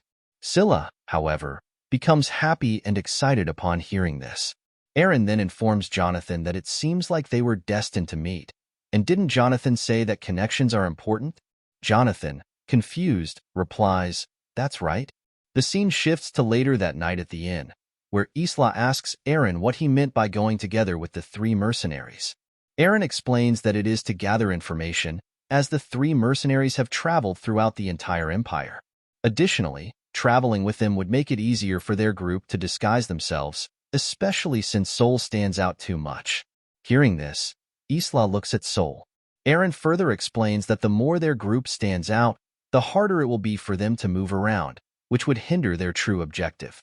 After a few moments, Sol asks Eren if Rovtylon is the one who framed Ray and ruined the Valt household. Ray was Eren's name in his previous life.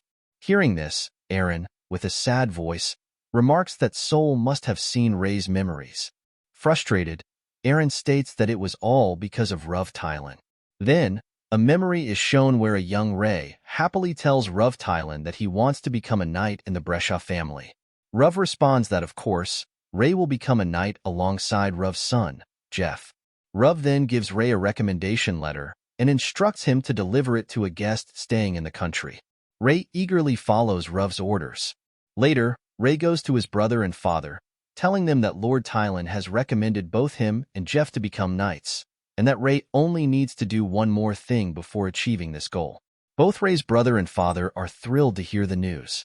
Rey's father tells him that Tylan is the Count's most trusted subordinate, so a recommendation from him is legitimate. However, the next day, everything suddenly changes. Royal soldiers arrive at the Valt household and arrest them, accusing them of being traitors.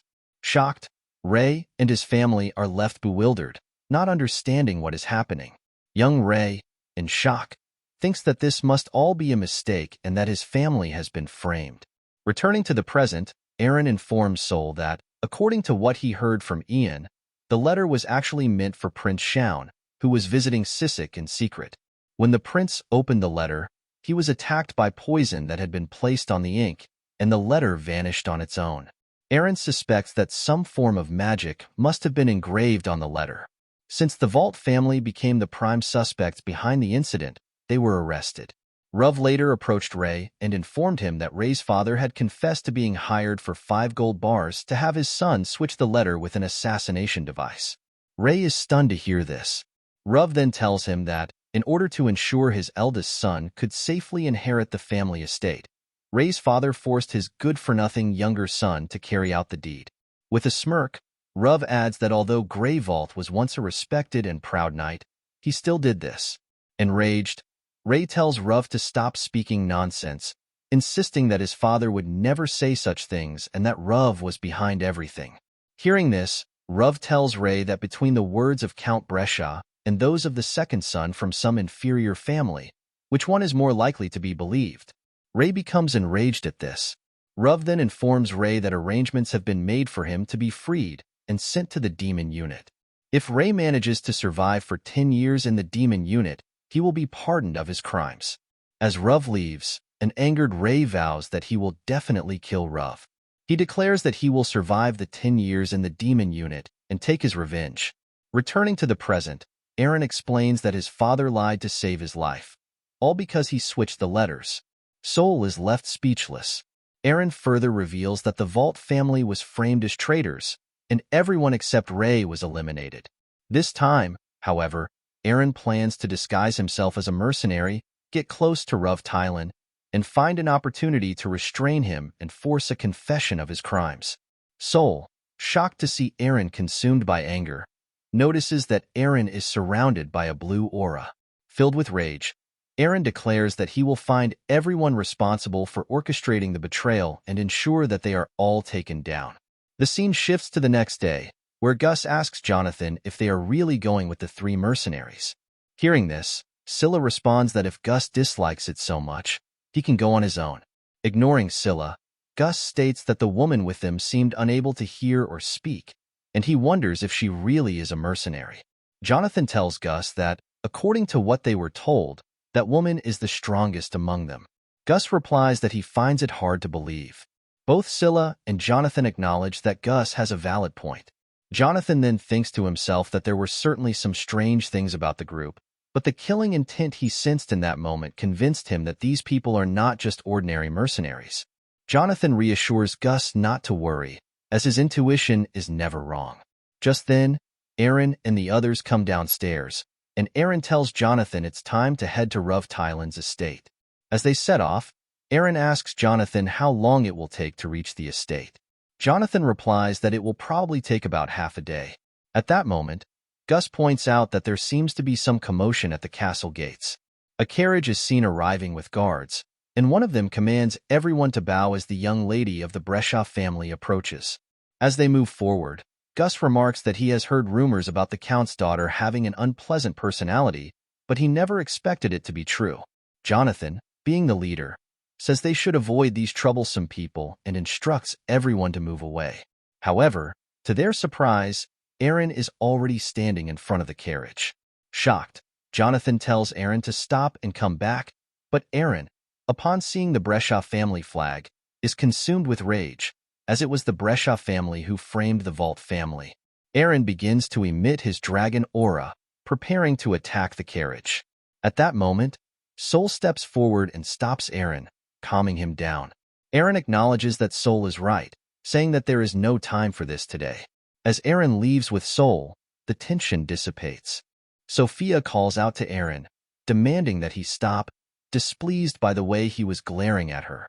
She orders Eren to bow down immediately. Seeing this, Gus remarks that they weren't fast enough to avoid trouble. The knight captain cautions Sophia not to act recklessly, but she ignores him and commands the knights to capture Eren and force him to bow. As the soldiers charge at Eren, Isla swiftly steps in and takes down all 3 soldiers with a single strike. Everyone is shocked by how easily Isla defeated them. Isla then states that if the knights want to lay a hand on Eren, they will have to get past him first. As he prepares to confront the knights, a shocked and frightened Sophia asks what Isla means, reminding her that she is the daughter of the Count. With a calm demeanor, Isla replies that he couldn't care less about Sophia's lineage. Frustrated, Sophia glares at Isla. Eren tries to stop Isla, but it's too late. Isla charges forward and attempts to strike Sophia's carriage. Just then, the knight captain intervenes, blocking Isla's attack with his sword. Eren and Sol are both surprised to witness this. The knight captain apologizes to Isla and acknowledges him as a Valva's cavalier. Sophia, confused, doesn't understand what is happening. The knight captain explains that Valva's knights hail from the far south, from a land of chaos called Valvas. These knights possess incredible strength and will take down anyone who threatens their masters, whether they are nobles or royalty. Shocked, Sophia listens as the knight captain tells her that she has much to learn about the world and should not be overly conceited about her lineage. The knight captain then turns to Isla, remarking that his skills are impressive, and asks for his name. Isla replies that he has no intention of revealing his name. Hearing this, the knight captain can't help but smile. As the carriage departs, Sophia angrily shouts that she will inform her father about the incident.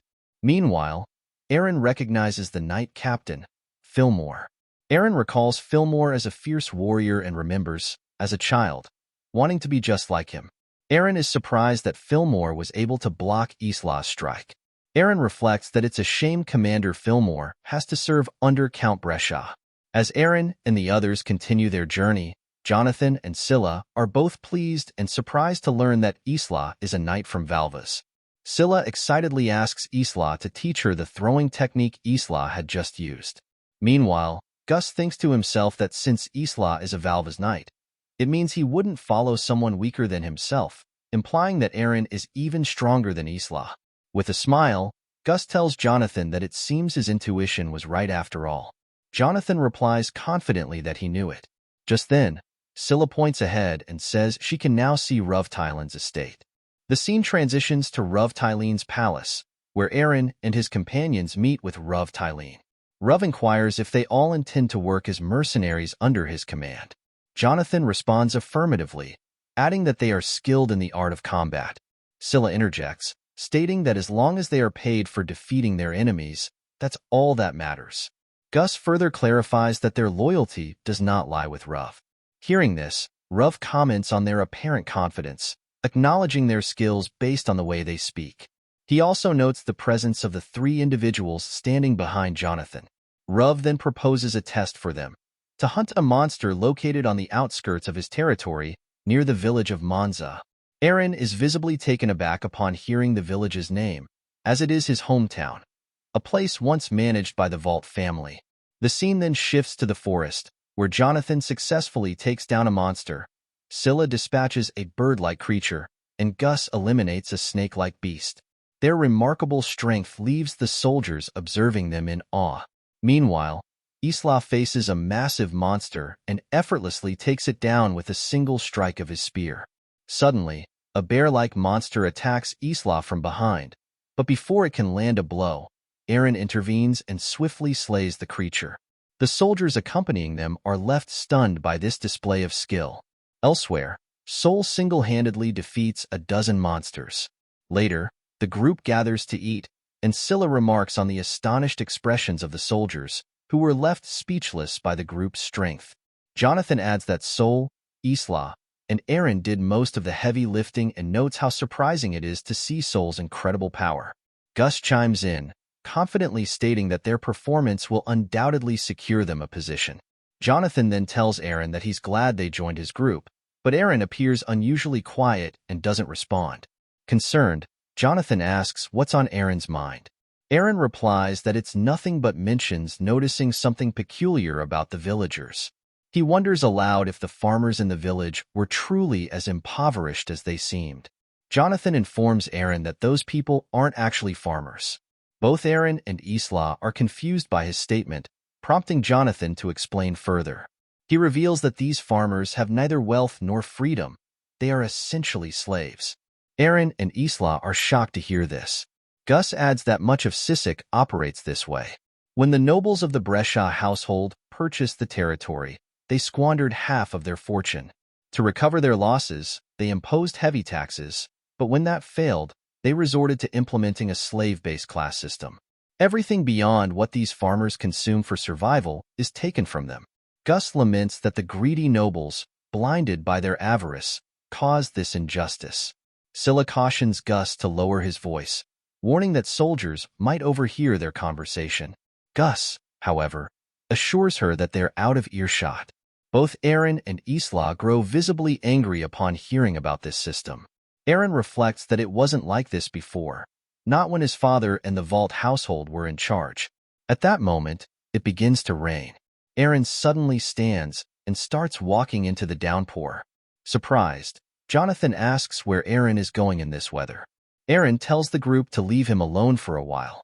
Hearing this, both Isla and Sol grow concerned. Eren walks off and eventually reaches the Valt household, now in ruins. As he gazes at the broken-down structure, Sol suddenly appears and remarks that this is the Valt household, the place where Eren was raised. Startled by her voice, Eren turns and asks why she followed him, reminding her that he wanted to be alone. Sol replies that she was worried about him and notes that ever since they arrived in Sisk, Eren has been acting strangely. She adds that they are bound by a soul contract, or is she mistaken? Eren remains silent and walks toward the graves in front of the Valt household. Sol cautiously asks if those are the graves of his family members. Eren explains that they belong to his father, Grey Valt, his brother, Reed Valt, and his mother, Sheena. However, since the Valt family was branded as traitors, there is no way Tylene or the Brescia nobles would have created these graves. Eren wonders aloud who might have done so. At that moment, an old man approaches and asks about Eren's identity. Seeing the old man, Eren initially assumes he might be a villager, but then he recalls that this man was the butler of the Valt household, Sir Remelda. Remelda asks if Eren has come to mock the graves of the traitors from the Valt family. He then declares that he served the Valt household faithfully for many years and knows in his heart that his lord, Grey Valt, and his family were not traitors. Hearing this, Eren responds that he has heard stories of Grey Valt, the head of the household, who was a proud and honorable warrior that protected his people. Eren adds that he does not believe the Valt family were traitors, suspecting there must have been some kind of mistake. Moved by these words, Remelda begins to cry and thanks Eren. Eren then inquires if Remelda was the one who created the graves. Remelda confirms this, explaining that he wanted to give the Valt family a proper funeral because they were truly remarkable people. He recounts that Grey Valt often said there should be no distinction between a lord and his people, other than their roles in society. Remelda adds that Grey's son, Reed, inherited his father's values and was also a brave warrior. Remelda recounts how Reed risked his life countless times to protect the villagers from beasts and how Grey Valt's wife, Sheena, always ensured the villagers had food during poor harvests. She even helped plow the fields alongside them. Remelda emphasizes that the three of them were truly remarkable people. However, something changed. Eren is surprised to hear this. Remelda continues, explaining that Reed once went to the Brescia household to deliver a letter. Eren is confused and shocked by this revelation. He tells Remelda that the one who delivered the letter was Raven Valt. Remelda, perplexed, asks who Raven Valt is. Eren is stunned and, growing frustrated, informs Remelda that Raven was the second son of the Valt household. He insists that there is no way Remelda wouldn't know about Raven. However, Remelda dismisses Eren's claim, stating firmly that the Valt household never had a second son. According to him, Grey, Reed, and Sheena were a family of three, and what Eren is saying is impossible. Hearing this, Eren is left speechless. He struggles to process the revelation, unable to believe that Valt doesn't exist in this world. Panic begins to overtake him. Sol grows increasingly worried seeing Eren in this state.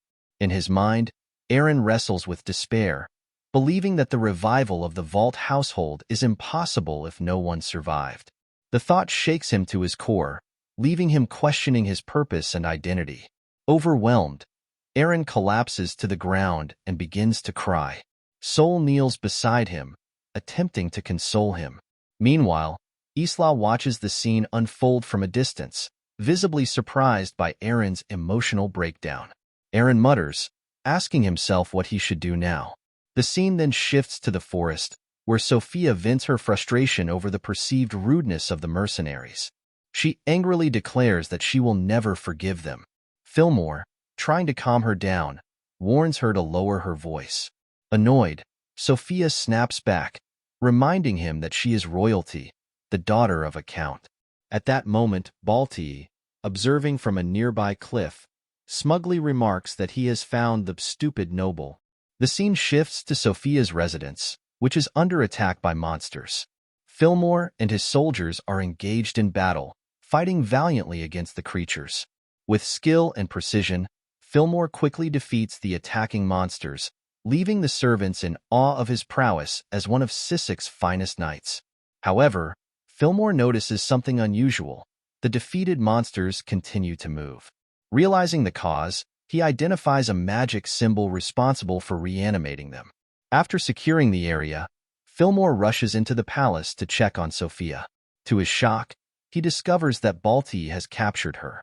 Balti threatens Fillmore, warning him to follow his orders or Sophia will be harmed. Fillmore is further stunned to see that the 3 specially selected escorts, handpicked for their expertise, have been silently eliminated, leaving Lady Sophia defenseless and in Balti's grasp. Fillmore wonders who Balti could be and what his intentions are. When he demands answers, Balti vaguely replies that his motives are part of a grandiose plan and refuses to divulge further details.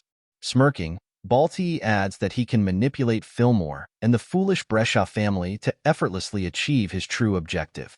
In an instant, Balti overpowers both Sophia and Fillmore, swiftly taking them down. He then casts a dark spell, reincarnating them as demons. The scene shifts to an inn, where Jonathan asks Isla about what happened with Eren. He notes that ever since that rainy day, Eren hasn't left his room or spoken a word to him. Isla remains silent in response. Inside the room, Eren is still deep in thought, reflecting on the recent events. The scene shifts to Ruv's palace, where he inquires of his soldier about the strength of the 6 mercenaries. The soldier replies that all of them are first class, but there is a minor issue. The scene then transitions to Eren's room, where Sol, concerned, urges Eren to eat something. However, Eren remains distraught, unable to accept that Valt doesn't exist in this world, and that the Valt household is no more. He is left questioning his identity and purpose, unsure of what he is living for. Eren turns to Sol, asking what he should do. Sol remains silent and apologizes to him. Next, the scene shifts to Sisk Palace, where Count Brescia anxiously awaits the return of his daughter. A soldier enters and informs him that Lady Sophia and Sir Fillmore have arrived. Count Brescia hurries to meet them, but is surprised to see his daughter in a different outfit. He wonders what happened, as their behavior is noticeably different from usual. Fillmore informs the Count that a serious issue has arisen, one of great importance, and requests to discuss the matter in private. As they enter the throne room, Count Brescia inquires about what happened. Fillmore responds that one of the lords of Elma, Ruv Tylene, is planning a rebellion. Count Brescia is shocked to hear this. Fillmore continues, explaining that Ruv attempted to take Lady Sophia hostage, and that he and the knights were attacked in the mountains. Additionally, Ruv has been recruiting a large number of mercenaries. Fillmore warns that it would be wise to strike first, as failing to act could lead to greater trouble. Count Brescia, recognizing Fillmore as one of the best warriors and most loyal knights of Sisk, knows that a report from him cannot be wrong. Fillmore then adds that he managed to save Sophia. She approaches her father and insists that he must protect her. Count Brescia, deeply concerned for his daughter, resolves to do so. The scene shifts outside, where Count Brescia orders his knights to prepare, as the enemy is within the Tylene household. He declares that for the sake of their honor and Sophia's protection, his troops will be dispatched. Among the knights, Balti smiles and remarks that thanks to Count Brescia, the evidence will soon be destroyed, signaling a further development in his plan. The scene shifts to the forest, where Jonathan and Gus, accompanied by Scylla, were battling monsters. Suddenly, a snake-like monster appeared and managed to capture Scylla. Jonathan and Gus were stunned, but as they attempted to rescue her, the creature ensnared them as well, rendering them unable to move freely. At that critical moment, Isla arrived and saved all three of them. With a single strike, Isla defeated the snake monster. Afterward, the group sat together to eat. Jonathan expressed his gratitude, acknowledging that Isla had truly saved them and praising him as a formidable Valva's cavalier. He remarked that Isla was in a league of his own. Scylla then shared her desire to visit Valva's with Isla someday. Isla, hearing this, recalled his past and commented that whether it was Valva's or Sisk, they were essentially the same. Gus noted his surprise at encountering such a dangerous monster, while Jonathan admitted that had Isla been even a moment late, they would have been in serious trouble. He then suggested that if they could secure positions as officers in a household, their skills might truly be put to good use. Jonathan remarked that if they could secure positions in a household, their lives would become much easier, like those in the renowned Pendragon household. Isla appeared surprised at this comment, and Scylla responded enthusiastically, mentioning the hero of Luz who defeated the pirate orcs that had attacked Governor Segunda's mansion. Jonathan added that he had heard the Pendragon household treats its soldiers well. Scylla chimed in, mentioning she had also heard that the Duke of Pendragon was incredibly handsome. Noticing the conversation, Isla seemed uneasy as the group discussed the Pendragon household. Jonathan, sensing his discomfort, asked for his opinion, but Isla remained silent. Gus then interjected, stating he had no intention of becoming someone else's soldier. He pointed out the deplorable state of Sisk, where the nobles and lords did little more than exploit the poor, calling them incompetent fools. Gus declared he would rather return to being a thief than serve under such people. Scylla turned to Isla and shared that Gus used to be a thief, prompting Jonathan to add that Sisk's current rulers were from the Valt household. He remarked that the territory wasn't always in such a miserable condition. Isla appeared surprised upon hearing this revelation. Jonathan further stated that he had heard the Valt household defied Ruv Tylene and the Brescias. He added that he was told the Lord himself led his soldiers to fight off monsters and protect his people, describing Grey Valt as a proud and valiant warrior. However, Scylla interjected, noting that Ruv Tylene's followers claimed the Valt household were traitors. Jonathan admitted he didn't know the details behind why the Valts were branded as traitors, only that their reputations suffered afterward. He mentioned that in the village of Monza, many still regarded Grey Valt as a wise and benevolent lord. Hearing this, Isla reflected on Eren, another prideful warrior. At that moment, a soldier from Ruv Tylene arrived and instructed Jonathan and the others to gather immediately at Ruv Tylene's estate. The soldier warned them that the foolish Brescias were marching toward the estate with their forces. Everyone was shocked by the news. Meanwhile, Count Brescia was shown approaching Ruv Tylene's estate with his army. Isla rushed to Eren's room and informed him it was time to depart. Eren calmly asked, "Is this Ruv Tylene's order?" Isla informed Eren that Ruv's soldiers had just delivered the news and that if they didn't act, Ruv might be killed. Eren responded that if Ruv were to die, their leads on the assassination attempt against Prince Shaun would become useless. Isla urged Eren to move quickly, but Eren questioned, why? Isla was taken aback by his response. Eren continued, stating that he was neither Pendragon nor Raven and questioned why any of this should matter to him. He declared that he had no reason to fight. At that moment, Isla punched Eren, causing him to fall to the ground. Grabbing Eren by the collar, Isla said firmly, "I chose to serve Eren Pendragon. Is this all there is to you? Are you really this weak of a man?" Eren was left in shock by Isla's outburst. Isla remarked that Eren had been acting differently from his usual self, a change Isla had noticed ever since they arrived in Sisk. Isla admitted that something had been on his mind since their arrival, something he had been reflecting on deeply. He observed that Sisk and his hometown, Vows, were strikingly similar. Isla explained that Vows was a territory made up of fragmented lands, resulting in endless wars. The insatiable greed and stubbornness of its territorial lords had led to countless sacrifices, both soldiers and civilians, much like what was happening in Sisk now. Eren was left speechless by Isla's words. Isla continued, confessing that the more he killed his enemies, one after another, the more he lost his purpose for fighting. Eventually, he abandoned his will to live as a Valva's knight, until he met Eren Pendragon. Eren looked at Isla, surprised by his confession. Isla then reminded him of his own words after their fight, that Isla was Eren's sword and Eren was his lord. However, Isla clarified, this doesn't mean we aren't equals. It simply means we have different roles. After defeating Isla so decisively and saying such a thing afterward, Eren was the first to leave such an impact on him. That's why Elkin Isla swore to become Eren's sword. Eren, however, responded, even so, it's fine already. The Valt household and Raven Vault no longer exist. Isla called out to Eren, but he remained silent. Then, Isla called him Raven, leaving Eren visibly shocked. Isla continued, stating that something must have happened on that rainy day, something he couldn't fully understand. He admitted he didn't know the nature of Eren's connection to the Valt household, but pointed out that the Valts were the only ones in this land who truly protected their people.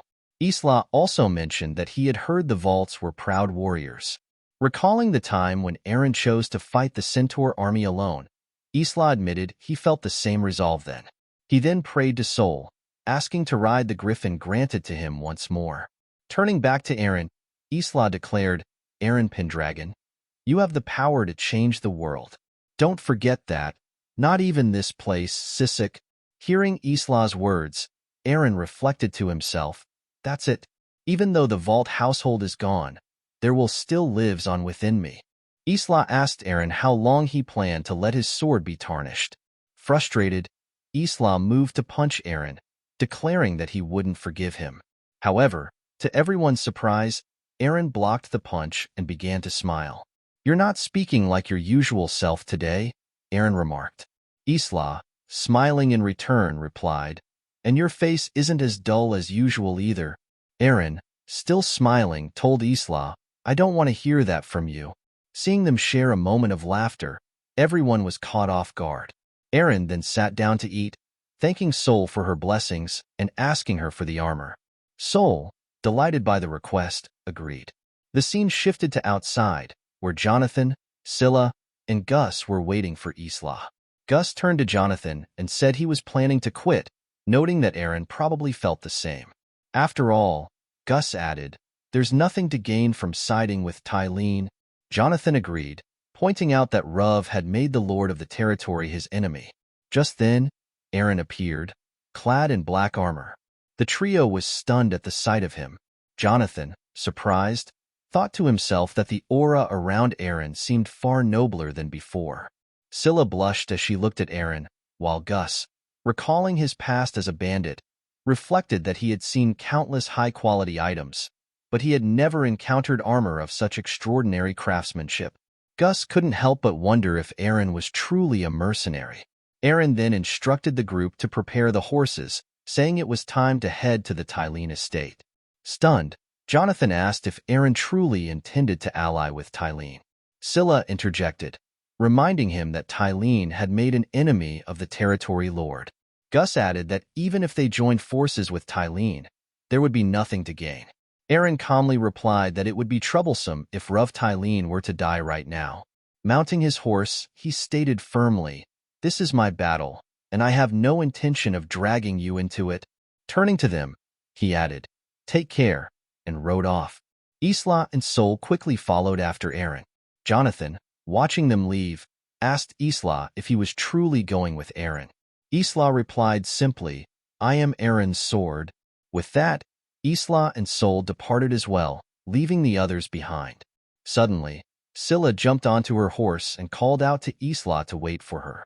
Gus, shocked, wondered if Scylla had lost her mind. Jonathan remarked that they owed Isla for saving them during the monster subjugation accident.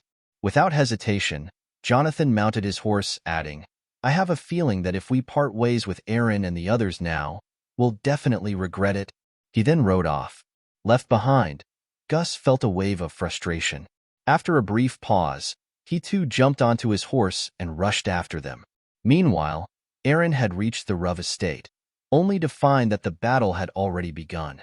He clenched his fists in frustration at the sight. Isla turned to Eren and asked how he viewed the situation. Eren replied, "It's not like the Breshas to declare war so suddenly. Tylene's soldiers also seem disorganized, which suggests a high likelihood that someone is meddling in this conflict. It feels as though someone wants to eliminate Tylene." In his mind, Eren speculated further. Could it be the same person behind the assassination attempt on Prince Shaun? Segunda? Or perhaps someone even higher in rank? As Isla prepared for action, Eren warned him not to recklessly kill the soldiers, as they were ultimately just following orders from their lord. Isla smiled upon hearing this and replied, "Of course." As the trio neared Ruv's palace, they were shocked to see it surrounded by soldiers. Isla asked, "Are we too late?" Eren responded, "No, the soldiers are still attacking. Besides, the Tylene I know isn't the type to harm himself out of pride. Ruv may still be alive." Eren then suggested that the three of them split up and search for him. At that moment, Jonathan, Scylla, and Gus appeared from behind, calling out to Eren and urging him to wait. Upon seeing them, Eren remarked, "Our numbers just increased." As expected of a Valva's knight, Isla really earned Jonathan, Scylla, and Gus's trust quickly. Isla couldn't help but smile as they charged together toward the palace. Count Brescia laughed, declaring that he was protecting his daughter, Sophia, who thanked her father in return. Inside the palace, 3 soldiers attempted to strike at Eren, but he swiftly and effortlessly took them down. Eren quickly rushed forward, thinking to himself that he had no time to deal with these idiots and needed to find Tylene as soon as possible. Meanwhile, Isla was also knocking down soldiers, though he was careful not to harm them too severely. At that moment, Fillmore appeared from behind and remarked that Isla wasn't killing the soldiers. He added that Isla was being too gentle to be a Valva's knight. Isla recognized Fillmore as the knight commander, but sensed something different about him. Without hesitation, Isla unsheathed his sword and inquired about Fillmore's true identity. Elsewhere, Sol was busy defeating the monsters as well. Meanwhile, Jonathan, Scylla, and Gus were also engaged in combat with the monsters they encountered. Scylla, shocked, wondered how monsters had managed to infiltrate the estate. Jonathan told Scylla to forget about the monsters and focus on finding Ruv Tylene as quickly as possible. Meanwhile, Eren noticed the magic circle on the wolf monster's head and wondered about the sudden attack from the Breshas. As expected, someone was orchestrating this from behind the scenes. At that moment, Valt stepped forward and commented that Eren was quite strong for a mercenary. He added that the Balti demons had not caused any damage to Eren. Upon hearing the voice, Eren instantly recognized it as Balti's. Looking up, he saw Balti approaching. Balti declared that he would have to deal with Eren himself for the sake of their grand plan. Angered, Eren prepared to face Balti. The scene shifts to the battle between Isla and Fillmore. Fillmore strikes at Isla, but Isla successfully blocks the blow and pins him down. However, Fillmore swings his sword again, nearly hitting Isla. Isla barely manages to dodge the strike and attempts a counter, but the blow lacks power. Seeing an opening, Fillmore lunges, thinking he has Isla, but to his surprise, Isla dodges the strike as well. Without wasting any time, Isla charges at Fillmore head-on, striking with his sword. Fillmore blocks the attack, but Isla quickly spots another opening and strikes from multiple directions, ultimately knocking Fillmore down. Isla thought he had defeated Fillmore, but to his surprise, Fillmore swiftly strikes Isla's arm with his sword. Isla quickly retreats, feeling the injury. To his astonishment, he watches as Fillmore recovers quickly. Fillmore smirks and tells Isla, "As I thought, even an experienced cavalier of Valva's isn't used to facing opponents like this." Isla is stunned, unable to believe what he is witnessing. Fillmore tells Isla that he has surpassed humanity for the sake of a grand plan and the mighty god. He has embraced this immortal body to strike down his enemies. Isla, on the other hand, wonders what grand plan Fillmore is referring to. Fillmore further explains that common people, including Isla, do not need to know. Hearing this, Isla retorts that Fillmore is no longer human, but merely a puppet. Enraged, Fillmore and Isla charge toward each other. Meanwhile, the scene shifts to Eren and Balti clashing swords. Balti steps back and swings his spear to strike Eren, but Eren blocks the attack with his sword. Balti inquires how Eren knows his name, asking if they've met before or if Balti is simply that famous. Eren replies that he doesn't need to answer Balti, as he will defeat him right here and now. Just as Eren prepares to land a clean strike, Balti unexpectedly dodges, leaving Eren briefly open. Seeing the opening, Balti wastes no time and strikes at Eren with his spear. To Balti's surprise, Eren manages to block the strike with his sword using just one hand. Balti is taken aback, noticing that Eren's dragon aura now surrounds him, but this time, the aura is red instead of blue. With a smirk on his face, Eren strikes at Balti, landing a powerful blow that sends him crashing to the ground. Balti is stunned by Eren's red dragon aura, finding the situation unexpectedly interesting. He then declares that he, Balti, will defeat Eren right now.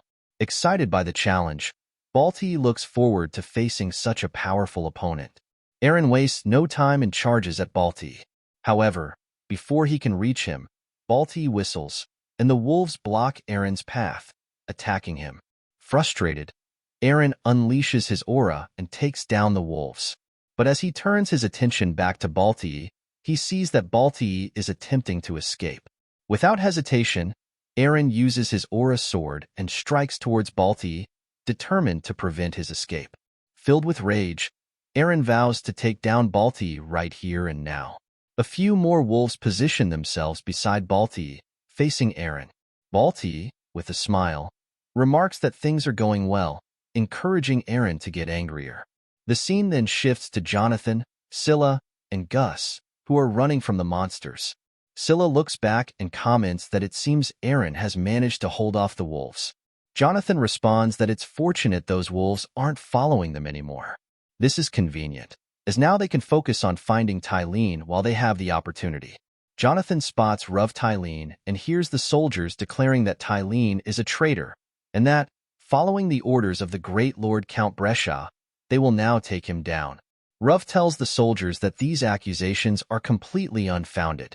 That foolish Brescia is out of his mind, Ruv mutters, inquiring how the soldiers could believe such an idiot's words. The soldier replies that the matter was reported by Fillmore, the fiercest knight commander of Sisk, and that there's no way Fillmore would make a mistake in his judgment. As the soldier is about to strike Ruv, Jonathan intervenes, blocking the strike with his sword. Wasting no time, Gus and Scylla come from behind, quickly taking care of the other two soldiers. Jonathan also takes down the soldier who attacked him with a single strike. Seeing this, Ruv becomes enraged and demands to know where they had been, and where the other 3 mercenaries who were with them are. Frustrated, Gus tells Ruv to stop talking nonsense, explaining that they didn't come to save him out of desire. Scylla, equally angered, warns Ruv to stop being a nuisance, or she'll teach him a lesson. Jonathan, however, tells Scylla and Gus that there's no time for joking around, as more soldiers are approaching. Seeing them, Scylla comments on the large force, and Jonathan orders everyone to run. The scene shifts to Eren, who is still facing the wolves. As one of the wolves manages to pin him down, Balti begins to laugh and remarks that Eren seems intent on continuing to fight the monsters, as Balti is starting to feel lonely. In response, Eren delivers a single punch, knocking the wolf off him. As the other wolf attempts to strike, seeing an opening, Eren swiftly swings his sword infused with dragon mana, instantly taking them down. Balti, watching this, comments on the impressive power, noting that it is to be expected from one who bears the dragon aura. He admits that he can't tell which one is the true monster. Smiling, Balti muses that this isn't a battle, but a hunt. He wants Eren to grow enraged until he exhausts himself. With a grin, Balti declares that hunting a dragon is truly enjoyable. The scene shifts to Isla, who is struggling against Fillmore. Despite Fillmore's ability to heal instantly, Isla manages to block a strike, though barely, using his sword. Fillmore, filled with confidence, praises Isla for enduring this much with just one arm but states that he will defeat him. Unfortunately, this seems to be the end for Isla. At that moment, soldiers approach Fillmore, announcing that they will support him. Seeing the soldiers, Fillmore tells Isla that if they join the battle, Isla will have no chance of winning. Isla grows frustrated at the sight of the soldiers. Fillmore continues, giving Isla two options: either run and be hunted as a deserter, or stay and be defeated. Fillmore pushes Isla with his sword, but Isla barely manages to withstand the force. Then, in a sudden move, Isla releases his sword and employs the same technique he used earlier. He drops to the ground and flips Fillmore upside down, causing Fillmore to crash into the fence. Shocked, the soldiers shout and rush toward Fillmore. Isla, observing this, remarks that it seems Fillmore is truly respected by his soldiers. Fillmore, undeterred, states that Isla is right. He can't go up against that many soldiers. As for Fillmore himself, there's no way something like this can kill him. Isla picks up his sword and declares that the fight is over. Isla takes down Fillmore, and the scene shifts to Eren, who is exhausted but still fighting the waves of wolves coming his way. Seeing this, Valt thinks that rage creates strength, but that strength dulls the blade. In the end, it will exhaust Eren. While the dragon aura Eren is using with his sword is certainly powerful, it lacks accuracy. Valt's army of zombie wolves is the worst matchup for Eren, and this strategy will eventually deplete his stamina. Once Eren is worn out, Valt will take him down with a single strike. Valt tells Eren to do his best, though he believes everything Eren does will be futile.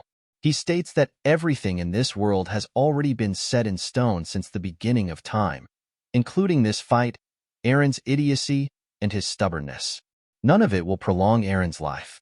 Valt further declares that Ruv Tylene's end is already guaranteed, along with the fall of Sisk. Eren is surprised by this, and he begins to remember what he saw of Sisk's current condition. Eren wonders what he is even doing. As the wolves prepare to strike, Eren unleashes his true blue dragon aura, instantly taking down the zombie wolves. Valt is stunned by this, thinking that Eren managed to precisely neutralize the mobility of his zombie army, ensuring they will no longer be able to attack him. Eren, now fully calm, has conjured his true aura and is ready to face Valt.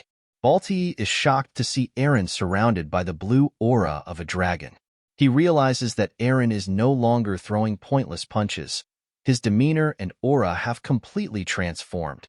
Meanwhile, Eren reflects that this is no time to be consumed by anger toward Valt. As the successor to the Valt house's will, he resolves to fulfill his duty. The scene then shifts to Jonathan and his group, who are cornered by Brescia soldiers. With no choice but to face their enemies, the Brescia soldiers smirk and declare that there is no way the mercenaries can escape now. Frustrated, Ruv exclaims, questioning why the mercenaries came here only to end up trapped. Scylla replies curtly, pointing out that they didn't have a choice. Angered, she warns Ruv to stop complaining, threatening to hand him over to the Brescia soldiers if he doesn't. Hearing this, Jonathan remarks, half-jokingly, that sacrificing Ruv might actually be their only way out alive. Just as the Brescia soldiers charge forward to strike, a burst of blue aura erupts out of nowhere, shattering the ground beneath the soldiers. The soldiers were caught off guard. Jonathan, Gus, and Scylla were equally shocked. Suddenly, Sol appeared in the air, and Scylla was surprised to see that Sol had wings. The sight left both the Brescia soldiers and Jonathan's group stunned. Without hesitation, Sol rushed toward Jonathan and the others, grabbing all four of them effortlessly and flying away from the soldiers and the mansion. The Brescia soldiers were bewildered, unable to comprehend what had just happened or who the winged woman was. Ruv was stunned to see Sol carrying four grown adults with just her fingers. Scylla, noticing his reaction, sarcastically remarked that this was what surprised him. The scene then shifts to the interior of the mansion, where the soldiers have reached Isla. Fillmore commended the soldiers, praising them for their efforts and stating that this was the level of excellence he expected from the Sisk order of chivalry. He then commanded the Brescia soldiers to take down Isla immediately. However, the soldiers froze in shock, stunned to see that Captain Fillmore was able to speak. One of the soldiers hesitantly remarked that this wasn't their commander. It was an imposter. Another soldier added that Fillmore was the one who had spoken to Count Brescia earlier. As a result of Count Brescia's actions, Rovtylene was attacked. One of the soldiers remarked that perhaps they had been deceived. Wasting no time, the soldiers charged at Fillmore to take him down, while Isla quietly slipped away unnoticed. The scene then shifts to Sol and the others. Jonathan observes the Brescia soldiers gathered outside Rov's castle and notices something unusual. The soldiers have stopped attacking. Meanwhile, Sol is worried about how Eren is faring in his battle. Inside the castle, Eren continues to face Balti. Eren tells Balti that it seems reinforcements will no longer arrive, and it's time to finish things. Hearing this, Balti realizes that Eren's wounds have already healed. He wonders if Eren possesses the same immortal body as the zombies. However, Balti soon concludes that this power is more akin to that of the Orc Lord.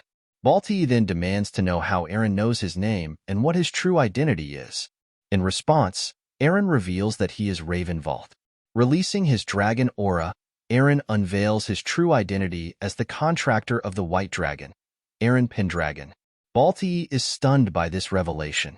Frustrated and desperate, he charges forward and strikes at Eren blindly. However, Eren, now fully composed, easily defeats Balti with a single, decisive strike. Eren is stunned to see that Balti is still alive. Balti smirks and states that Eren Pendragon is truly remarkable. However, he reveals that what Eren has been fighting is nothing more than a mere puppet. Frustrated by this revelation, Eren clenches his fists in anger. Balti then inquires how Eren acquired his seemingly immortal body and how he knows Balti's name. With a mocking tone, Balti continues, calling Eren the boy from the Pendragon household, once ridiculed for being a coward. He then adds that Eren has become a serious nuisance to their plans. Balti vows to hunt Eren down relentlessly, swearing on the name of the Empire Demon Unit Commander, Mad Dog Tovan Balti. It is then revealed that this version of Balti was merely a clone. Upon seeing this, Eren states that nothing has truly changed, as this is only the beginning. With resolve, he declares his intention to start with Rovtylene. The scene shifts to a grand palace, where the real Balti becomes aware of what happened to his clone. Overcome with rage, he is stunned to discover that he has somehow received the wounds inflicted on his duplicate. The wounds inflicted on the clone somehow reached Balti's real body. Stunned, Balti mutters that he must report this to that person immediately. The scene shifts back to Rovtylene's palace, where Eren now stands face to face with Rov. Eren remarks that, in the past, their roles were reversed.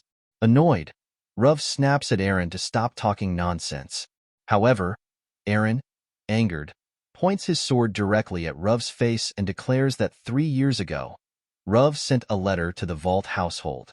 Rovtylene is visibly shocked by this revelation. Eren continues, stating that the letter Rov sent was intended to orchestrate the assassination of Prince Shaun. He reveals that the letter was laced with poison. Stunned, Rov struggles to understand how Eren could possibly know about this. Fuming with rage, Eren releases his dragon aura, which shocks Jonathan, Gus, and Scylla. Jonathan, in particular, is taken aback, thinking to himself that this aura is something only fierce warriors who have survived countless battles possess. However, it is Jonathan's first time witnessing an aura of such immense magnitude. Eren then accuses Rov of conspiring to brand the Valt household as traitors. Overwhelmed and terrified, Rovtylene is left speechless. With a serious expression, Eren demands that Rov answer his questions. Trembling, Rov admits, yes, and explains that the Valt household opposed the policy he was pushing. However, he quickly adds that he didn't know the poison would end up being used on the Crown Prince.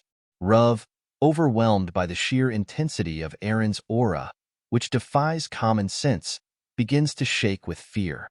Eren presses further, demanding to know who ordered Ruv to carry out such a heinous act. Ruv hesitates before revealing that it was an orc. Eren is visibly surprised by this revelation.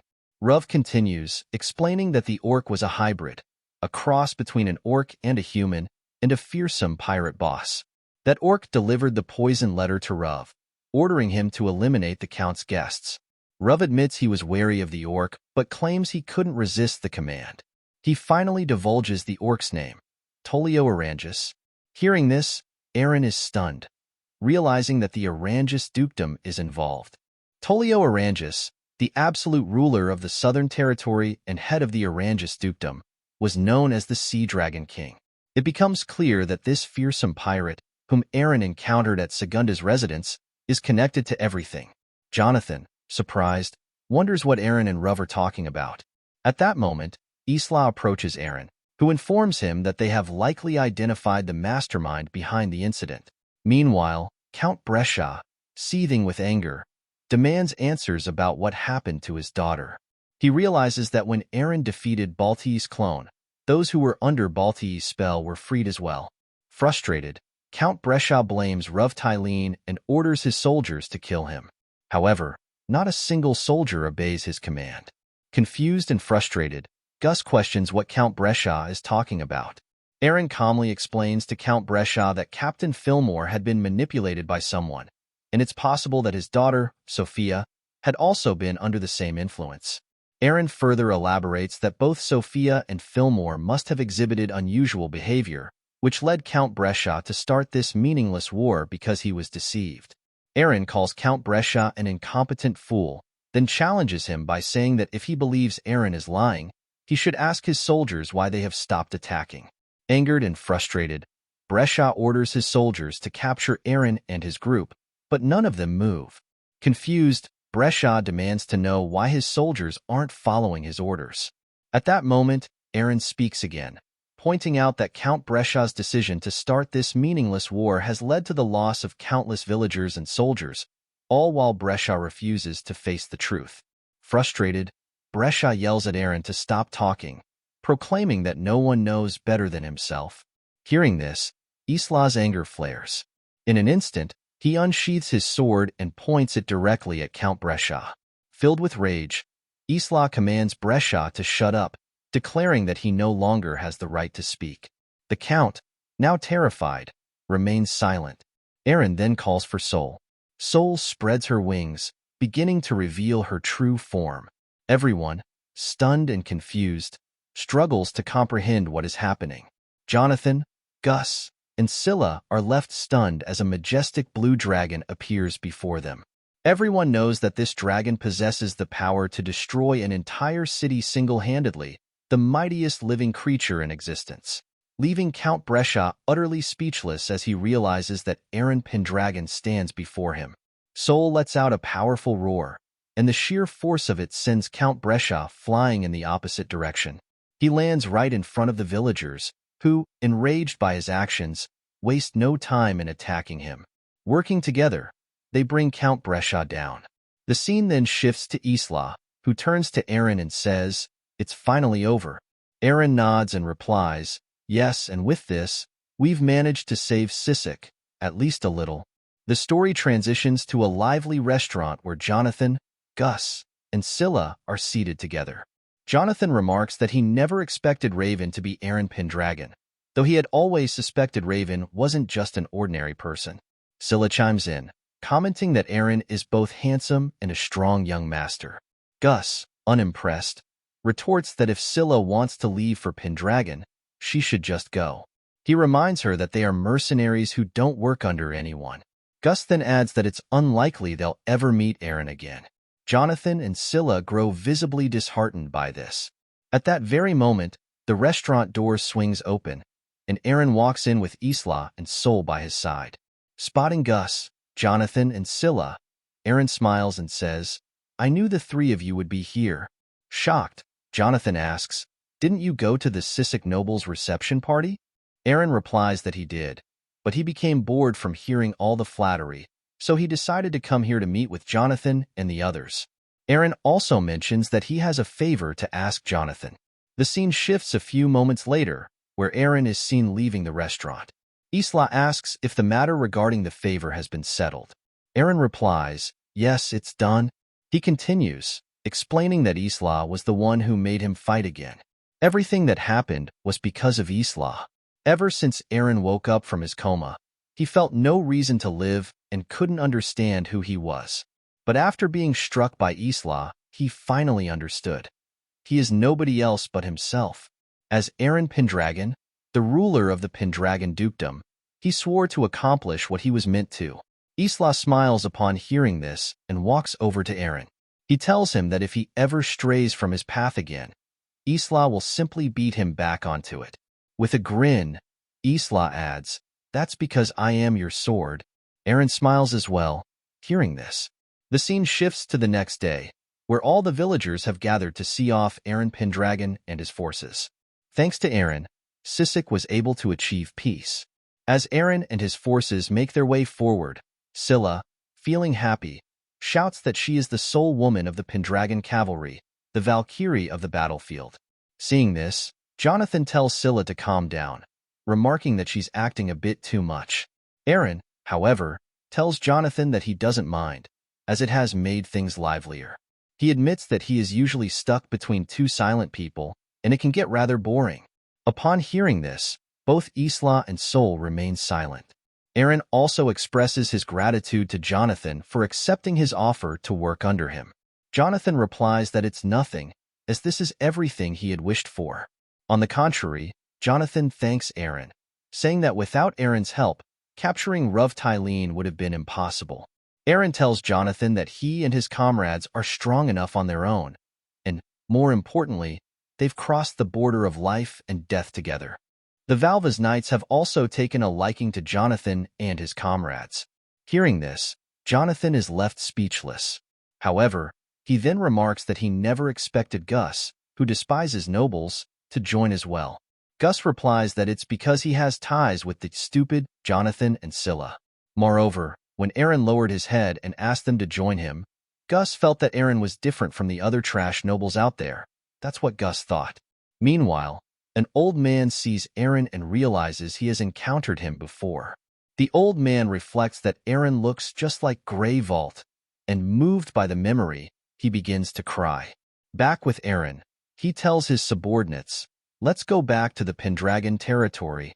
The scene shifts to Orange's territory, where Duke Oranges remarks that even after his son was defeated, and now Balti has also failed, Balti acknowledges this and states that he will accept whatever punishment is deemed necessary. However, Duke Oranges reassures him, saying it's fine. To deal with such a strong opponent, they will need a proper fighter.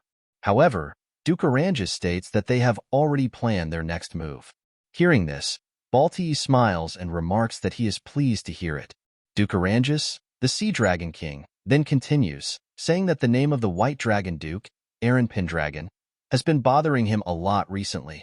The scene shifts to Pendragon territory, at Conrad Castle, where a goblin reads a letter from Eren to the Pendragon family. In the letter, Eren states that he has accomplished his mission in Sisk and will be returning home soon. Eren's sister, mother, and Lindsay all smile with joy upon hearing this news. The scene then shifts to the Pendragon training ground, where Killian faces off against 3 mercenaries. As the mercenaries attack him together, Killian swiftly strikes each one down with a single blow. The soldiers watching, including the goblins, are shocked by this display. One of the mercenaries comments that Killian has become stronger than before. Killian responds confidently, saying, "Of course, I've become stronger. After all, I was the one who took down all those pirate orcs at the Battle of Silval Coast."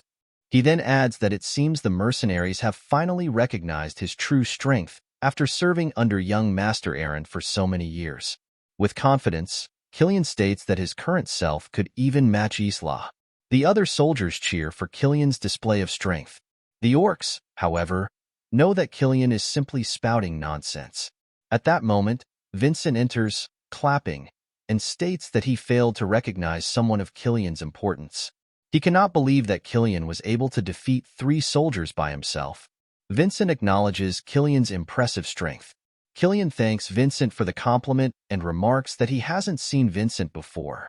He then inquires whether Vincent is a visitor. Vincent replies that he arrived here on Lord Pendragon's recommendation and introduces himself. This confuses Vincent and the other soldiers. Killian steps forward and states that Vincent must have also heard from Lord. In the Pendragon household, neither politics nor military affairs matter. He suggests that Killian will take the lead and rebuild the country from the ground up. Pointing his sword at Vincent, Killian responds that Vincent is the one boasting about Lord Pendragon choosing him. Killian then throws a wooden sword toward Vincent. Surprised, Vincent asks what kind of baseless accusation this is. With a serious expression, Killian tells Vincent to pick up the sword. As it's time for Vincent's entrance examination, Killian wants to witness Vincent's true strength immediately. Hearing this, all the soldiers begin to cheer for Killian. Confused, Vincent thinks about Eren and wonders if he is really the fly fox here. Vincent picks up the sword and states that, fine, he humbly agrees. The scene then shifts to Count Sirod's territory. At the market, we see Eren with his companions. Scylla happily shows Gus and the others the gems she just bought. Seeing the gems, Gus tells Scylla that about half of them are fake. Shocked, Scylla asks why Gus didn't tell her that earlier, when she was buying them. Meanwhile, Jonathan notices Eren's long face and inquires about it.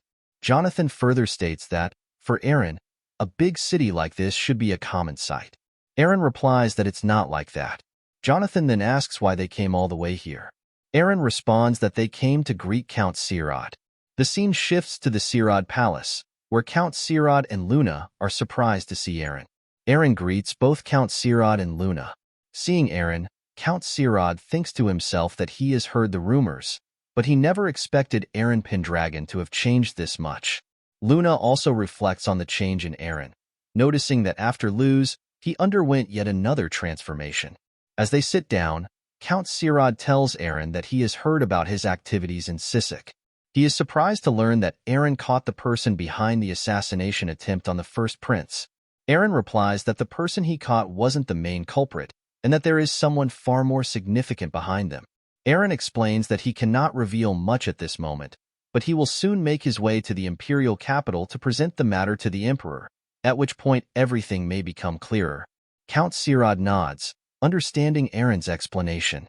He then inquires if everything will be fine, considering Count Brescia's death in connection with this matter. After all, Eren Pendragon himself is also not free from suspicion. Eren responds that a foolish ruler deserves to die. Luna and Count Sirod are shocked upon hearing this. Count Sirod, surprised, asks if Eren was the one who took down Count Brescia. If Eren's actions were to go against the laws of the Empire, Eren tells Count Sirod that Brescia was a tyrant and an oppressor, and that he was dealt with by the hands of his own people. Eren warns that if the Empire were to attack those people, the Empire would have to face his wrath, as Eren would fight against the Empire. Count Sirod is completely stunned upon hearing this. The scene then shifts to a few moments later, where Luna and Eren are standing on the balcony. Eren remarks that her territory is thriving even more than the Pendragon territory at present. Luna is left speechless. Eren then apologizes to Luna regarding Luz, expressing regret for not listening to her back then. Luna replies that it's fine. Eren tells Luna that, at that time, he didn't understand his life or what it meant, or even why he was alive. But now, Eren is certain that he will live as Eren Pendragon. As a Pendragon, he vows that his territory will be one where the people live plentiful, happy lives. This is the resolve Eren found in Sisk, and his answer. Luna listens attentively to Eren, and Eren continues, addressing what Luna had said. Luna responds that she understands, and now is the time for Eren to become infatuated with a woman. Then, Luna suggests that she could become Eren's secretary. Eren is surprised to hear this. Luna further explains that if she studies, she will be able to support Eren from the side. Eren, still surprised, tells Luna that's not what he meant, but Luna clarifies that Eren's words startled her. She, too, wants to live her own life. Not one where she waits for a prince, but one where she can stand on her own strength. Luna assures Eren that he doesn't need to look back, as it doesn't matter since today is not the day. Eren is left speechless by her words. The scene then shifts to the Pendragon territory, where Eren has returned home. His sister greets him joyfully, and Eren is reunited with his wife, Lindsay. Meanwhile, Eren's mother reflects to herself that Eren's aura has changed once again. As Eren looks at his mother, Eren's mother is startled, but Eren walks up to her and hugs her, saying that he is back. Upon hearing this, Eren's mother begins to cry and welcomes her son home. Later, Eren heads to the Pendragon training grounds, where he meets the Pendragon soldiers. Killian informs Eren that, during his absence, he led and protected the Pendragon forces flawlessly. Killian also mentions that lively new recruits have joined their ranks. He tells Eren that, as the Lord Eren Pendragon said, Vincent may be overconfident, but his skills are impressive, though not quite as good as Killian's. Isla, hearing this, is surprised. Killian continues, saying that his duel with Vincent was a great fight, but Vincent surrendered midway, which highlights the difference between those who train their stamina and those who do not. Vincent, modestly, claims that he is just a mere civilian, so there is no way he would be a match for the captain. As Vincent speaks, Isla prepares for action, recognizing Vincent's true identity. Seeing this, Eren can't help but smile. The scene shifts to a room where Eren comments that Vincent is truly a sly old fox, as he deliberately hid his true strength until the very end. In response, Vincent remarks that isn't Eren the actual sly fox, since Vincent knew all along that Eren wanted to test him. Hearing this, Eren can't help but smile. Vincent explains that if a newcomer of dubious and unknown origins had defeated the Knight Captain, the other squads would certainly have reacted. To avoid damaging the captain's reputation, Vincent purposely concealed his abilities just enough to surprise Killian. He further adds that Eren really has an impressive Knight squad. Eren then asks Vincent if he likes the Pendragons. Vincent replies that it would depend on Eren. Surprised, Eren listens as Vincent shares that there is a special flavor in the beer made in Pendragon, though for him, it's not quite enough. Vincent then inquires, "Why do you think that is?" At this, Eren realizes that the test of the Twilight Tower Master, Vincent Ron, has begun. Eren then replies, asking if Vincent is inquiring about what is missing in this territory. Vincent responds, asking what Eren thinks, comparing the beer here to the one he drank in Luz, and the differences between them. In his mind, Eren feels as though Vincent could strike him down with his sword at any moment. This question makes Eren feel as though he's crossing swords with Vincent, and that a single mistake would cost him dearly, meaning he would lose Vincent as one of his allies. Eren begins to reflect on what Vincent said, the difference between the beer made in Pendragon and the beer produced in Luz, which symbolizes the distinction between Pendragon and Luz. Eren wonders what exactly is missing here. Finally, Eren tells Vincent that above all, it's the people. The difference lies in the population. Vincent is impressed by Eren's answer. Eren continues, explaining that despite Pendragon's vast territory, its population is far too small. The land could easily accommodate more than 100,000 people, yet the current population is only around 30,000. Due to Luz having a port, the influx of people entering the city is substantial, in stark contrast to Pendragon. The difference is like night and day. Eren further explains that without a large influx of people, there will be neither technological advancement nor an increase in fighting power. As a result, the taste of the beer won't change, since the number of people in a territory is also considered a measure of its strength, a quality that Pendragon currently lacks. Upon hearing this, Vincent tells Eren that a place's local culture is indeed crucial. In simple terms, the strength of a territory is measured by the amount of products it can distribute. Eren sighs, and Vincent continues that, according to his investigation, Pendragon territory has been making rapid progress under Eren's leadership. Immigration is also gradually increasing. However, many of these immigrants are living in poverty. Eren responds that first, he must support them in order to develop the territory. Vincent inquires how Eren plans to do this. Eren replies that by creating fertile land and granting people the right to make use of it, he aims to help lift them out of poverty. This way, Pendragon can naturally grant citizenship to those immigrants while simultaneously increasing the food supply within the territory. It's a win-win strategy. Vincent is speechless for a moment, and then Eren continues, explaining that there is a problem with this approach. Vincent asks Eren to elaborate. Eren explains that the issue is safety. If thousands of people come to Pendragon to utilize the land, the number of villages will increase exponentially.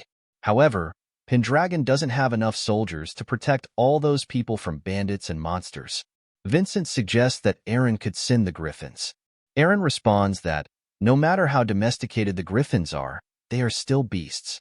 If Eren truly wants to make these immigrants citizens of Pendragon, the territory must provide them with people they can trust, such as knights and mercenaries. Without this, the immigrants will not feel like they are being treated as citizens but rather as serfs. Vincent is stunned by this, and Eren continues, explaining that these immigrants came to Pendragon to escape poverty, dreaming of the wealth that awaits them. If Eren were to treat those immigrants as serfs, the influx of people coming here with their ambitions and dreams would stop. Eren further states that he has seen Sisk and other places where nobles believe that suppressing people with force is the right way. However, if Eren were to adopt such a method, Pendragon territory would not prosper, the people would eventually grow weary, and in the end, the Lord would be overthrown by his own people. The real Lord, Eren explains, is the people living in that territory. Hearing this, Vincent is stunned. He tells Eren that after meeting him again, it feels like Eren has changed. However, Vincent adds that no matter how good Eren's intentions may be, without a clear plan of action, all of it would be in vain. In response, Eren states that Vincent may be being too harsh. Vincent replies that if Eren were an ordinary person, he would simply flatter him to gain favor. However, Vincent intends to be serious with Eren. With a smile, Vincent states that he wants to drink even more of Pendragon's delicious beer. Hearing this, Eren smiles and replies that he is eager to hear Vincent's thoughts. Vincent then tells Eren that he already has a solution for the immigrants' poverty, as well as a plan to increase the influx of people into the territory. This solution, he says, is contained in what Eren just mentioned. The scene shifts outside, where Isla is seen riding atop griffins, transporting wood for the ongoing construction. As they land, orcs and centaurs take over, carrying the wood to the designated sites where it is needed. The workers begin their tasks, hammering and assembling the materials to bring the vision to life. The villagers, watching in astonishment, can hardly believe that their once shabby York village is being transformed into a flourishing city. The scene then shifts to Eren and Vincent, where Eren repeats Vincent's cryptic statement that the answer lies in what Eren had said earlier. Vincent informs Eren that Pendragon is planning a large-scale construction operation. Eren appears surprised upon hearing this revelation. Vincent further explains that Pendragon intends to provide jobs to impoverished immigrants. Instead of distributing land to each individual, it would be more efficient to entrust them with the construction effort. Since it is a massive undertaking, thousands of workers will be required, making it logical to gather everyone in one place. Hearing this, Eren becomes excited and points out that if Pendragon follows this plan, the number of soldiers required to protect the workers will also decrease significantly. Vincent continues, explaining that due to the large-scale nature of the project, people will attract more people, ultimately leading to the formation of a city of freedom. A city open to everyone regardless of citizenship, race, or species. If executed properly, the population will grow exponentially. The scene transitions to the York City Conference Hall, where Eren, Luna, and Vincent are engaged in discussions with individuals who wish to migrate to York City. One of the attendees mentions that his homeland has a nearby forest with an abundance of high-quality wood. He requests that Eren prioritize him for the city's expansion efforts. Observing this, Eren reflects on Vincent's words, how people naturally call for more people. The scene shifts back to Vincent, who explains to Eren that as the population increases, the demand for new businesses will also rise. This, he emphasizes, will be a crucial factor moving forward. With merchants gathering in York City, Eren will have the opportunity to forge contracts with them. Returning to the present, Eren addresses the assembled merchants, expressing his deep appreciation for their efforts in coming to York City. He then declares that York City is a free city, where discrimination based on race, species, or nationality does not exist. However, he states that if merchants wish to conduct business in York, they must adhere to one fundamental rule. At this moment, Luna presents the Pendragon coins to the gathered merchants. Eren announces that these coins will serve as the official currency within the city. A wave of shock spreads among the merchants. The scene then transitions to a private discussion between Eren and Vincent, where Eren is visibly astonished when Vincent proposes the creation of a new independent currency. Vincent acknowledges that the Empire will not welcome this move. However, he argues that if Pendragon acts now, it is entirely feasible. Vincent elaborates, stating that due to Eren's involvement in the battle at Luz, he has earned the gratitude of Imperial Prince Ian. Additionally, Eren successfully apprehended the mastermind behind the assassination attempt on the first prince in Sisk, none other than the Sea Dragon King. Given the impending conflict with the Oranges household, Pendragon's strength is indispensable to the Empire. Eren, momentarily speechless, absorbs this information. Vincent further explains that given these circumstances, the Empire has no choice but to comply with Pendragon's decisions. If Pendragon ensures that this currency is exchangeable with the Empire's currency, its influence will grow even further. To achieve his ambitions within the Empire, Eren will need greater strength. Eren acknowledges the validity of Vincent's argument but raises a concern. No matter how many mines exist within the territory, they will not be sufficient to mint all the necessary gold coins. Hearing this, Vincent bursts into laughter. He reassures Eren that there is no need to worry about that. The scene shifts outside, where merchants are examining the Pendragon coins, wondering if it is truly safe to use them. Some note that these coins contain only about 70% of the gold found in the Empire's currency and are also considerably smaller. They speculate that once construction is completed, such a low-quality currency will inevitably disappear. At that moment, an elderly man steps forward, confidently stating that the currency that will disappear is, in fact, the Empire's, not Pendragon's. The merchants are taken aback upon recognizing the man, Toast Giovanni, the president of the Empire's fourth-largest merchant group. Toast Giovanni explains that because Pendragon's currency is smaller and easier to carry, its practicality outweighs its gold content. Despite containing less gold than the Empire's coins, the two currencies hold the same nominal value. This means that while they are worth the same amount, one is significantly more convenient to use. He then poses a question to the merchants. Given the choice, which currency would they keep and which would they spend? The merchants are left in stunned silence. The scene shifts back to Vincent, who remarks on an old saying in the business world. A rabbit that moves in the market is better than an elephant that sleeps in a vault. He explains that the value of currency is determined by its circulation. If Pendragon successfully positions the Empire's currency as an asset rather than an everyday medium of exchange, it will eventually become akin to gold nuggets, valuable but stagnant. Meanwhile, Pendragon coins will dominate the market, driving economic activity. Luna then interjects, summarizing Vincent's point. So essentially, the lower quality currency will drive out the higher quality one. Vincent nods in agreement, adding that the same concept could theoretically apply even with paper currency. Intrigued, Eren questions whether this is truly possible. Vincent admits that it remains a hypothesis but suggests that in the distant future, long after they are gone, people may find actual proof of this principle. Hearing this, Eren feels a surge of excitement and motivation. Despite his prior knowledge of the future, he is impressed by Vincent's foresight. He marvels at how Vincent is able to predict events so far ahead. Acknowledging that Vincent is indeed a formidable strategist, the scene shifts outside, where Toast Giovanni stands silently, staring at a Pendragon coin in his hand. He contemplates the mastermind behind the creation of this currency. Whoever devised this plan must be an exceptionally capable individual. Smiling to himself, Toast muses that Eren Pendragon has managed to tame the elusive and cunning Vincent Ron.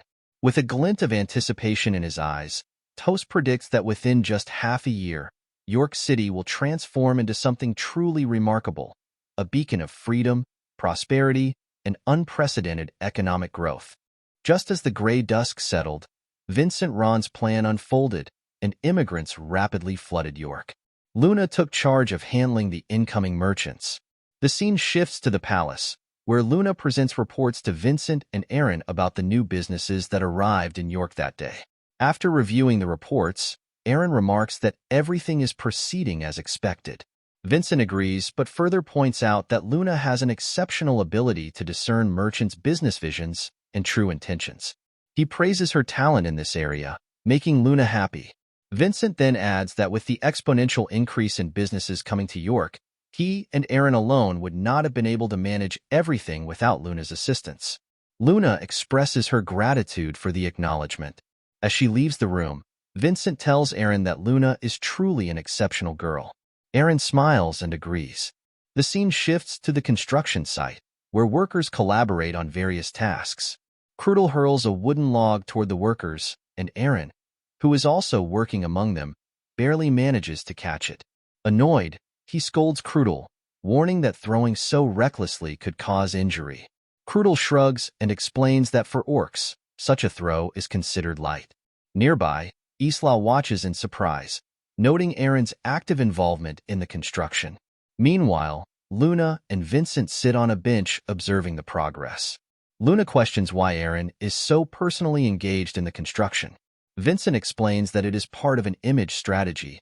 By sweating alongside the workers, Eren earns their trust and respect, presenting himself as one of them. Luna does not entirely grasp the concept. Vincent elaborates that while he suggested the strategy, Eren seems remarkably familiar with manual labor. The scene then shifts to Eren, who reflects on his past life. In his previous existence, he frequently helped around the Valt household, and his mother always brought food for everyone. At that moment, Lindsay arrives with food and announces that it is lunchtime. The workers take a break to enjoy the meal. When Eren tastes the food, he finds it exceptionally delicious. Lindsay smiles and explains that she was once a commoner and is accustomed to preparing such meals. Eren notices small bruises on Lindsay's hands, reminding him of his mother. The thought makes him smile, causing Lindsay to blush. Observing from the sidelines, Luna appears saddened. Vincent, noticing Luna's reaction, also watches her carefully. The scene then shifts to Sol, who hovers in the air, watching over York City. Sol remarks that Pendragon's territory is undergoing significant change. The land had remained unchanged for a long time since Sol first arrived, but everything shifted after the pact with Rey. Sol wonders what Alex Pendragon would think of these developments. Finally, the scene moves to a cliff, where a man stands beside his horse, gazing at the land before him. The brown-haired man expresses his satisfaction at finally reaching his desired destination, Pendragon territory. His name is Leon John Bolt, and he aspires to become a proud and honorable knight of Pendragon. The scene shifts outside, where the Pendragon family members are distributing food among the immigrant workers. With a warm smile, Irene addresses the gathered crowd, assuring them that Pendragon is offering construction jobs to immigrants, so they need not worry about work. Hearing this, a few immigrants whisper among themselves, praising Irene's kindness. Observing this, Vincent notes that, as he had thought, Lady Irene is well suited for this task, and she is handling it exceptionally well. As Irene continues distributing food, she notices a lone figure sitting apart from the crowd. She approaches the individual and offers him food, only to realize that it is Leon, looking visibly troubled. Seeing his worried expression, Irene reassures him, repeating that Pendragon will provide jobs. However, she then notices the finely crafted sword at his side and his well-kept attire, leading her to wonder if he is truly an immigrant. At that moment, a monster suddenly appears, shocking both Irene and Leon. As the creature lunges at Irene, Leon instinctively steps in front of her, attempting to shield her from the attack. However, he fails to block the strike and is knocked to the ground. The monster then turns its attention to Irene, preparing to attack. Just as it strikes, Vincent intervenes, swiftly taking down the beast and saving Irene. He remarks that this area is more dangerous than expected, as there was no prior information indicating the presence of such creatures. Irene, shaken but grateful, quickly thanks Vincent before rushing to check on Leon. She asks if he is all right, but Leon, feeling ashamed, expresses his frustration over his inability to defeat the monster. Irene assures him that his actions were brave, and Vincent agrees, adding that thanks to Leon's intervention, he was able to arrive in time to help. However, Leon remains disheartened, stating that he came to Pendragon to become a knight. Both Irene and Vincent are puzzled by his determination. The scene then shifts to the palace, where Eren personally thanks Leon for saving his sister. He acknowledges that Leon had taken the test to join the White Dragon Order but failed. Leon confirms this, admitting that he couldn't become a knight. However, he considers it an honor to meet Eren, as he has always admired him. Leon continues, recalling how he had witnessed the pirate orc attack at Governor Segunda's banquet. He confesses that, unlike Eren, he ran away in fear, whereas Eren stood his ground, fought the pirates, and even defeated the orcs. Eren, the hero of Luz, inspired him, and Leon traveled all the way from the Imperial capital to follow in his footsteps. Understanding Leon's perspective, Eren deduces that Leon must be a noble if he was present at the banquet. Leon confirms, revealing that he is the second son of Count John Bolt. Eren, unfamiliar with the name, expresses his surprise. Leon explains that the Bolt household holds an honorary county title, but is regarded as mere clowns within the Imperial palace. Eren is taken aback, noting that Leon's family possesses national treasure-level talent. Smiling, Leon explains that his family has taken pride in their path for generations, but the nobles of the Imperial court mock them, treating them as little more than a laughingstock. Unable to endure their scorn, Leon is determined to restore his household's honor by becoming a knight. Eren reflects on the heavy discrimination within the Empire, recognizing Leon as one of its many victims. Turning back to Leon, he expresses his interest in witnessing his abilities firsthand. Encouraged, Leon prepares himself and begins showcasing his acrobatic talents. Eren is impressed by Leon's exceptional agility and fluid movements. Then, to everyone's astonishment, Leon suddenly leaps high into the air, landing smoothly and gracefully, ending his performance. Both Irene and Vincent watch in awe.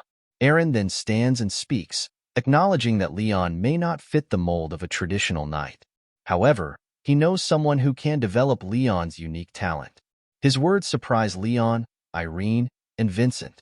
Eren reminisces about his previous life, the man who had taught him martial arts, the one who fought beside him on the battlefield, his trusted partner, Rakshasa Black Leopard, Argos. Eren tells Leon that his flexibility is beyond normal, his balance is exceptional, and his explosive power is remarkable. He declares that Leon has the potential to become a fighter.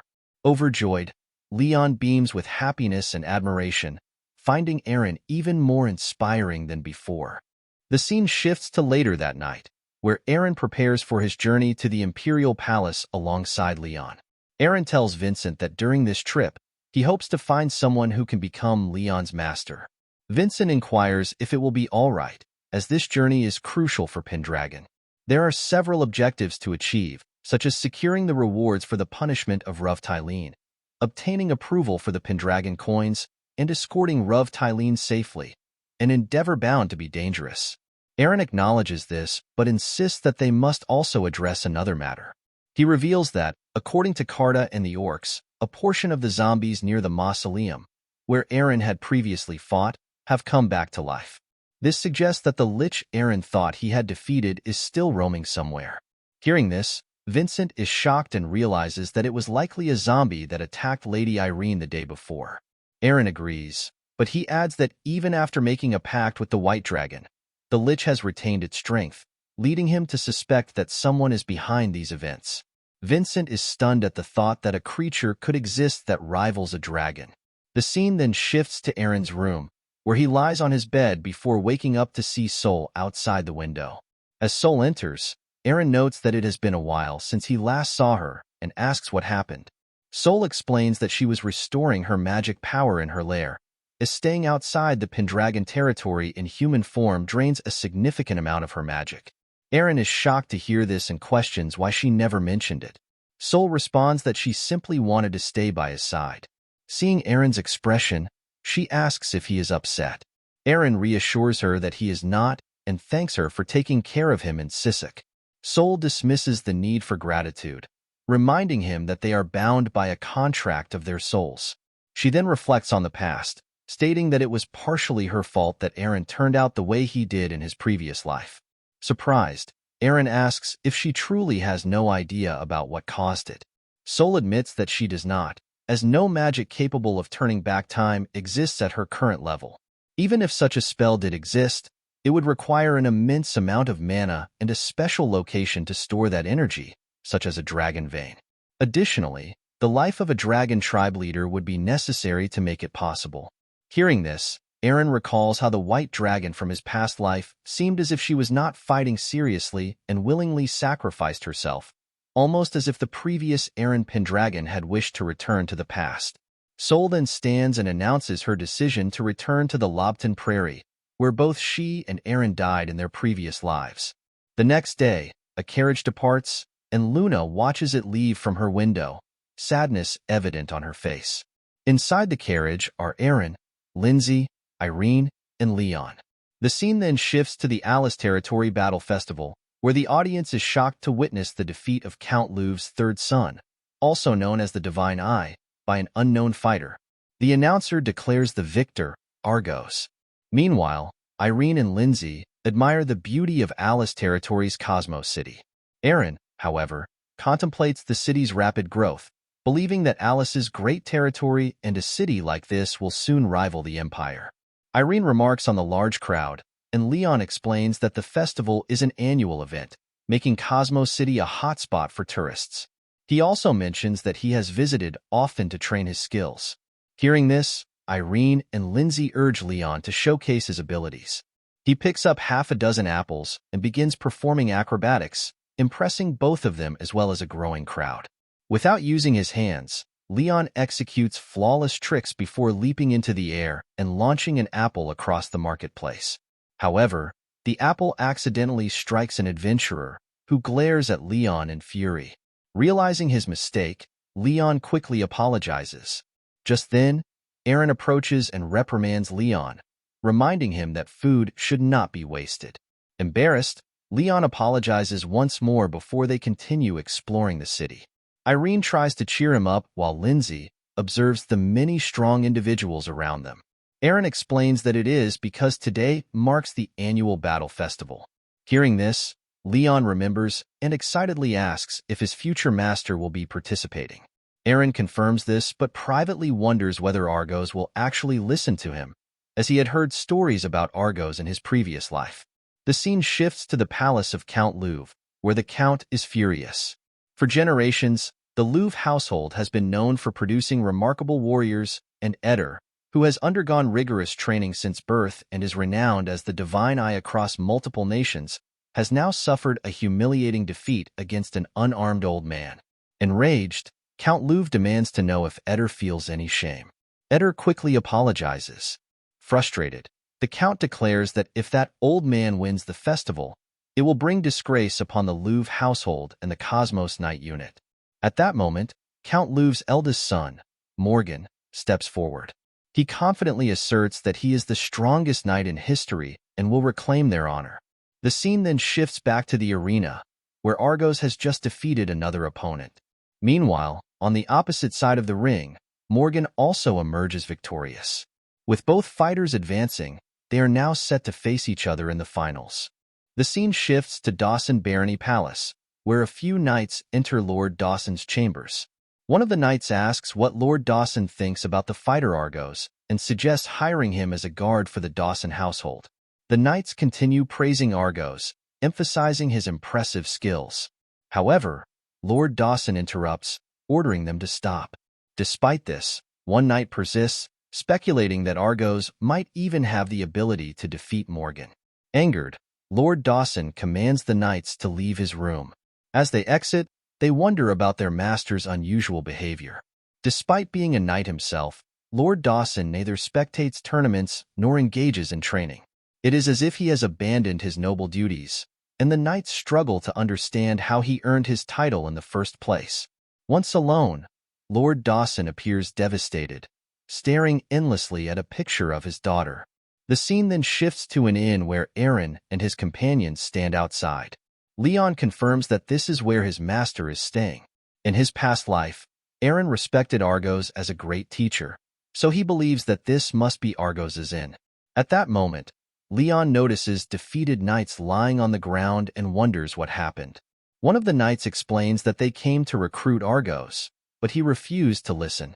After witnessing Argos's feats in the festival, both knights and nobles sought to scout him, but all were defeated by Argos. Hearing this, Lindsay and Irene become anxious. Even Leon appears unsettled as he turns to Eren, asking if everything will be all right. Eren reassures him, stating that there must be circumstances behind Argos's actions. For now, Eren instructs Leon to leave things to him. With that, Eren approaches Argos's room and knocks on the door, requesting a conversation. Argos opens it and warns Eren to leave unless he wants a black eye. Unfazed, Eren remains standing.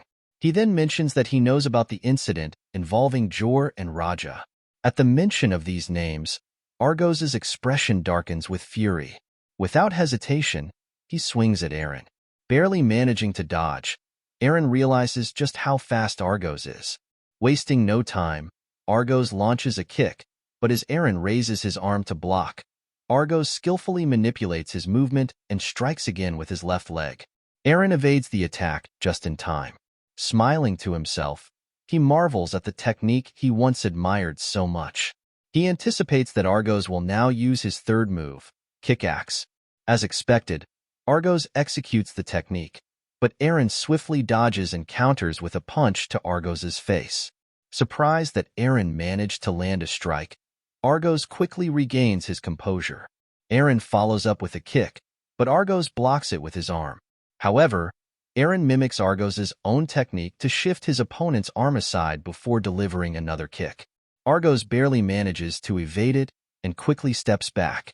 Shocked, he questions whether Eren is copying his techniques and how he knows them. Eren remains silent, offering only a knowing smile.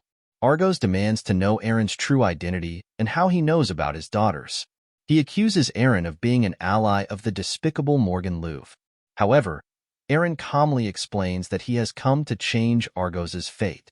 He urges Argos to listen to him, stating that they must work together to take down Morgan Louv. The scene then shifts to a different location, where Morgan himself is seen standing over two unconscious women. Filled with arrogance, he remarks that women are naturally drawn to him, and thanks to his status as a noble, any rumors surrounding his actions are easily silenced. With the Count's authority covering up his crimes, he believes that the world is in his hands. Smirking, he declares that in 2 days, the old mercenary who dared to defy the Louv household will also be eliminated by his hand. Back in Argos's room, the conversation between him and Eren continues.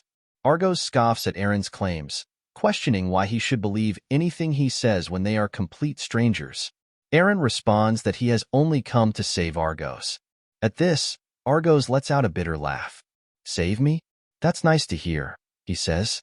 "But will it bring my daughters back?" Anger flickers in his eyes as he speaks of the nobles who believe they are above the law. They commit the most heinous acts, yet the world does nothing to punish them.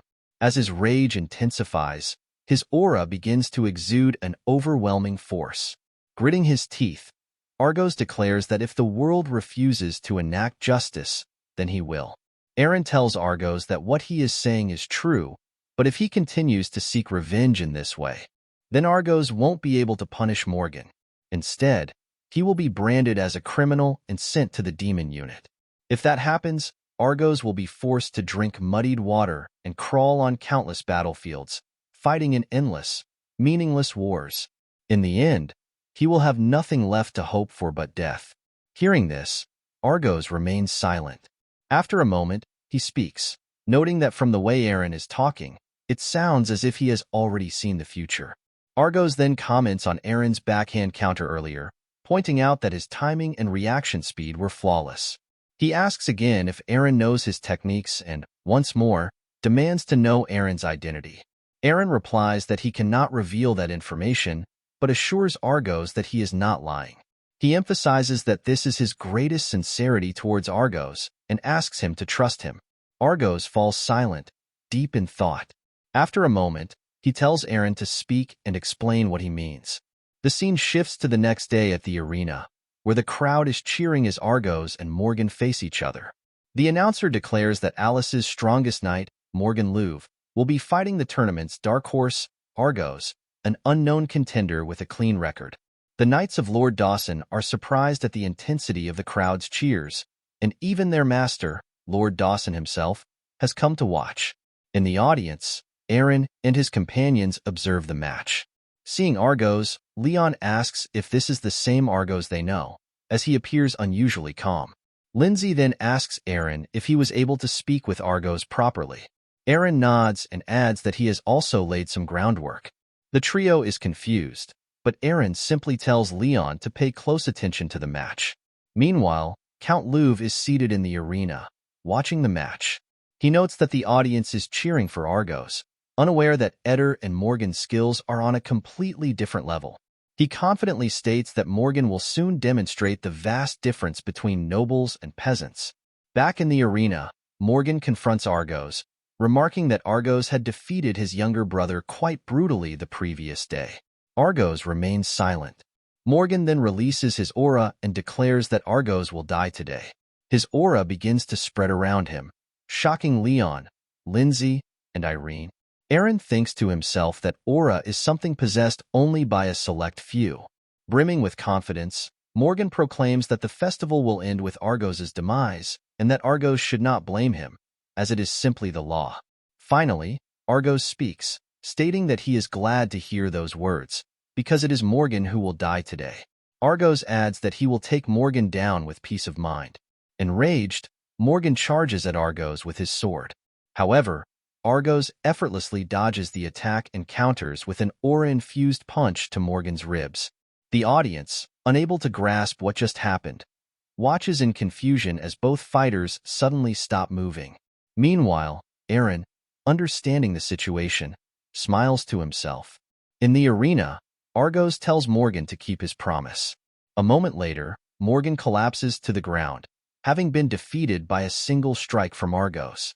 The audience is left in complete shock and disbelief at what they have just witnessed. Then the announcer declares that the eldest son of the Louv household has been defeated and killed in combat. Shocked, Leon, Irene, and Lindsay struggle to comprehend what just happened, as Argos seemingly struck Morgan's armor. Eren explains that it was a penetrating strike, affecting Morgan's internal organs.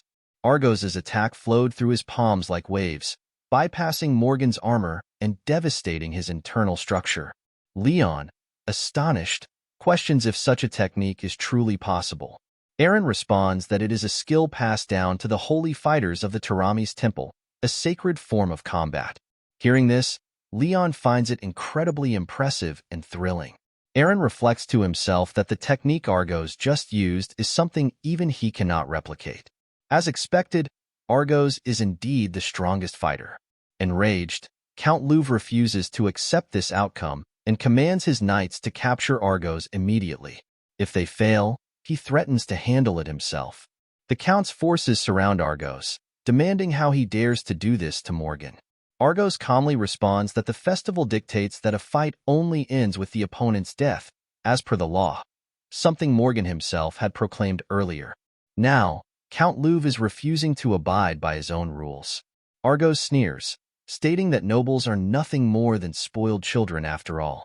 Furious, Count Louv dismisses Argos' words as nonsense, declaring that in his territory, he alone is the law. At that moment, Eren steps into the arena. Argos is surprised to see him there. Count Louv questions whether Eren has come to protest and warns that anyone who sides with a criminal will be treated as one. He challenges Eren, asking if he truly wishes to make himself an enemy. Eren, undeterred, states that if that logic holds, then Count Louv himself is also a criminal. Shocked, Count Louv demands an explanation. Eren accuses him of ignoring his son's wicked deeds, bending his own laws, and punishing those who have acted righteously. He declares that such a man is unfit to govern this territory. Furious, Count Louv scoffs at Eren's accusations, demanding to know what nonsense he is spouting. At that moment, Eren releases his white dragon aura. A wave of fear spreads through the audience, and Count Louv is left speechless at the overwhelming presence before him. The spectators gasp in astonishment, unable to believe what they are witnessing. Eren then reveals his true identity. He is the contractor of the White Dragon, Eren Pendragon. The crowd erupts in disbelief. They struggle to comprehend that Eren Pendragon, one of the 5 great dukes of the Empire, is standing before them. Even Argos is stunned. Meanwhile, Count Louv dismisses Eren's status, stating that he is merely borrowing the dragon's power to intimidate him. Infuriated, he challenges Eren to bring his entire army, vowing that Alice remains one of the most formidable forces in the Empire. Frustrated, Eren reiterates that Count Luv has misunderstood. He is the criminal here. He then withdraws his dragon aura and turns to the audience, commanding them to listen carefully. Eren reveals that the reason Argos went to such extreme lengths was because Morgan Luv had victimized countless women. He brands Morgan as the worst kind of criminal. The audience gasps in horror at this revelation. Eren continues, stating that Argos's daughters were among Morgan's victims. Outraged, Count Luv attempts to silence Eren, demanding proof of these claims. In response, Eren calls out to Ryan Dawson, Knight of the Varid territory and a subordinate of Alice territory. He asks if Ryan Dawson is present. At that moment, Count Dawson rises from his seat in the audience. Eren then announces that the evidence of Morgan's crimes lies in Count Dawson's hands. As Eren sees Count Dawson standing, he states that in the summer 2 years ago, Count Dawson's daughter was killed by Morgan Luv. As compensation for keeping quiet, Count Dawson was granted the Varid territory. Eren then inquires if this is true. Shocked and stunned, Count Luv is unable to comprehend how Eren knows about this. At that moment, Count Dawson, in tears, confirms the truth. He reveals that he found a golden button near the site where his daughter was killed. The button bore the emblem of the Luv household. The audience is left in stunned silence. Count Dawson further explains that he was determined to confront the Count at the castle, but when he arrived, he was captured by Morgan Luv. Morgan gave him 2 choices. Either he could report to Morgan's father and face immediate execution, or he could remain silent and receive a title in return. Crying, Count Dawson confesses that he made a terrible choice as a father, and he then presents the evidence. Upon hearing this, an audience member exclaims that it must be true, recalling how Dawson suddenly became a baron 2 years ago. Another spectator examines the button and confirms that it indeed bears the Luv household's emblem. The crowd rushes forward to see the button for themselves. Lindsay turns to Eren and asks if this is what he meant by laying the groundwork. Meanwhile, Count Luv, having lost all hope, struggles to comprehend how things have unraveled so quickly. Excited, Argos finds the situation surprising and asks Eren how he knew about this. Eren reflects to himself that it is because, in his past life, when Argos was captured, Knight Dawson had visited him to express his gratitude for what he had done. In that moment, Argos had shared this information with Eren. Eren then approaches Count Luv and declares that everything is settled. Frustrated, Count Luv refuses to accept this outcome and insists that he cannot forgive Argos. He argues that Argos has committed countless crimes, including treason against the Empire, and that he has taken the life of a noble. He insists that the value of a commoner and a noble are fundamentally different. Enraged, Count Luv releases his aura and lunges at Eren. However, Eren swiftly dodges the attack and remarks that he now has no choice but to fight against the Empire. He asserts that there is no place in this world for rulers who do not respect their people, including Count Luv. With that, Eren unleashes his white dragon aura and, with a single strike, takes down Count Luv. As Count Luv sits defeated on the ground, Eren walks past him, stating that his life is worthless. At that moment, Argos approaches Eren and compliments him on his speech. Eren turns to Argos and tells him that he is the kind of person the world truly needs. Hearing this, Argos admits that he does not know if Eren is truly a noble or not. However, since Eren has become his benefactor, he has no choice but to listen to him. Eren can't help but smile. Argos then pats Eren on the back. At that moment, Irene, Lindsay, and Leon enter the arena. Seeing Eren and Argos together, Irene remarks that both of them seem to be in a good mood. Lindsay agrees, noting that it feels as though they have been old and reliable comrades for a long time. Leon, meanwhile, finds the entire situation incredibly cool. Then, Argos points to Leon and asks Eren if this young man is going to be his disciple. The scene shifts outside, where Argos is driving the carriage while Leon runs beside it. Argos glances at Leon, noticing his exhaustion. At that moment, Argos advises Leon not to lose his breath, warning that exhausting his strength too soon in a real fight could mean death. He further explains that proper breathing is the foundation of the art of fighting. Enthusiastically, Leon responds with a determined yes.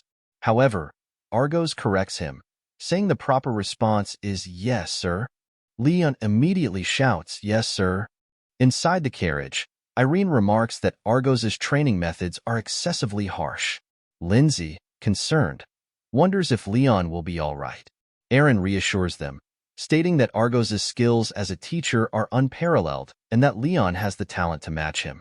Back outside, Leon's feet slip, causing him to fall to the ground. Argos sternly tells him that losing focus on a battlefield also means death. He further informs Leon that upon reaching the Imperial capital, he will be sparring against real opponents. Until then, Leon must ingrain the fundamentals into his body. According to Lord Eren's instructions, Argos has 3 months to train Leon to his limits. Crying, Leon shouts, yes, sir. Eren, observing from the carriage, thinks to himself that this training is too harsh. The scene then shifts to Pendragon territory, where Luna is shocked to learn that Eren was involved in the demise of Count Louve's legitimate son, Morgan Louve. Vincent confirms this and adds that Eren also vouched for and protected the one responsible for Morgan's death. Initially surprised, Vincent explains that, after learning more, he discovered that Morgan had abused his authority and killed young women. Morgan Louve was a true villain, and the perpetrator was a family member of one of his victims. In this case, justice was on their side. Despite this, Luna remains worried. Vincent, however, points out that Eren's actions have provided an opportunity for forces hostile to the Pendragons to act. He then contemplates to himself that his instincts were correct, protecting Eren from the rabble of the world and strengthening him to become the one true king is his duty. It is Vincent's mission to save the people of the Empire and fulfill his long-cherished ambition. The scene shifts to the training grounds, where Pendragon's new soldiers train with griffins under Isla's supervision. Vincent arrives and commends Isla for doing a splendid job. He states that griffin riders represent the future, and with training progressing as it is, only the best knights will be able to match them. The fact that so many griffins are being trained at once indicates that they are receiving proper instruction. Vincent praises Isla, calling him an exceptional leader, but Isla, as usual, remains silent. Vincent then inquires if Isla can accomplish that task. Isla simply responds, no problem. Hearing this, Vincent smiles, acknowledging that Isla is truly dependable. He informs him that he will be in charge of the transportation strategy, as his strength is indispensable for its success. However, Isla remains silent, making Vincent wonder whether he still holds a grudge from the time they crossed swords, or if he is simply reserved. As Vincent continues to observe him, Isla remains quiet, gently petting a griffin beside him. Breaking the silence, Isla suddenly asks Vincent if he knows where Sol has gone. Vincent explains that, like Lord Eren, Sol leaves the duchy whenever important matters arise that require her attention. The scene shifts to Sol, who is soaring in her dragon form. She finally reaches the place Eren instructed her to find. Upon landing and transforming into her human form, she looks around and remarks that it matches the description given by Ray from his memories. The Lobestein Prairie is brimming with dormant mana, a dragon vein. If Sol establishes her new lair here, she could harness immense power. At that moment, a black dragon appears before her. Sol is shocked to recognize him as Amelhalt. As Amelhalt descends and shifts into his human form, he inquires why the Queen of Dragons has come to this place. Sol inquired whether Amuhalt was the owner of the dragon vein. Amuhalt responded that he was not its owner. He had merely stumbled upon it a few years ago by chance and had chosen not to inform Sol. When Sol pressed for a reason, Amuhalt explained that after the pact with the Pendragons was broken, Sol had been severely injured, and Amuhalt had not wished to burden the queen with what he deemed useless information. Sol appeared skeptical upon hearing this. Noticing the doubt, Amuhalt questioned why Sol had come to this place. Sol remained silent. Amuhalt then elaborated that since he had discovered this site, there had been only 2 instances when the mana here had surged uncontrollably. The first had occurred in the spring, and the second was when the queen fulfilled the oath with the Pendragons. He further revealed that Eren Pendragon not only possessed the aura of a dragon, but also harbored the aura of the demon god within his body. Hearing this, Sol speculated that the surge in mana during the spring might have been linked to Ray's reincarnation as Eren Pendragon. Amuhalt expressed disbelief, stating that it was unheard of for someone who had failed the oath once to be able to attempt and succeed at it again. Furthermore, he noted that the mana had once again become turbulent when the queen appeared here without his knowledge. Amuhalt then insinuated that Sol might have some knowledge about this occurrence. Sol, however, declined to provide an answer, stating that she could not do so at this time. Amuhalt observed Sol for a moment before taking flight. As he ascended, he warned Sol that the power of the demon god was capable of shattering the boundary between life and death, a force so immense that it could fundamentally alter the foundation of the world. He emphasized that it was the duty of dragons to carefully observe Pendragon's movements. Sol acknowledged this, but, with a serious expression, reminded Amuhalt that Eren was someone she had chosen as her sole contractor, and that the Black Sage, Amuhalt, should not forget that. As Amuhalt departed, Sol found herself unable to shake her growing concern for Eren. The scene then shifted to Eren's carriage, where villagers were astonished to see a person keeping pace with the horses. It was Leon. As Leon reached out to pet one of the horses, Argos suddenly hurled 3 nuts at him. However, Leon swiftly dodged them with ease. Smiling, he turned to Argos and remarked that such tricks would no longer work on him. Witnessing this, Irene was impressed by Leon's agility and skill. Meanwhile, Eren noticed that the number of people around them was steadily increasing, a clear sign that they were approaching the capital. Leon excitedly shouted, announcing that he could see the gate leading to the Imperial castle, the Wall of Glory. Eren, Lindsay, and Irene were captivated by the sight of the grand Imperial city. In his mind, Eren reflected on the towering castle walls that stretched for 5 miles in front of the great river, though in reality, they extended for 10 miles. He noted the gate connecting to the lower city and observed the countless people moving in and out of the area. Even though this was only the outer castle wall, he speculated that the population here alone could rival that of the entire Pendragon territory.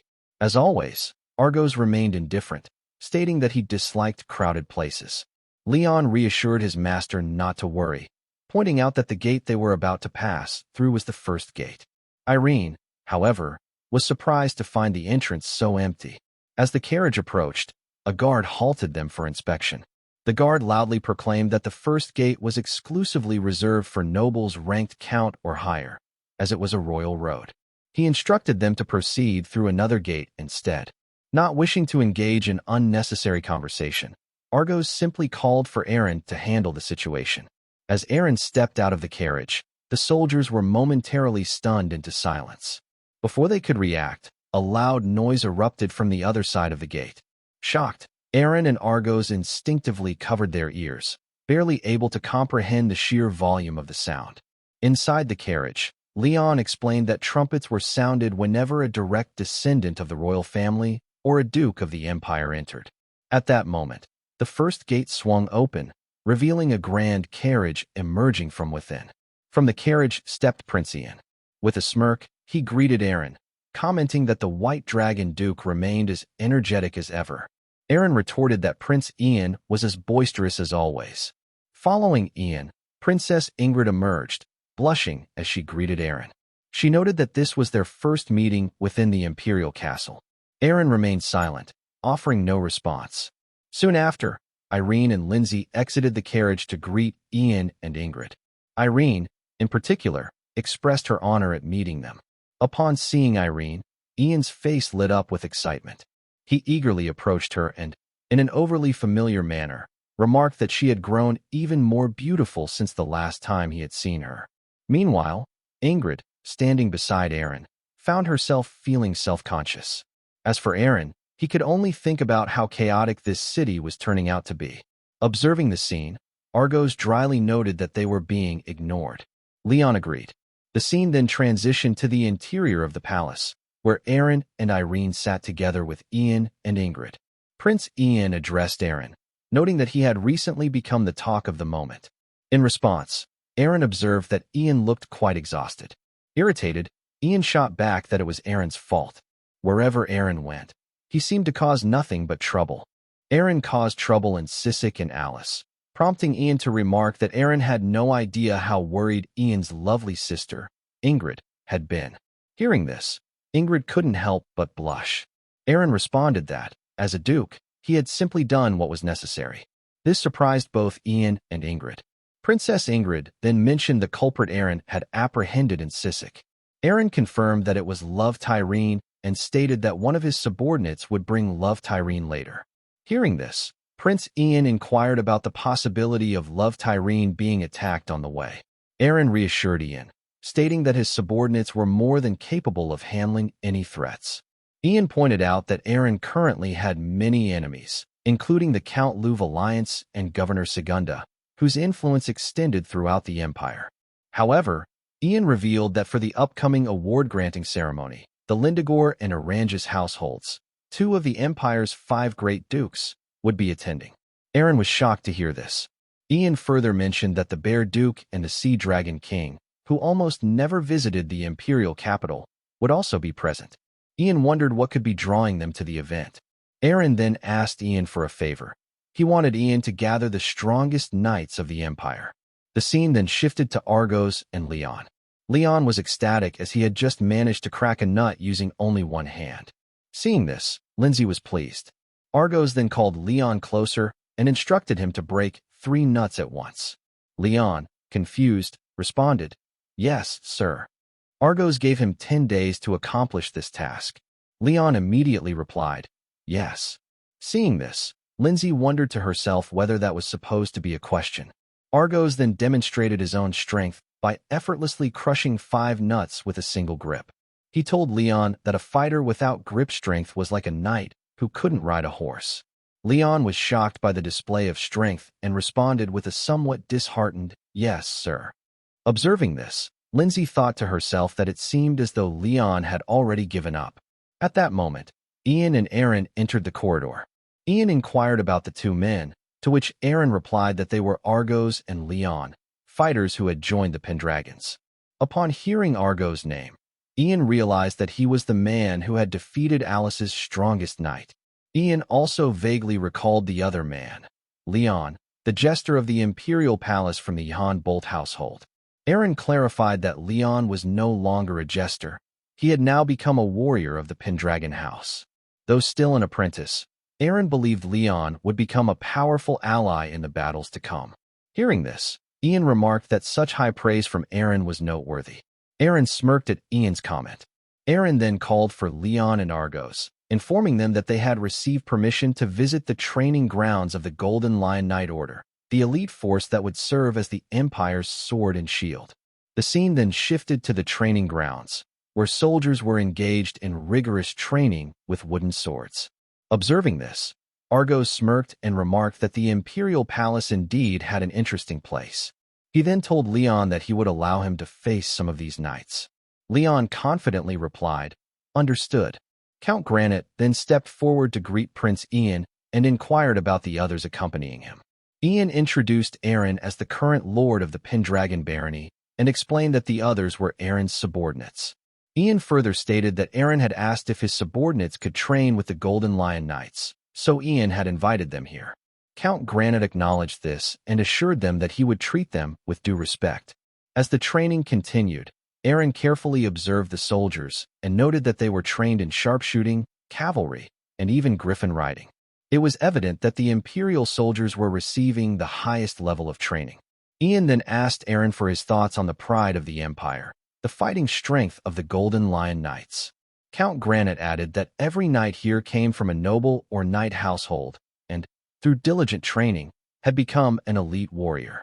Ian commented that knights of this caliber were common here. The scene then shifted to Leon, who asked Argos why he was not looking around with Lord Eren. Argos replied that this area was better for finding a suitable opponent. He then told Leon that he could take a break from cracking nuts for now. At that moment, a knight fell near Leon, but Leon quickly moved aside. A knight then approached them, apologizing to Argos and Leon. He explained that whenever he trained newcomers, his hand tended to slip a little. Upon seeing Leon, the knight took a closer look and found him familiar. Recognizing him, the knight realized that Leon was the eldest son of the Johann Bolt household. He recalled seeing Leon's techniques in the Imperial castle once, where Leon had rolled himself into a ball and tumbled across the stage. Laughing, the knight remarked that Leon's performance had been a masterpiece. Leon was embarrassed by the comment. The knight then questioned why the former jester had decided to change careers, pointing out that Leon did not appear to carry a sword or spear. Mockingly, he suggested that perhaps Leon's trump card was a throwing knife. At that moment, Argos casually tossed a nut toward the knight, who instinctively caught it. Argos then explained that he and Leon were fighters who trained their fists to the limit using nuts. He stated that with a single hit, he could crack a skull. To demonstrate, Argos crushed the nuts in his hand with ease. He then asserted that this was why he and Leon did not need useless and cumbersome weapons, as Argos could fight anywhere and anytime to determine whose fighting style was superior. The knight grew enraged upon hearing this. In an attempt to prove his strength, he tried to break the nut that Argos had thrown, but despite his best efforts, he failed. Meanwhile, at Argos' command, Leon was able to break the nut with ease, shocking everyone. Argos then told the knight that 1 month was enough for Leon to surpass him, if Argos was the one training him. Infuriated, the knight reached for his sword, but in an instant, Argos closed the distance between them and firmly told the knight to stop making a fuss. The knight was stunned by Argos' speed, while Leon was completely in awe of his mentor's skill. At that moment, Count Granite stepped forward and inquired about the commotion. The knight, visibly shaken, claimed that it was Argos and Leon who had been slandering the Golden Lion Order.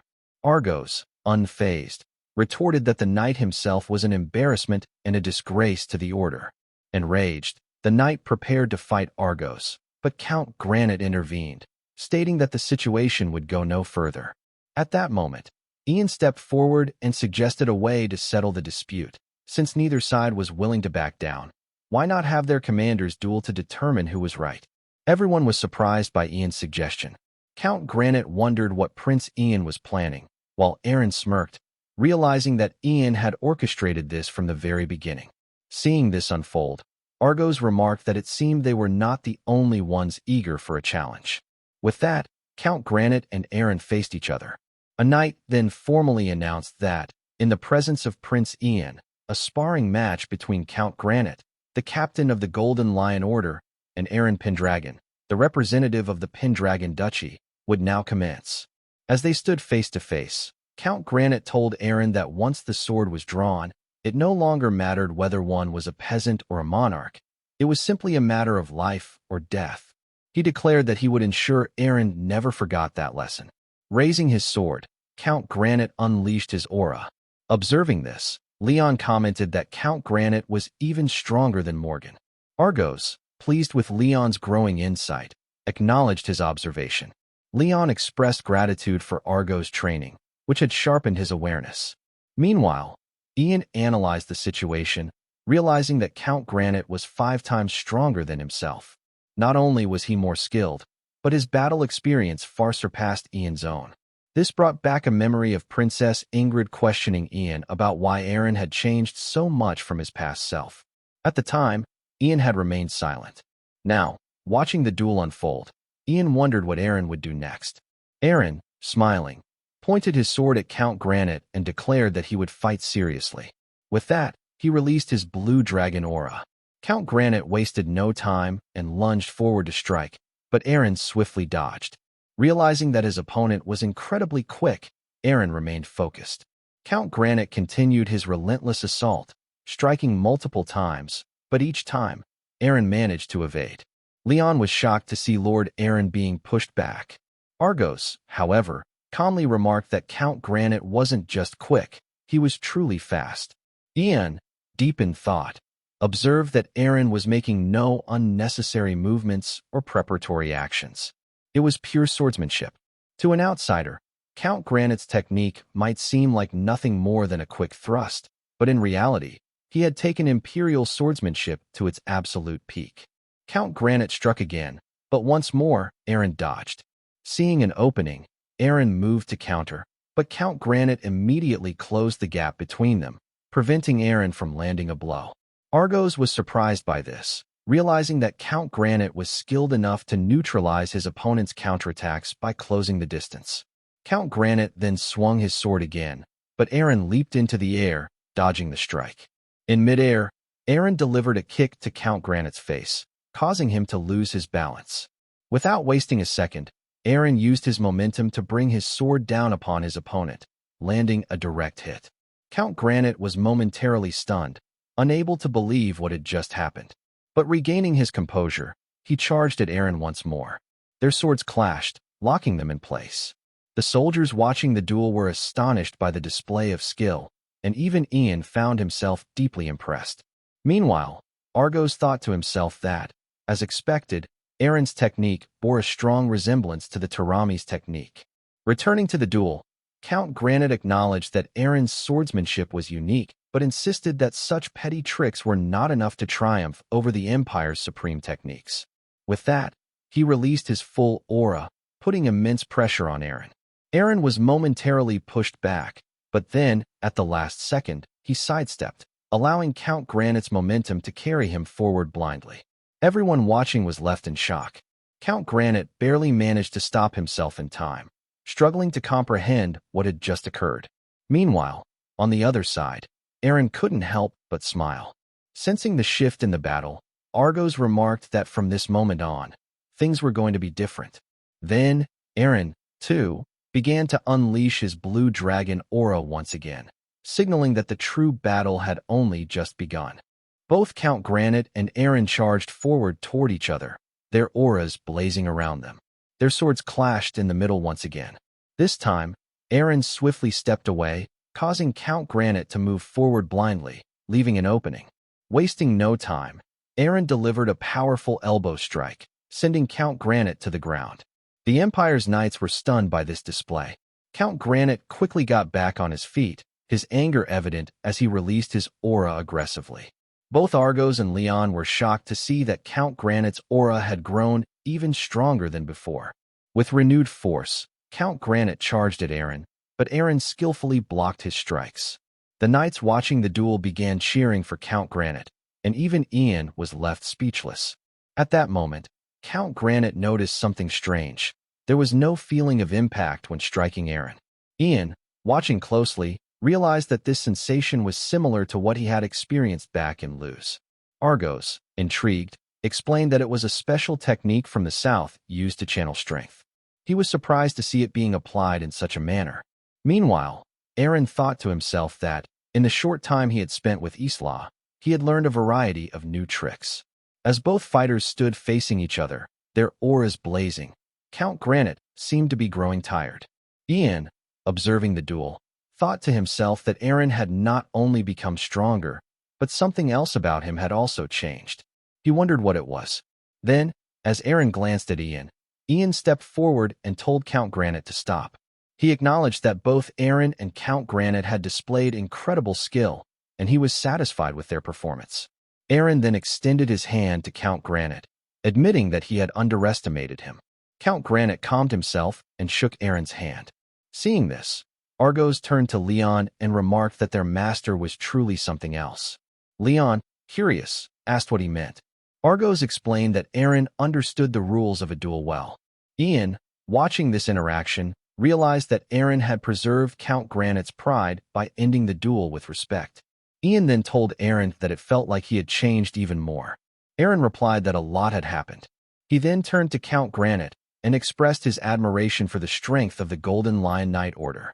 He requested permission for himself and his subordinates to continue training there, especially for Leon, as this environment would be ideal for his growth. Count Granite agreed and ordered his knights to train with Eren and his subordinates as much as they wished. The knights responded in unison, "Yes, sir." Eren thought to himself that with this opportunity, the Pendragon forces would grow even stronger in preparation for the battles that awaited them. The scene then shifted to the entrance of the Empire, where some of the most powerful High Lords were arriving for the title-granting ceremony. First, the delegation from Roxen County, one of the strongest territories, arrived. Then came the Sirad County, a powerful ally of the Pendragons. Following them was the governor of Luz, Count Segunda, representing the Empire's most prominent commercial city. Soldiers watching the arrivals remarked that this year's ceremony was drawing an unprecedented number of influential figures. At that moment, the massive doors opened, and the soldiers were left in shock as they saw the flag of the Sea Dragon King, an unmistakable sign of the Oranges Duchy. This was the arrival of the head of the 5 great dukes and the absolute ruler of the south. Meanwhile, in a separate location, Karda charged forward, attempting to strike Isla. However, Isla skillfully blocked the attack with his spear. Karda launched another strike, but once again, Isla effortlessly dodged it. Frustrated, Karda demanded that Isla stop dodging, but Isla saw an opening and used his spear to strike Karda's leg, causing him to lose his balance. Karda, however, quickly placed his hand on the ground and launched a counter kick at Isla. Isla barely managed to evade the attack, and their training session continued. The other Pendragon soldiers, watching from the sidelines, were stunned. One of them remarked that Isla seemed to be in a bad mood. Another soldier explained that Isla had been entrusted with a different mission and had been unable to accompany Lord Eren on his journey. Because of this, Isla had been venting his frustration through intense training. At that moment, Karda's weapon broke due to one of Isla's strikes. A piece of the broken weapon flew toward a tree, nearly hitting 2 of the watching soldiers, who now found Isla terrifying. Watching the duel, Johnson remarked that their training was on an entirely different level. An intimidated knight laughed nervously, acknowledging the incredible skill of both fighters. He admitted that it had been a long time since he had trained seriously and decided to give it a try. The trio watching him couldn't help but stare. Scylla bluntly stated that it was impossible, but Jonathan quickly told her to stop saying such things. Vincent then noted that both Karda and Isla had become much stronger since their time in Luz. Hearing this, Krudel added that Isla's technique and Karda's strength made them excellent opponents for each other. Vincent then inquired if Krudel had any new information. Krudel responded that a magician had infiltrated the Pendragon territory. Both Luna and Vincent were shocked to hear this. Krudel elaborated, explaining that the last time a magician had broken through the barrier, he had prepared a 2-layered trap this time, which allowed him to detect the intruder earlier. Vincent asked if this magician was the same one who had brainwashed the centaurs. Krudel replied that he wasn't sure. Vincent then recalled the lich that had appeared near the mausoleum, as well as the large number of undead that had emerged in Sisk. He began to wonder if there was a connection between these incidents, the mastermind behind the assassination attempt on the Crown Prince, and the Oranges Duchy. Vincent stated aloud that there was no way to predict what would happen next. He thought to himself that there were still 10 days left until the title-granting ceremony. Lua, growing worried about Eren, remained deep in thought. The scene then shifted to the Empire, where Irene excitedly asked Leon and Argos for their opinion on her dress. She explained that it was her mother's dress, passed down to her, and that it was a ceremonial gown. Leon complimented her, stating that it suited her well, while Argos remarked that today was the day of Eren's grand ceremony. Irene then eagerly called for Lindsay to come out as well. However, Lindsay hesitated, stating that she felt embarrassed. Irene reassured her, saying that the dress suited her perfectly. As Lindsay stepped forward, both Leon and Argos were taken aback by how stunning she looked. Lindsay still felt shy, but Irene was thrilled to attend the ceremony with her.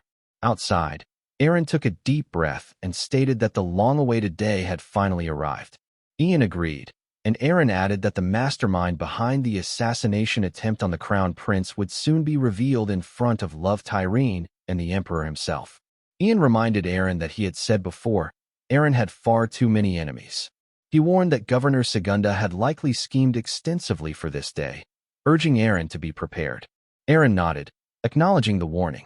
As they made their way to the ceremony, Eren noticed Lindsay looking uncomfortable. He asked if she was feeling uneasy about her clothes. Lindsay admitted that was part of it, but she also felt out of place. Coming from a farming household, with rough hands and no noble lineage, she did not feel worthy of standing beside Lord Eren. Hearing this, Eren told Lindsay that he understood her feelings. As they proceeded forward, noblewomen in the crowd whispered amongst themselves, commenting that Eren was even more handsome than they had heard. One of them inquired whether Ingrid was accompanying them, to which Ingrid replied that she was not. Another noblewoman told her friend to stop mentioning Ingrid, reminding her that Ingrid had already been rejected once. They laughed together. These noblewomen were three sisters, Leah, Sylvia, and Elena. As the ceremony began, Count Sirod approached Eren and asked about his daughter, Luna. Eren responded that Luna was doing very well, managing Pendragon's internal administration with great skill and earning high praise. Count Sirod was pleased to hear this. After he left, Irene remarked that it seemed Count Sirod was still trying to arrange a marriage between his daughter Luna and Eren. Both Eren and Lindsay were caught off guard by the comment. Irene cheerfully added that Luna was beautiful and intelligent, and as a baron, it was customary for Eren to take multiple wives. However, Eren did not seem pleased by the suggestion. At that moment, the three sisters came forward, each of them fending off marriage proposals from other noblemen. Leon recognized them and remarked that they were the Imperial princesses. Irene was surprised to learn that they were Princess Ingrid's sisters. As Argos pointed out that the three were heading straight for them, the trio greeted Eren with enthusiasm. Eren finally realized that the three princesses had set their sights on him. Lindsay, feeling overwhelmed, instinctively took a step back. The sisters began showering Eren with compliments, making him visibly uncomfortable. They then turned their attention to Lindsay, noting that she had once been a maid at Pendragon. They mockingly questioned which noble house she came from, pushing Lindsay to the verge of tears. Seeing this, Irene, Leon, and Argos were visibly angered. At that moment, Eren stepped in and stated that Lindsay's father was a farmer. The three sisters burst into laughter, sarcastically praising Eren's graciousness. Leah and Elena then remarked that Lindsay was not a suitable partner for Eren, emphasizing that an ideal match required someone of noble birth and refinement. Eren, unfazed, calmly responded that, by their standards, the three of them had never cultivated fields, wielded swords to fight monsters, sewn clothes for their family and followers, or even cooked for them. The sisters were stunned into silence. Eren continued, questioning why they acted so proudly when they had accomplished nothing themselves. Frustrated and humiliated, the sisters fumed. Eren, on the other hand, turned to Lindsay and stated that she had done all of those things, supported him through everything, and would continue to do so. Hearing this, Lindsay's eyes welled with tears, but she smiled, touched by his words. Eren then turned away, stating that he found it difficult to associate with people whose values differed so greatly from his own. Taking Lindsay's hand, he gently said, "Let's go." Lindsay, still emotional, nodded and replied, "Yes." Irene beamed with happiness at the scene, while Leon was genuinely impressed by Eren's words and actions. Behind them, the three sisters started to cry. A nobleman stepped forward, questioning Eren's audacity in speaking to the Imperial princesses in such a manner.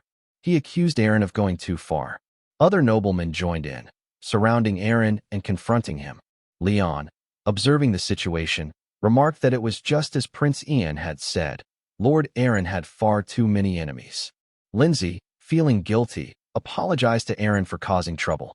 Eren reassured her, telling her not to worry about those people. At that moment, a powerful voice interrupted the commotion. Someone stepped forward, commenting on how lovely the gathering was. Eren's expression darkened as he turned to see none other than the Sea Dragon King, Duke Orangus.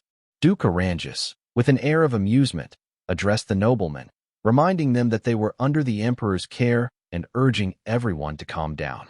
The noblemen trembled at the sight of Duke Orangus. The Duke then stated that Eren's choice of a partner was not for other nobles to interfere with, as the independence of each household was one of the fundamental pillars of aristocratic society. Quietly, the nobles who had been arguing with Eren stepped away. As Duke Orangus and Eren stood face to face, one noble whispered that the Duke had recently entrusted all matters of the South to his eldest son, Arrigo, and had rarely shown himself in public. His sudden appearance in the capital now was highly unusual. As the two locked eyes, Duke Orangus smirked and commented that Eren had a lovely wife. He then inquired whether Irene was Eren's sister, as they looked remarkably alike. With a glance at Argos and Leon, he noted that Eren's escorts were undoubtedly fierce warriors. Eren formally greeted the Duke, who responded that nobles were troublesome, engrossed in their titles, and blind to everything else. He remarked that he had suffered greatly because of them due to an incident involving his mistress and his son. Eren bluntly asked if the Duke was referring to the pirate wannabe, the half-orc. He remarked that it was unfortunate the boy had sided with the perpetrators. Duke Oranges chuckled, stating that he didn't understand what Eren meant by pirate, but the half-orc idea intrigued him. He mused that a being with both the intelligence of a human and the supernatural strength of an orc would be an ideal warrior, perhaps the strongest soldier in existence. Eren remained silent. The Duke then reminisced about his youth, stating that he had once doubted the Empire's structure.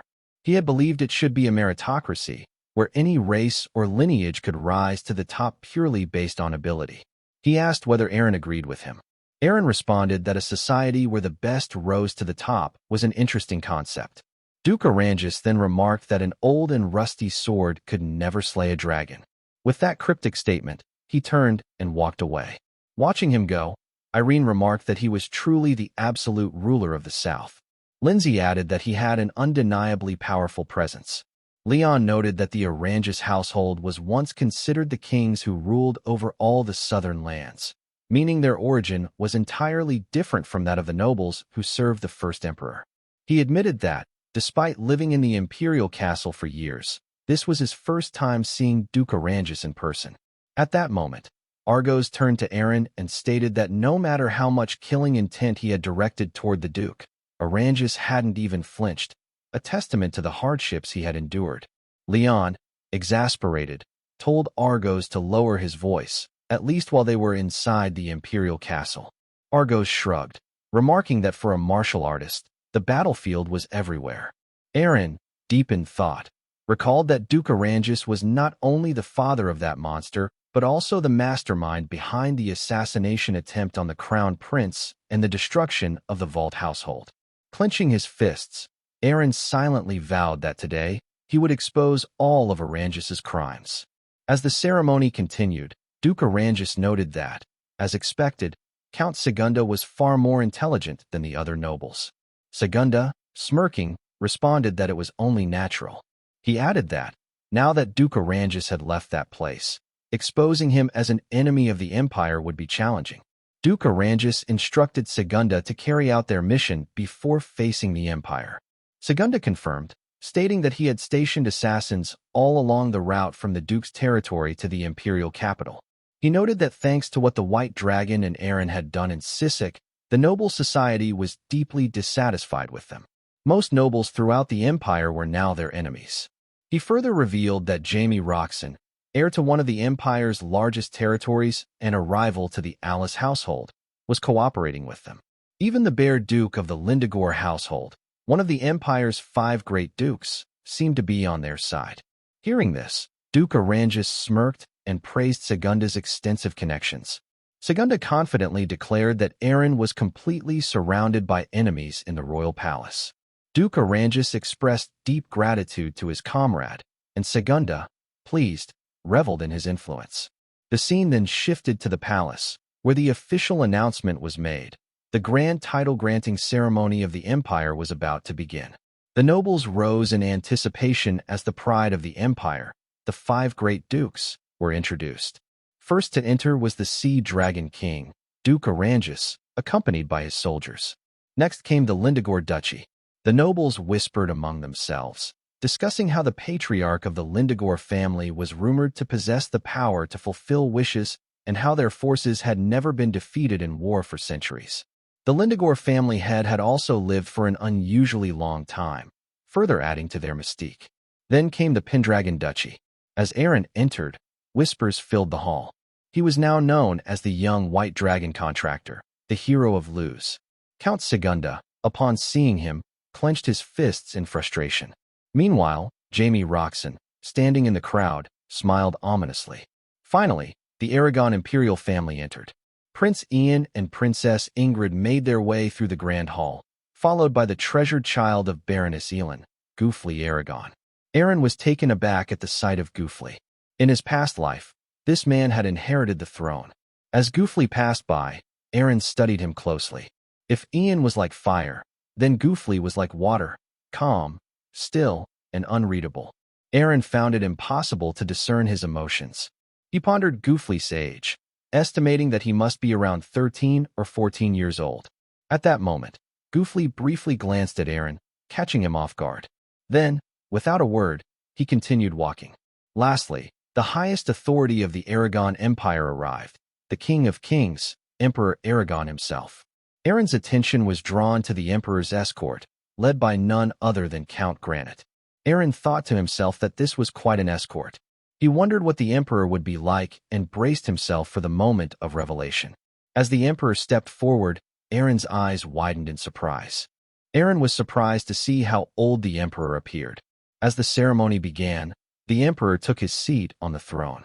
Jaime Roxon stepped forward and introduced himself as the heir of the great Roxon territory, respectfully greeting the Emperor. However, the Emperor remained silent.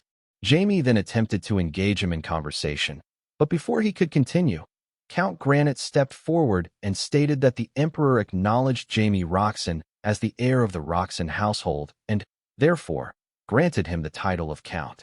Confused, Jaime thanked both the Emperor and Count Granite. Eren, too, seemed puzzled. Next, Mobris Bullen stepped forward and was granted the title of Baron. Following him, Charles Viscount received the title of Viscount. As the ceremony continued, suspicion spread among the attendees. Why had the Emperor not spoken a single word? Count Granite was doing all the talking. Seeing this, Segunda smirked. Jaime Roxon then whispered that the Emperor was nothing more than a figurehead now. Irene, noticing the oddity, asked Leon if the Emperor had always been like this. Leon nodded, explaining that for the past few years, the Emperor had been deteriorating rapidly. Since then, Leon had not heard him speak a single word. He further mentioned that while some claimed it was due to disease and old age, the truth remained a mystery. Eren thought back to the destruction of the Valt household, which had been labeled as treason against the Emperor, a complete lie. If the Emperor had only possessed the ability to see through those falsehoods, if he had had the will to control the tyranny of the nobles, then perhaps Sisk and even Alice could have been saved sooner. Frustrated by the Empire's corruption, Eren found himself blaming the man sitting on the throne. At that moment, Eren stepped forward and introduced himself as the heir of the Pendragon household, greeting the Emperor. To everyone's astonishment, the Emperor suddenly stood up and began walking toward Eren. The entire hall fell silent, shocked by his movement. Then, without warning, the Emperor released his aura, which engulfed the room. Even Segunda, Jaime Roxon, and the others were taken aback.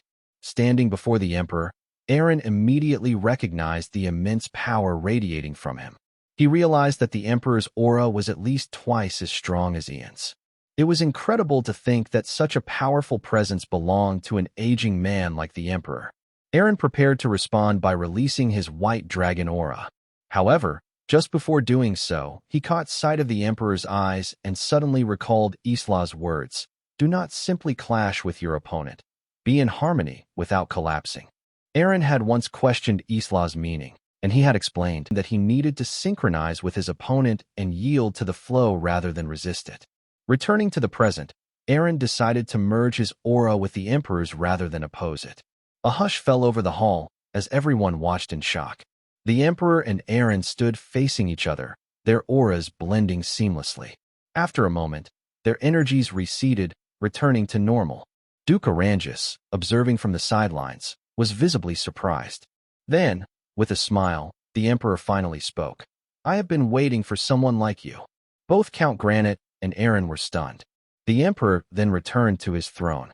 Count Granite turned to the assembly and announced, "The Emperor acknowledges Eren Pendragon as the heir of the Pendragon household and, therefore, grants him the title of Duke."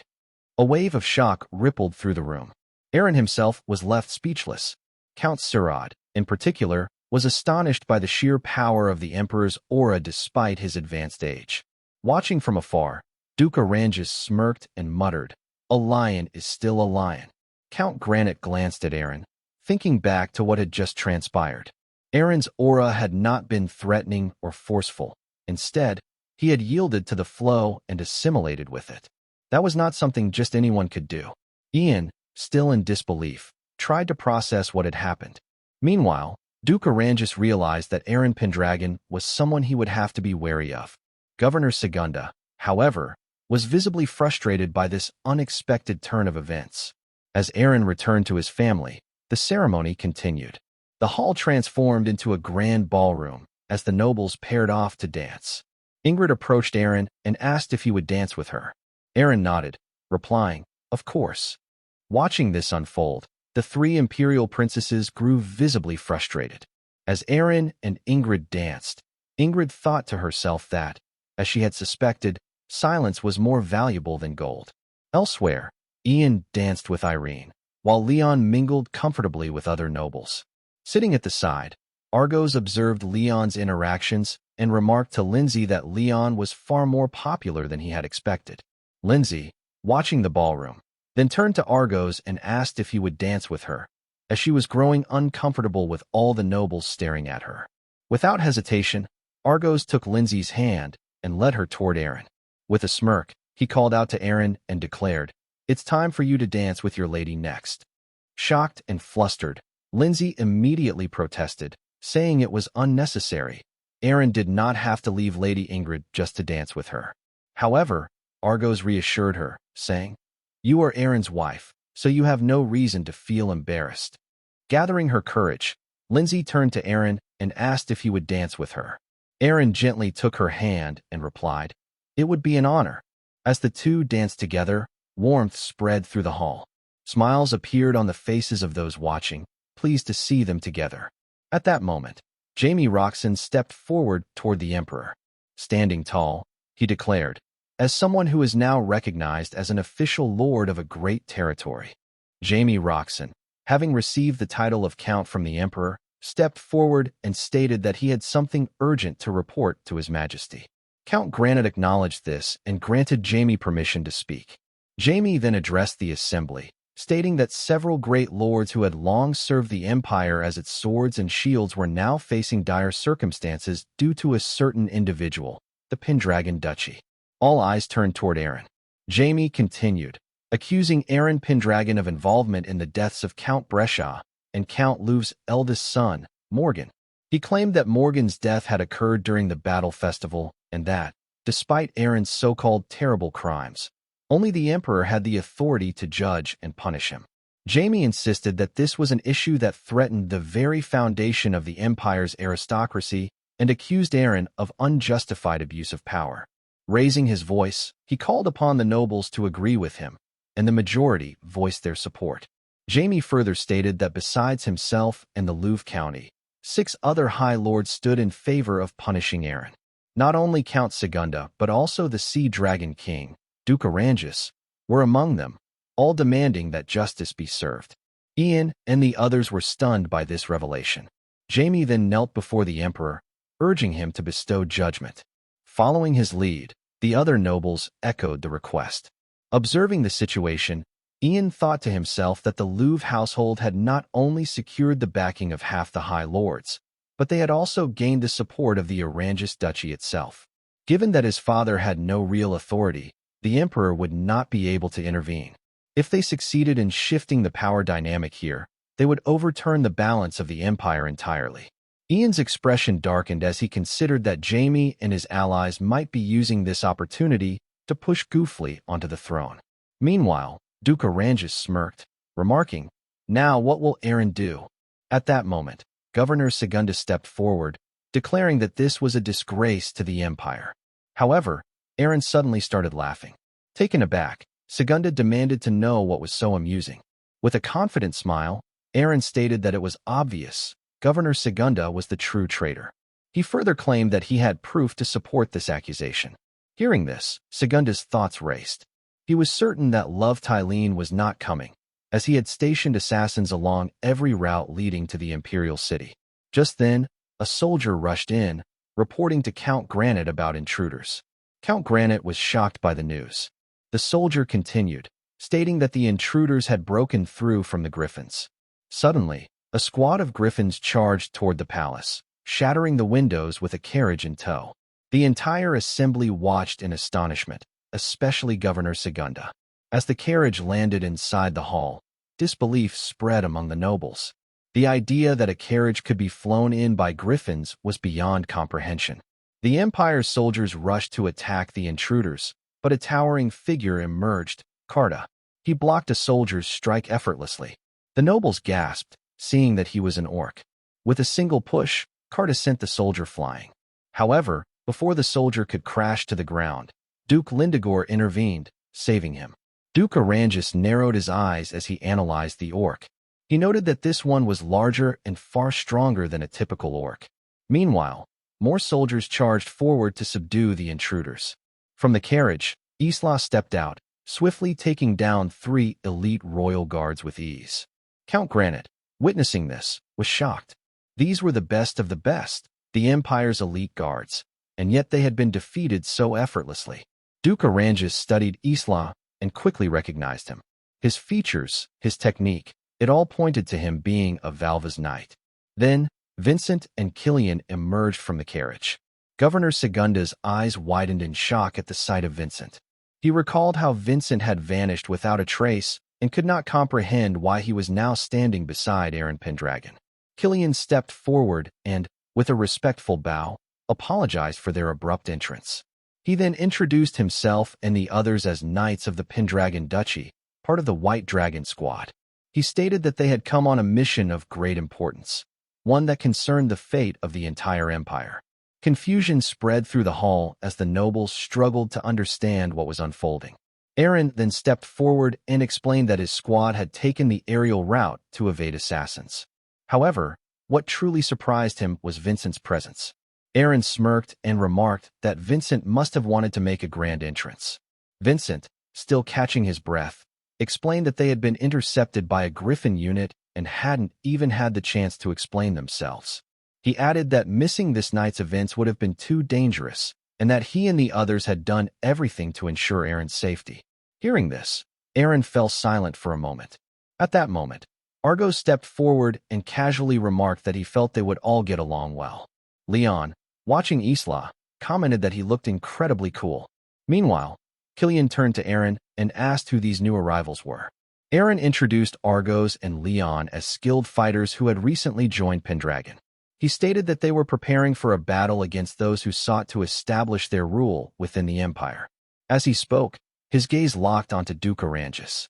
The tension in the hall thickened as Eren and Duke Orangus stood face to face, each backed by their respective subordinates. Angered, Count Segunda snapped, demanding to know why everyone was idly chatting. He accused the Pendragons of barbaric actions and inciting a riot in front of the Emperor himself. Still smiling, Eren turned to him and calmly asked, "Why is Governor Segunda in such a hurry?" With a sharp gaze, he continued, "I will say this one last time. The only traitor here is Governor Segunda." At that moment, Carta stepped forward, bringing someone behind him. He presented the figure before the assembly. It was none other than Ruv Tylene. Gasps filled the hall as Governor Segunda's face paled. He was utterly shocked to see Ruv Tylene standing there. Jaime furrows his brows, wondering who the old man with white hair could be. Meanwhile, Duke Orangus clearly appears displeased by the presence of this unexpected guest. Eren then steps forward and addresses the crowd with a firm voice. This man's name is Ruv Tylene. Formerly the Count of Brescia, he once held immense power and influence in the region of Sisk. A ripple of shock spreads through the assembly as Eren continues. 3 years ago, Prince Shaun was the target of a heinous assassination attempt. The man standing beside me, Ruv Tylene, is one of the key perpetrators behind that plot. Gasps fill the chamber. Count Granite's eyes widen in disbelief, clearly not expecting such a revelation. Eren presses on, unwavering. During a covert investigation, I worked in cooperation with Prince Ian to uncover the truth behind that incident. Our search led us to Sisk, where we discovered conclusive evidence that Ruv Tylene was the one who poisoned the crown prince. He glances at Tylene, who stands silently, head lowered. However, Eren adds, this man was not acting alone. He was merely a pawn in a far larger game. The true mastermind behind the scenes remains hidden, for now. But today, this man will name names. He will expose the traitors who have turned their blades against the Empire. He will reveal their sins before this court and the world. Turning toward the throne, Eren respectfully bows. Your Majesty, I request your permission to have Ruv Tylene speak. Before the Emperor can respond, Count Granite steps forward and declares, His Majesty grants permission. Let the man speak. As Eren guides Ruv Tylene to the center of the hall, The nobles present exchange hushed whispers, stunned by the direction the meeting has taken. On the other hand, Governor Segunda, seated in the background, begins to show visible signs of agitation. His fingers twitch, and sweat beads on his forehead. He doesn't know what to do next. Then, without warning, Duke Arangis, standing nearby, subtly activates a dark spell through the enchanted ring on his finger. A faint glow pulses from the ring, and at that moment, Governor Segunda's expression twists into something unrecognizable. Suddenly, with a crazed scream, Segunda draws a hidden dagger and charges at Eren. The entire court erupts in chaos. "Eren, watch out!" Lindsay screams. Eren, momentarily caught off guard by Segunda's unnatural speed, quickly reacts just in time to block the dagger strike. But to his horror, Segunda redirects his attack, not toward Eren, but toward Love Tylene. In one swift motion, he bites into Tylene's neck with inhuman ferocity. Love Tylene collapses instantly. The hall falls into stunned silence. Nobles stare in shock, unable to comprehend what they've just witnessed. Eren looks down at Tylene, then back at Segunda, disbelief clouding his eyes. He's dead too, but how? Eren thinks. This isn't just betrayal. How did Segunda suddenly become so fast and strong? Whispers begin to echo through the hall. Why would Segunda do this? Has he lost his mind? Was he working against the Empire all along? Before the confusion can spread further, Duke Arangis steps forward with an authoritative tone. "It is difficult to accept," he says solemnly. But it seems the one behind the Crown Prince's assassination attempt was none other than Count Segunda himself. Eren clenches his fists, seething with fury. He's twisting the truth again. But Arangis continues smoothly, now turning to Eren. "As a representative of the 6 High Lords, I extend my deepest apologies to Governor Eren Pendragon. You were right all along. Count Segunda has betrayed the Empire, and thanks to your bravery, his vile sin has now been brought to light." He smiles, but there's a hidden edge to it. "As a loyal sword of the Empire," he adds with mock sincerity, "Eren Pendragon, you are, without question, the Empire's most cherished treasure." The crowd of nobles, momentarily confused, now erupts into applause, cheering for both Duke Arangis and Eren. But beneath the surface, something darker lingers. Eren, standing amidst the echoing cheers, remains motionless, his gaze fixed on Arangis, aware that the game of deception has only just begun. Seeing this, Duke Sirad states that, "Just as I thought, Eren truly is that kind of man." Meanwhile, Miss Sirad appeared genuinely impressed, commenting on how quickly Duke Arangis had acknowledged his supposed mistake.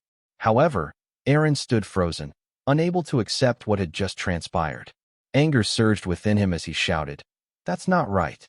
He called out to Duke Arangis. The Duke turned around slowly, his expression unreadable. But Eren found himself at a loss. "What can I even say now?" he thought. "The evidence is gone. Even if Vincent were to speak up, no one would believe us anymore." His fists clenched in frustration. At that moment, Count Granite stepped forward and announced loudly, "With that, the ceremony is concluded. Everyone is dismissed." As the nobles began filing out of the hall, Duke Aragon approached Eren. With a faint smirk, he said, "I'll be taking my leave now. I do hope we meet again someday." Eren's gaze was firm. "We will. On the battlefield." Duke Aragon chuckled and turned away, departing with his subordinates in tow. Isla, watching from behind, couldn't help but fix his eyes on the men accompanying Aragon, warriors clad in armor reminiscent of the Valva's knights.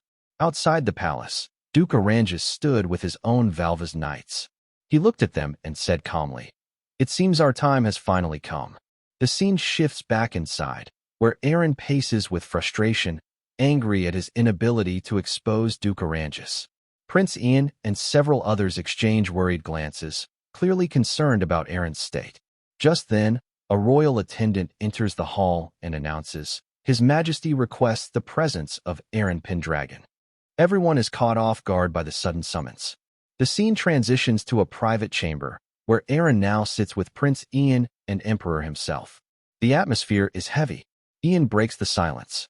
"The monster we faced in Luz, the one who pretended to be a mere pirate. He was from the Arangis household." Hearing this, Count Granite's expression turns grim. "Then the one who orchestrated the Crown Prince's poisoning, it was Duke Oranges. The Emperor speaks at last. Eren Pendragon, I will officially appoint you as governor of Luz. More importantly, I entrust you with a secret imperial order to subjugate the Oranges household. Both Ian and Count Granite are stunned. The Emperor continues, you will need substantial resources for such a task. Therefore, I am authorizing the circulation of the Pendragon gold coins throughout the Empire. Count Granite immediately steps forward, attempting to object. Your Majesty, it's fine. The Emperor interrupts, silencing the Count with a raised hand. Eren looks up and asks quietly, does Your Majesty truly believe in me? The Emperor nods. Ian has spoken of you. He believes you are a man of unwavering resolve, one we can trust.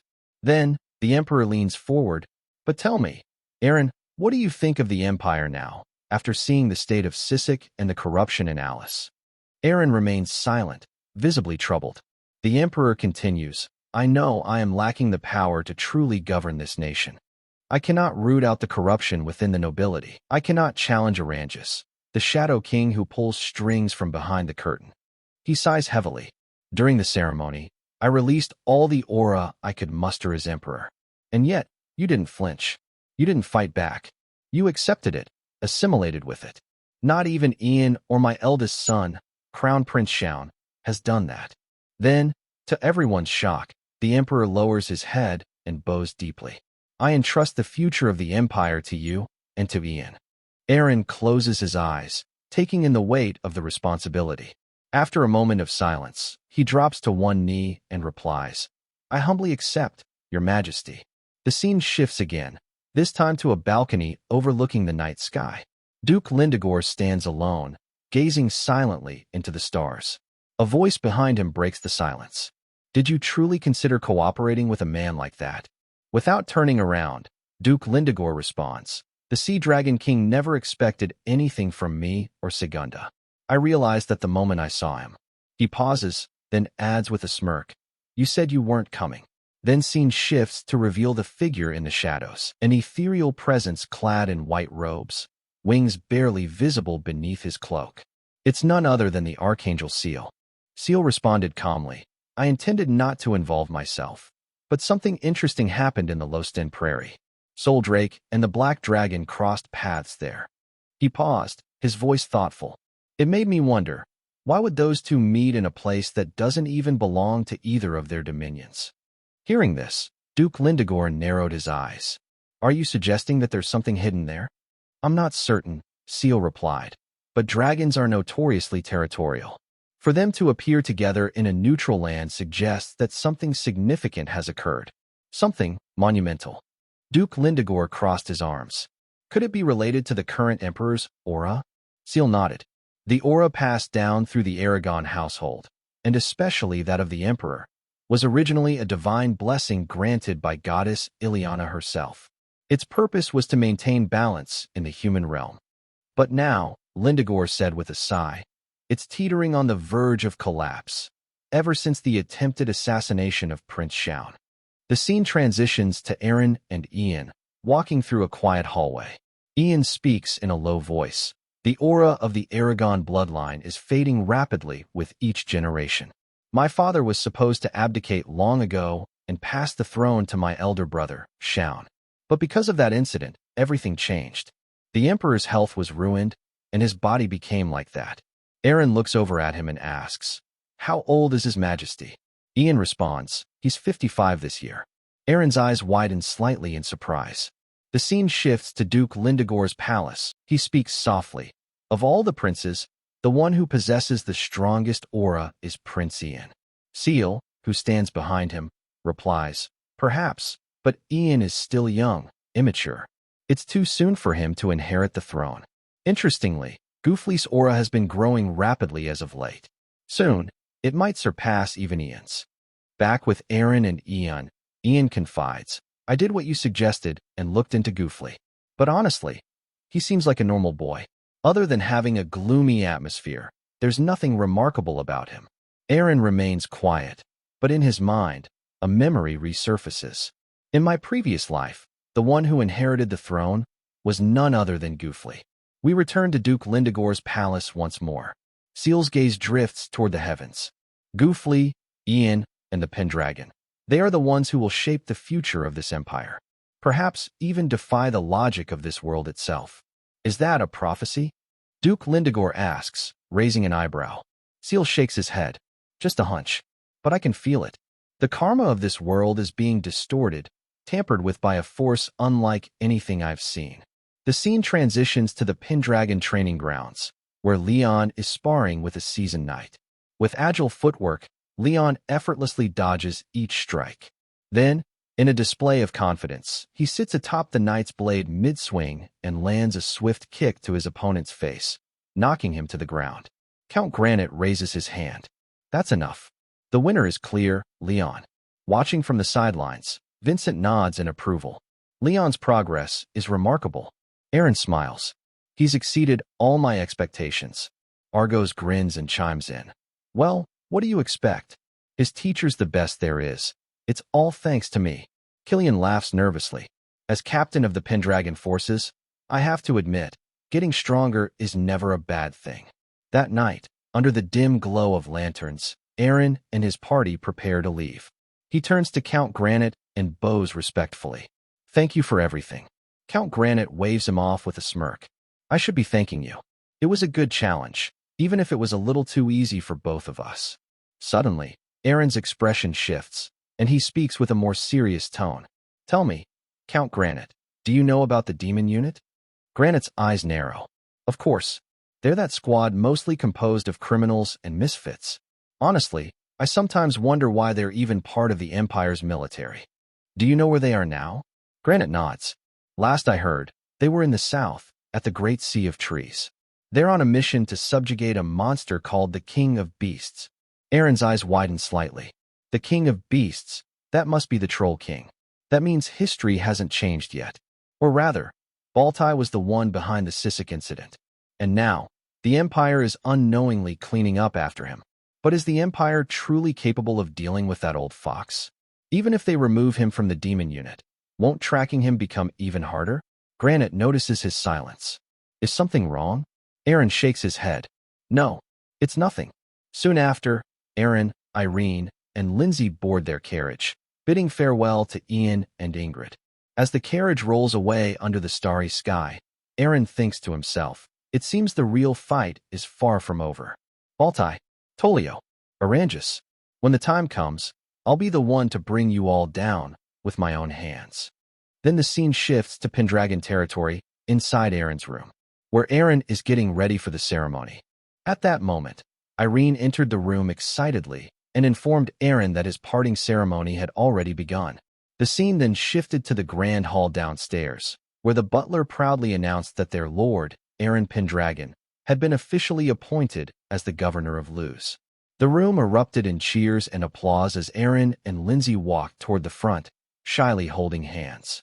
Observing this, Eren's mother leaned toward Irene and commented that the two seemed to have grown much closer than before. Smiling warmly, Irene replied, "They've been through a lot together." Meanwhile, Luna stood silently in a corner, her expression tinged with sadness. Vincent approached her and gently asked if she was enjoying the ceremony. Luna remained quiet. Sensing her hesitation, Vincent softly remarked, "The Duke is set to depart for Luz tomorrow. If there's something you wish to say to Eren, you should say it today." Hearing this, Luna gathered her resolve. Moments later, she stood face to face with Eren. With a composed and noble demeanor, she spoke. "I am truly glad to hear of your appointment as the governor of Luz." Without waiting for a reply, she turned and walked away. Watching her retreating figure, Vincent sighed and muttered, "She's still holding back." Later that night, Eren and Vincent stood together in a quiet corridor, engaged in conversation. Eren expressed his intent to entrust the management of the Pendragon territory to Vincent. "As long as you're here," Eren said, "I can leave for Luz with peace of mind." Vincent responded humbly, "None of this would have been possible if it weren't for everyone's efforts. Especially Melbourne, the butler, who handled many internal affairs, and Lady Sirod, who managed the development of the immigrant city of York. Things have progressed quite smoothly thanks to them." Eren remained silent, contemplating his words. Vincent then asked cautiously, Don't you think it's time to reconsider your engagement with Lady Sirad? Unlike many noble women from the capital who care only about appearances, Lady Sirad is intelligent, capable, and has proven herself through action. She could be a valuable partner, different from Lady Lindsay, yes, but valuable in her own way. Still, Eren did not respond. Sensing his hesitation, Vincent continued, "Of course, if you don't have feelings for Luna, then there's nothing more to be said." Eren finally spoke. "It's not that I dislike her. It's just," but his voice trailed off. The scene then shifted once more, this time to a quiet balcony. Luna stood alone, gazing up at the night sky, lost in thought. Suddenly, she heard a familiar voice behind her. "Luna," Eren called gently. She turned. With a calm smile, Eren asked, "Shall we talk for a while?" As they sat together under the quiet night sky, Eren turned to Luna and mentioned that Vincent had been praising her recent achievements for the Empire. He expressed his sincere gratitude for all her help. Luna blushed and modestly replied, "It was nothing." Eren smiled and remarked that she had changed a great deal since the first time they met. Luna responded with a soft chuckle, "Not as much as you have." Eren raised an eyebrow, visibly surprised. Luna continued, her tone more candid. "To be honest, I didn't like you at all back then, especially the version of you before your coma. But after you woke up, you seemed like an entirely different person. That's when I started to see you in a new light." With a teasing smile, she added, "It makes me sound a little self-centered, doesn't it?" Eren smiled gently. "Certainly," he said, his voice filled with warmth. Luna looked out into the distance and went on. "Later, when you returned from Sisk, I noticed another change. It felt as though you had rediscovered your purpose, your drive. Watching that, I too wanted to change. I no longer wanted to get married just to fulfill my duties to the household. I chose to walk away from all those pre-written rules, to stop living for others and start living for myself." Eren's expression softened with a hint of sadness as he listened to her heartfelt words. Luna then looked directly at him and asked, "Do you remember what you said in the Sirad territory? That you wanted to live not for yourself, but to ensure the people and the nation could enjoy prosperous, fulfilling lives?" She smiled gently. "What you said back then, you made it come true so quickly. That's why I respect you, not just as a man, but as a lord who leads his people forward with conviction." Eren's eyes widened in astonishment. Luna then added, with quiet determination, "That's why, whether you like it or not, I will become your strength." Eren, overwhelmed, asked in a trembling voice, "Do you truly love me, Luna? Even with everything? What about Raven?" Tears welled up in his eyes before he could stop them. Luna seemed taken aback at first, seeing Eren cry so openly. But after a moment, he composed himself and, smiling through the tears, whispered, "Thank you, Luna." She smiled back, a serene and understanding expression on her face.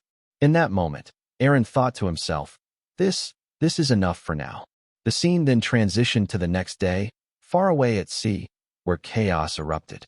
Orc pirates had launched a brutal attack on a noble ship, overwhelming most of the noble guards aboard.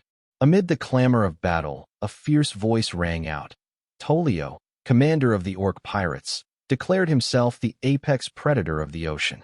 Suddenly, something caught his eye. Among the plundered belongings, Tolio found a crumpled newspaper. The headline read, "Pendragon Duke appointed as governor of Luz." His eyes narrowed as he read the words. "So, Pendragon's thriving, is he?" Tolio muttered with a dark grin. "Good. Then it's about time I settled my debt with Eren Pendragon, once and for all." The scene then shifts to Luz, inside the governor's mansion, where Eren is taken aback to see everyone dressed in formal attire. Irene and Lindsay are even dressed as Navy sailors. With a playful smile, Irene asks Eren what he thinks of his White Dragon squad. She then adds that today, they will be meeting the Guardian of Luz, the commander of the Imperial Navy, Viscount Moraine. The scene transitions to a military ship where Viscount Moraine is training with his subordinates. Several of them charge at him in unison, but with a burst of aura and commanding presence, Moraine effortlessly defeats them all, showcasing the discipline and strength of a seasoned warrior. Meanwhile, on the streets of Luz, excitement fills the air as the citizens eagerly gather to catch a glimpse of the legendary Great Shark of Mulad, the Empire Navy's commander, Viscount Moraine. Whispers spread among the people. Many comment that Viscount Moraine's appearance seems even more intimidating than before. The general sentiment is that his stern expression likely stems from the upcoming meeting with the newly appointed governor of Luz, Duke Eren Pendragon. Given that the previous governor had betrayed the navy and colluded with pirates, the people wonder how Moraine will respond this time. Inside the mansion, a tense atmosphere settles over the hall as Viscount Moraine and his subordinates stand face-to-face with Eren and his entourage. Eren steps forward and confidently introduces himself as the new governor of Luz. However, Viscount Moraine remains silent. Instead, one of his subordinates steps forward and formally introduces Moraine as the Emperor's sword and the Admiral of the Imperial Navy. With a smirk, the subordinate adds that Eren would do well to remember that title. Isla and Killian both bristle at the condescending tone. Eren, unfazed, calmly responds that he had heard Luz was being administered by Viscount Moraine after Segunda's fall, and that he'd like an overview of the current situation. Again, Moraine remains silent, and it's his subordinate who replies, stating that most of Segunda's allies have already been dealt with. At that moment, Isla steps forward, visibly angered. He looks directly at the subordinate and states firmly, "You're not the one the governor is speaking to." The subordinate falls silent, but Isla intensifies the pressure by releasing his aura, summoning glowing purple wings that flare behind him to intimidate. Killian, noticing the tension, becomes visibly concerned. Then, unexpectedly, Viscount Moraine smirks and steps forward himself. He offers a short bow and apologizes to Eren for the earlier discourtesy. Moraine explains that, as a man of the military, he prefers to judge a person's worth with his own eyes rather than relying on reputation alone. Eren, intrigued, asks how Moraine intends to do that. With a glint in his eye, Moraine replies that he simply wishes to engage in a brief sparring match with Eren. Moraine continued, "I was a friend of your father, Duke Gordon. Naturally, I've heard a great deal about you over the years, about a fragile boy who adored flowers and immersed himself in paintings rather than martial training." His expression hardened. Then came the rumors that you fought on equal footing with Captain Granite, the Empire's Knight Commander, and my personal rival. Frankly, I find that difficult to believe. He stepped forward, eyes narrowing. "That's why I want to test you myself." Eren, taken aback, pauses before nodding slightly and replying, "I understand." Without another word, he begins walking toward the training ground, stating, "Let's begin." As Moraine moves to follow him, Isla suddenly steps in, blocking his path. The unexpected move catches Moraine off guard. In that brief moment, Eren seizes the opportunity and charges forward, swiftly knocking Moraine to the ground. Seeing this, one of Moraine's subordinates attempts to intervene, but Isla appears beside him in a flash, his spear at the man's neck, halting him mid-step. The man growls, "Pendragons are cowards," to which Isla coolly replies, "Do cowards exist among pirates?" Eren then turns to Moraine, his voice calm but firm. "Do you understand what we're truly up against? These pirates aren't mere thugs. They are savages ruling the sea. They're led by the Latuan Orcs chieftain, the Dark King, Tolio Arangis. He's not only ruthless, he's more powerful than you or any of your men." Viscount Moraine, stunned by the speed and efficiency of Eren's response, remains speechless.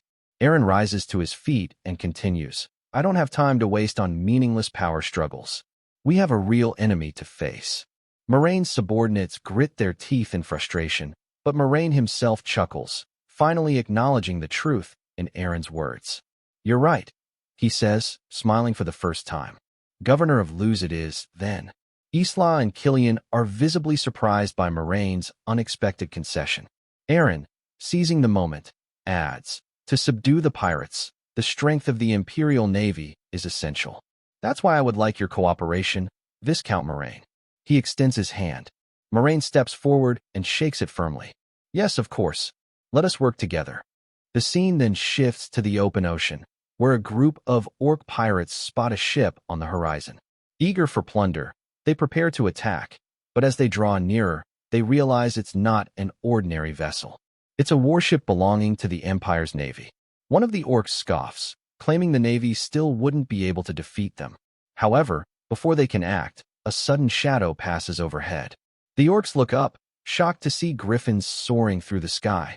Pendragon's elite griffin riders, led by none other than Isla. Without hesitation, Isla commands the assault. The griffin riders rain arrows down upon the pirate ships with expert precision. As the orcs scramble to defend themselves or flee, Isla and his squad dive from above, launching a relentless aerial strike. Within moments, many of the orc pirates are subdued or thrown into chaos, overwhelmed by the ferocity of the attack. The scene then transitions to a local shop in Luz. Inside, the shopkeeper nervously assures Viscount Moraine and Isaac that his business is entirely legal and has no ties to any pirate activity. However, Moraine calmly draws his sword and places the blade inches from the shopkeeper's face. Stunned, the shopkeeper stammers in confusion, asking what Moraine is doing. At that moment, Moraine gestures to Isaac. "Show him the document," he says. Isaac steps forward and presents an official warrant that exposes the truth. The shopkeeper had been bribing Count Segunda to authorize the distribution of smuggled goods through his store. Moraine's expression darkens with contempt. "So," he growls, "what do you suggest I do now? Shall I wait for you to validate our warrant while your pirate friends run free?" Moments later, the shopkeeper is seen being dragged away in chains. Moraine, satisfied, turns toward Eren with a subtle smile. Eren watches the scene unfold and reflects silently. Thanks to the intelligence provided by Vincent Ron, Count Segunda's former adjutant, Eren has successfully begun dismantling the entire network of pirate-linked businesses in Luz. By eradicating these operations, Eren is cutting off the financial lifeline of the Dark King, Tolio Arangis. Viscount Moraine stands beside Eren and declares firmly, "In the Empire, there is no room for negotiation with those who have allied themselves with pirates." He further explains that under the new governor's leadership, the Empire has successfully seized all major inland activity hubs and coastal smuggling points. However, as a result, the pirates have shifted their focus to the smaller, scattered islands in the Mulad Marine territory, where naval patrols are sparse and vigilance is low. The scene then moves to Pinragon territory, where Vincent sits reading a report. It details how, due to a series of swift and decisive victories by both Pendragon forces and the Imperial Navy, the complete eradication of the pirate threat is now just a matter of time. Hearing this, the butler beside him breaks into a smile and proudly remarks, "As expected of the young master." However, Vincent remains pensive. Despite their successes, his expression shows signs of worry, knowing the fight is far from over. Meanwhile, Luna also reads the same report. Inspired by the progress Eren has made, she feels a renewed sense of determination. "Now," she whispers to herself, "I have no choice but to try even harder." The next scene shows her preparing for an important meeting with a businessman named Joseph Breeden. The name strikes a chord. Breeden was once the head knight of County Sirad. Luna clenches her fist in frustration. So it really is that Breeden, she thinks. The upcoming negotiation will be more complicated than she anticipated. Joseph finally meets with Luna and greets her warmly, saying, "It's been quite a long time since we last saw each other." Luna, maintaining her composure, replies with a measured tone, "It seems you've changed a lot, Joseph." He nods and explains, "I started a trading company, using the connections I built over the years. Since I can no longer serve as a knight with this arm, I had to find another path." Luna's eyes narrow in suspicion. "What are you doing here, Joseph?" Joseph smiles faintly. "I heard Luz is a city free of discrimination, where all are welcomed regardless of race or nationality. That's why I came, hoping to expand my business in a place that offers such fairness." Luna's expression turns sharp and serious. "You want to establish your business in the city governed by the very man who injured your arm?" Her voice hardens. "I can't trust you, Joseph. And because of that, I can't allow you to conduct business here." Joseph sighs and looks at her with disappointment. "You've changed too, Luna. Don't you see anything else besides Eren Pendragon?" Luna furrows her brows. "Then why are you really here?" Joseph straightens his back and declares with conviction, "Because I intend to go against Eren Pendragon." Luna stares at him, visibly shocked. Joseph continues, his voice lower but filled with emotion. "I still like you, Luna. That hasn't changed. And I believe I can offer you more than Eren ever will. That's why I can't turn back now, not when I've come this far." Luna stands speechless, taken aback by the sudden confession. The scene shifts to the jagged mountains where the orc pirate captain, Griezmann, glares at an approaching figure. "Why are you here, Tolio?" he asks with a growl. With a calm, amused smile, Tolio replies, "I came to check up on you. I heard you've run into trouble recently. Thanks to Lu's new governor." Griezmann scowls. "You're the last person I want to hear that from, especially since you lost to that brat, Eren Pendragon." Tolio chuckles, unfazed. Griezmann continues, his voice rising. "Your strength has waned, Tolio. That new governor's policies have wrecked everything, including your funding." Tolio's smile doesn't fade. "So you've been gathering intelligence too?" Irritated, Griezmann demands, "Enough games. Why are you really here?" Tolio steps closer and replies coolly, "Because I've gained a powerful patron. I'm not as broke as you think, but with everything that's happening, this crisis affects all pirates. So I thought, why not join forces at least for a while? It'll boost our manpower."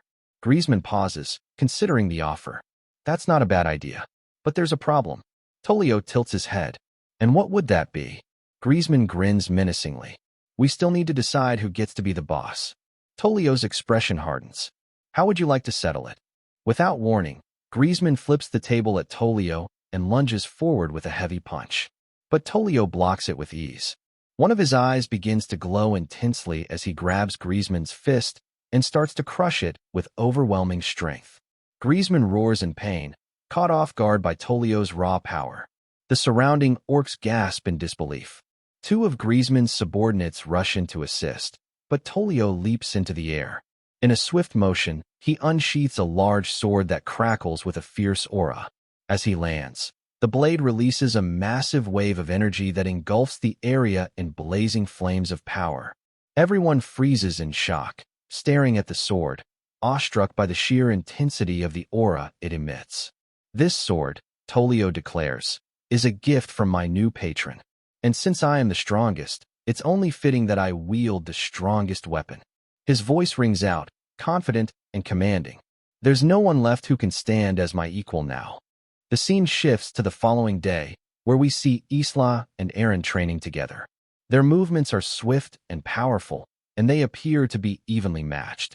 Observing the duel, Viscount Moraine remarks in astonishment, "The Valva's knight possesses truly terrifying strength." Isaac, standing beside him, nods in awe.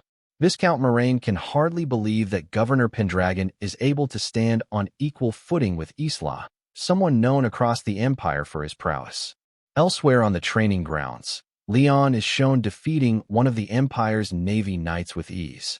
Viscount Moraine silently observes the trio and thinks to himself that if these warriors were to fight alongside the navy, their combined strength would form an elite force capable of crushing the pirates decisively.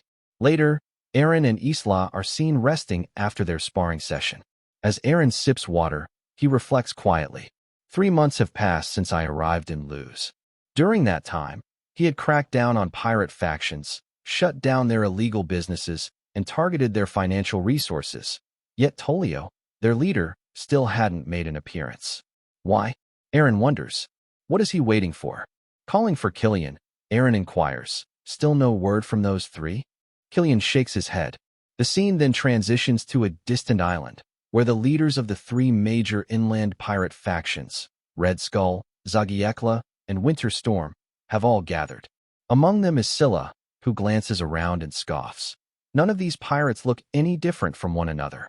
"Stop talking nonsense," Gus grumbles. Jonathan, the most composed of the 3, quickly interjects, "Enough. Keep your voices down. We're here as spies, remember?" Suddenly, the atmosphere shifts as Tolio makes his grand entrance. With confident steps and a piercing gaze, he calls out to the crowd, "Listen up. From this moment forward, I will be your new captain, not as the Dark King, but as Pirate King Tolio." He smirks. "It's nice to finally meet you all."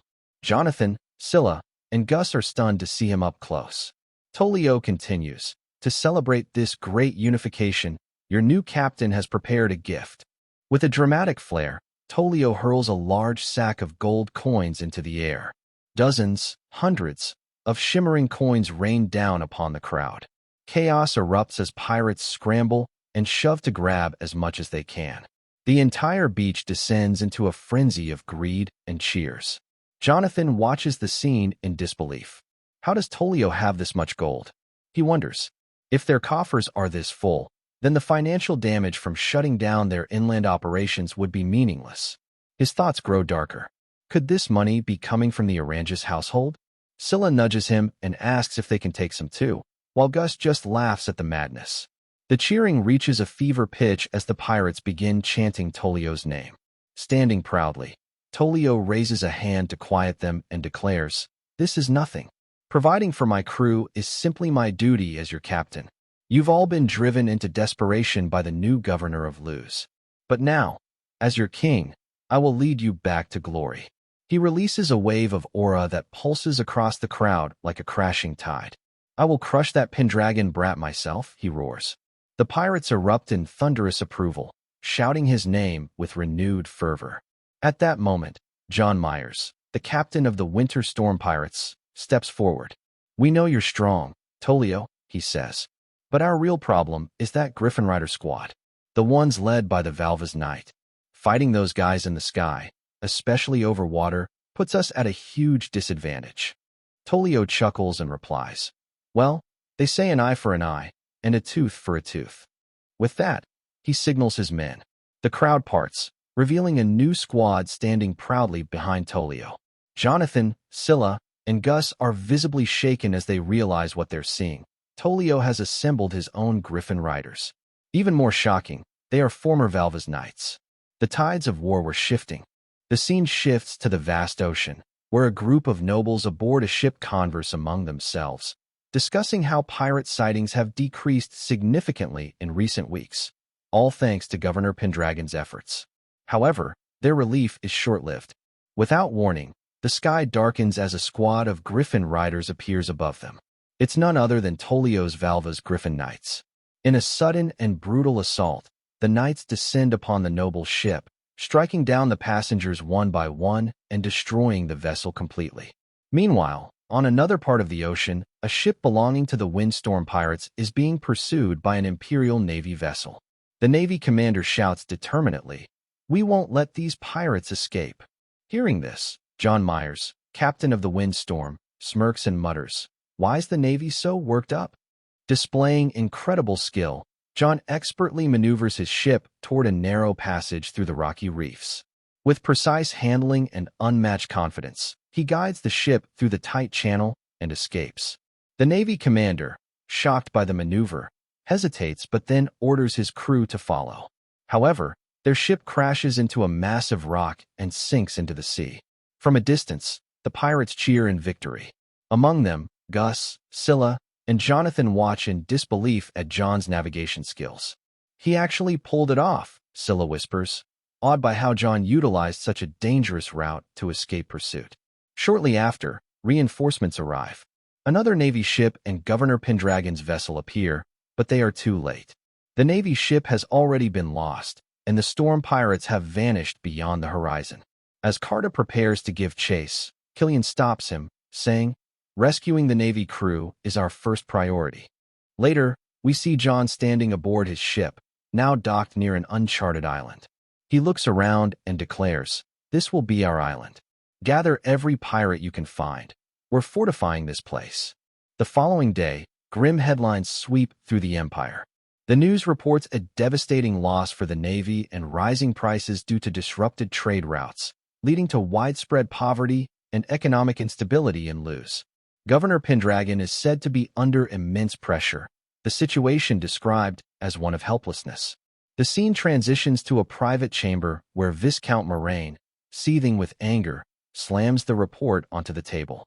Eren, however, remains calm and analytical. "It seems we underestimated them," he admits. "What revived the pirates wasn't just desperation. It was the influx of funds their leader, Tolio, is receiving. And I suspect the source is none other than the conqueror of the South, the Sea Dragon King, Arranges." Eren continues, "Even though we cut off their income from Luz, it wasn't enough to cripple them. The real threat lies in Arranges backing them from the shadows." Viscount Moraine nods but counters, "Even Arranges must be feeling the burden of supporting such a large-scale conflict." Eren's expression darkens. That's why he's sending in his secret weapon, his Valva's Knights. Oranges doesn't see this as a skirmish. To him, this is war, and he intends to go all out. Furious, Eren releases a surge of aura that fills the room. If that's how he wants it, he growls, then I'll take this fight to Oranges himself. The tension eases as the scene shifts again, this time to a local restaurant. Carta, Killian, Argos, Leon, and Isla are gathered at a table, eating. Carta frowns and mutters, the food's not great. Killian whispers, don't be too loud. Behind the counter, the restaurant worker explains, sorry about that. Because of the pirates, fish supplies have been scarce. A customer nearby joins the conversation. Of course it's bad, he says. Luz is in decline. There's no sign left of the proud city of the sea. Things were better under Segunda. Carta's face tightens in anger, and he moves to confront the man, but Killian restrains him, cautioning, don't make a scene. Argos, thoughtful, remarks, to the common people, a good lord is someone who puts food on their table. That's all they care about. Leon sighs. It really was more prosperous before. Isla, lost in thought, reflects on the past. He begins to worry about Eren, concerned for the weight he's carrying alone. Suddenly, a loud commotion breaks out outside. The group rushes to the door, curious. A crowd has gathered, pointing up at the sky in disbelief. Everyone looks up, shocked to see a figure flying through the air. Isla's eyes widen. That's Sol. Moments later, Sol lands gracefully before them. With a calm but serious expression, he looks directly at Isla and says, I need to speak with Eren. The scene shifts to later that night at the palace, where Eren comes running down the corridor to meet with Sol. Upon seeing him, Sol can't help but smile warmly. On the other hand, Eren, surprised by Sol's sudden visit, immediately asks, where have you been all this time? With a teasing expression, Sol replies, were you worried about me? Eren sighs and admits, a little. You've been gone for quite a while. Hearing this, Sol chuckles softly, clearly touched. Eren then asks, so, how was the Losten Prairie? Sol informs him, I met with the Black Dragon, Amuhalt. Eren's eyes widen in shock.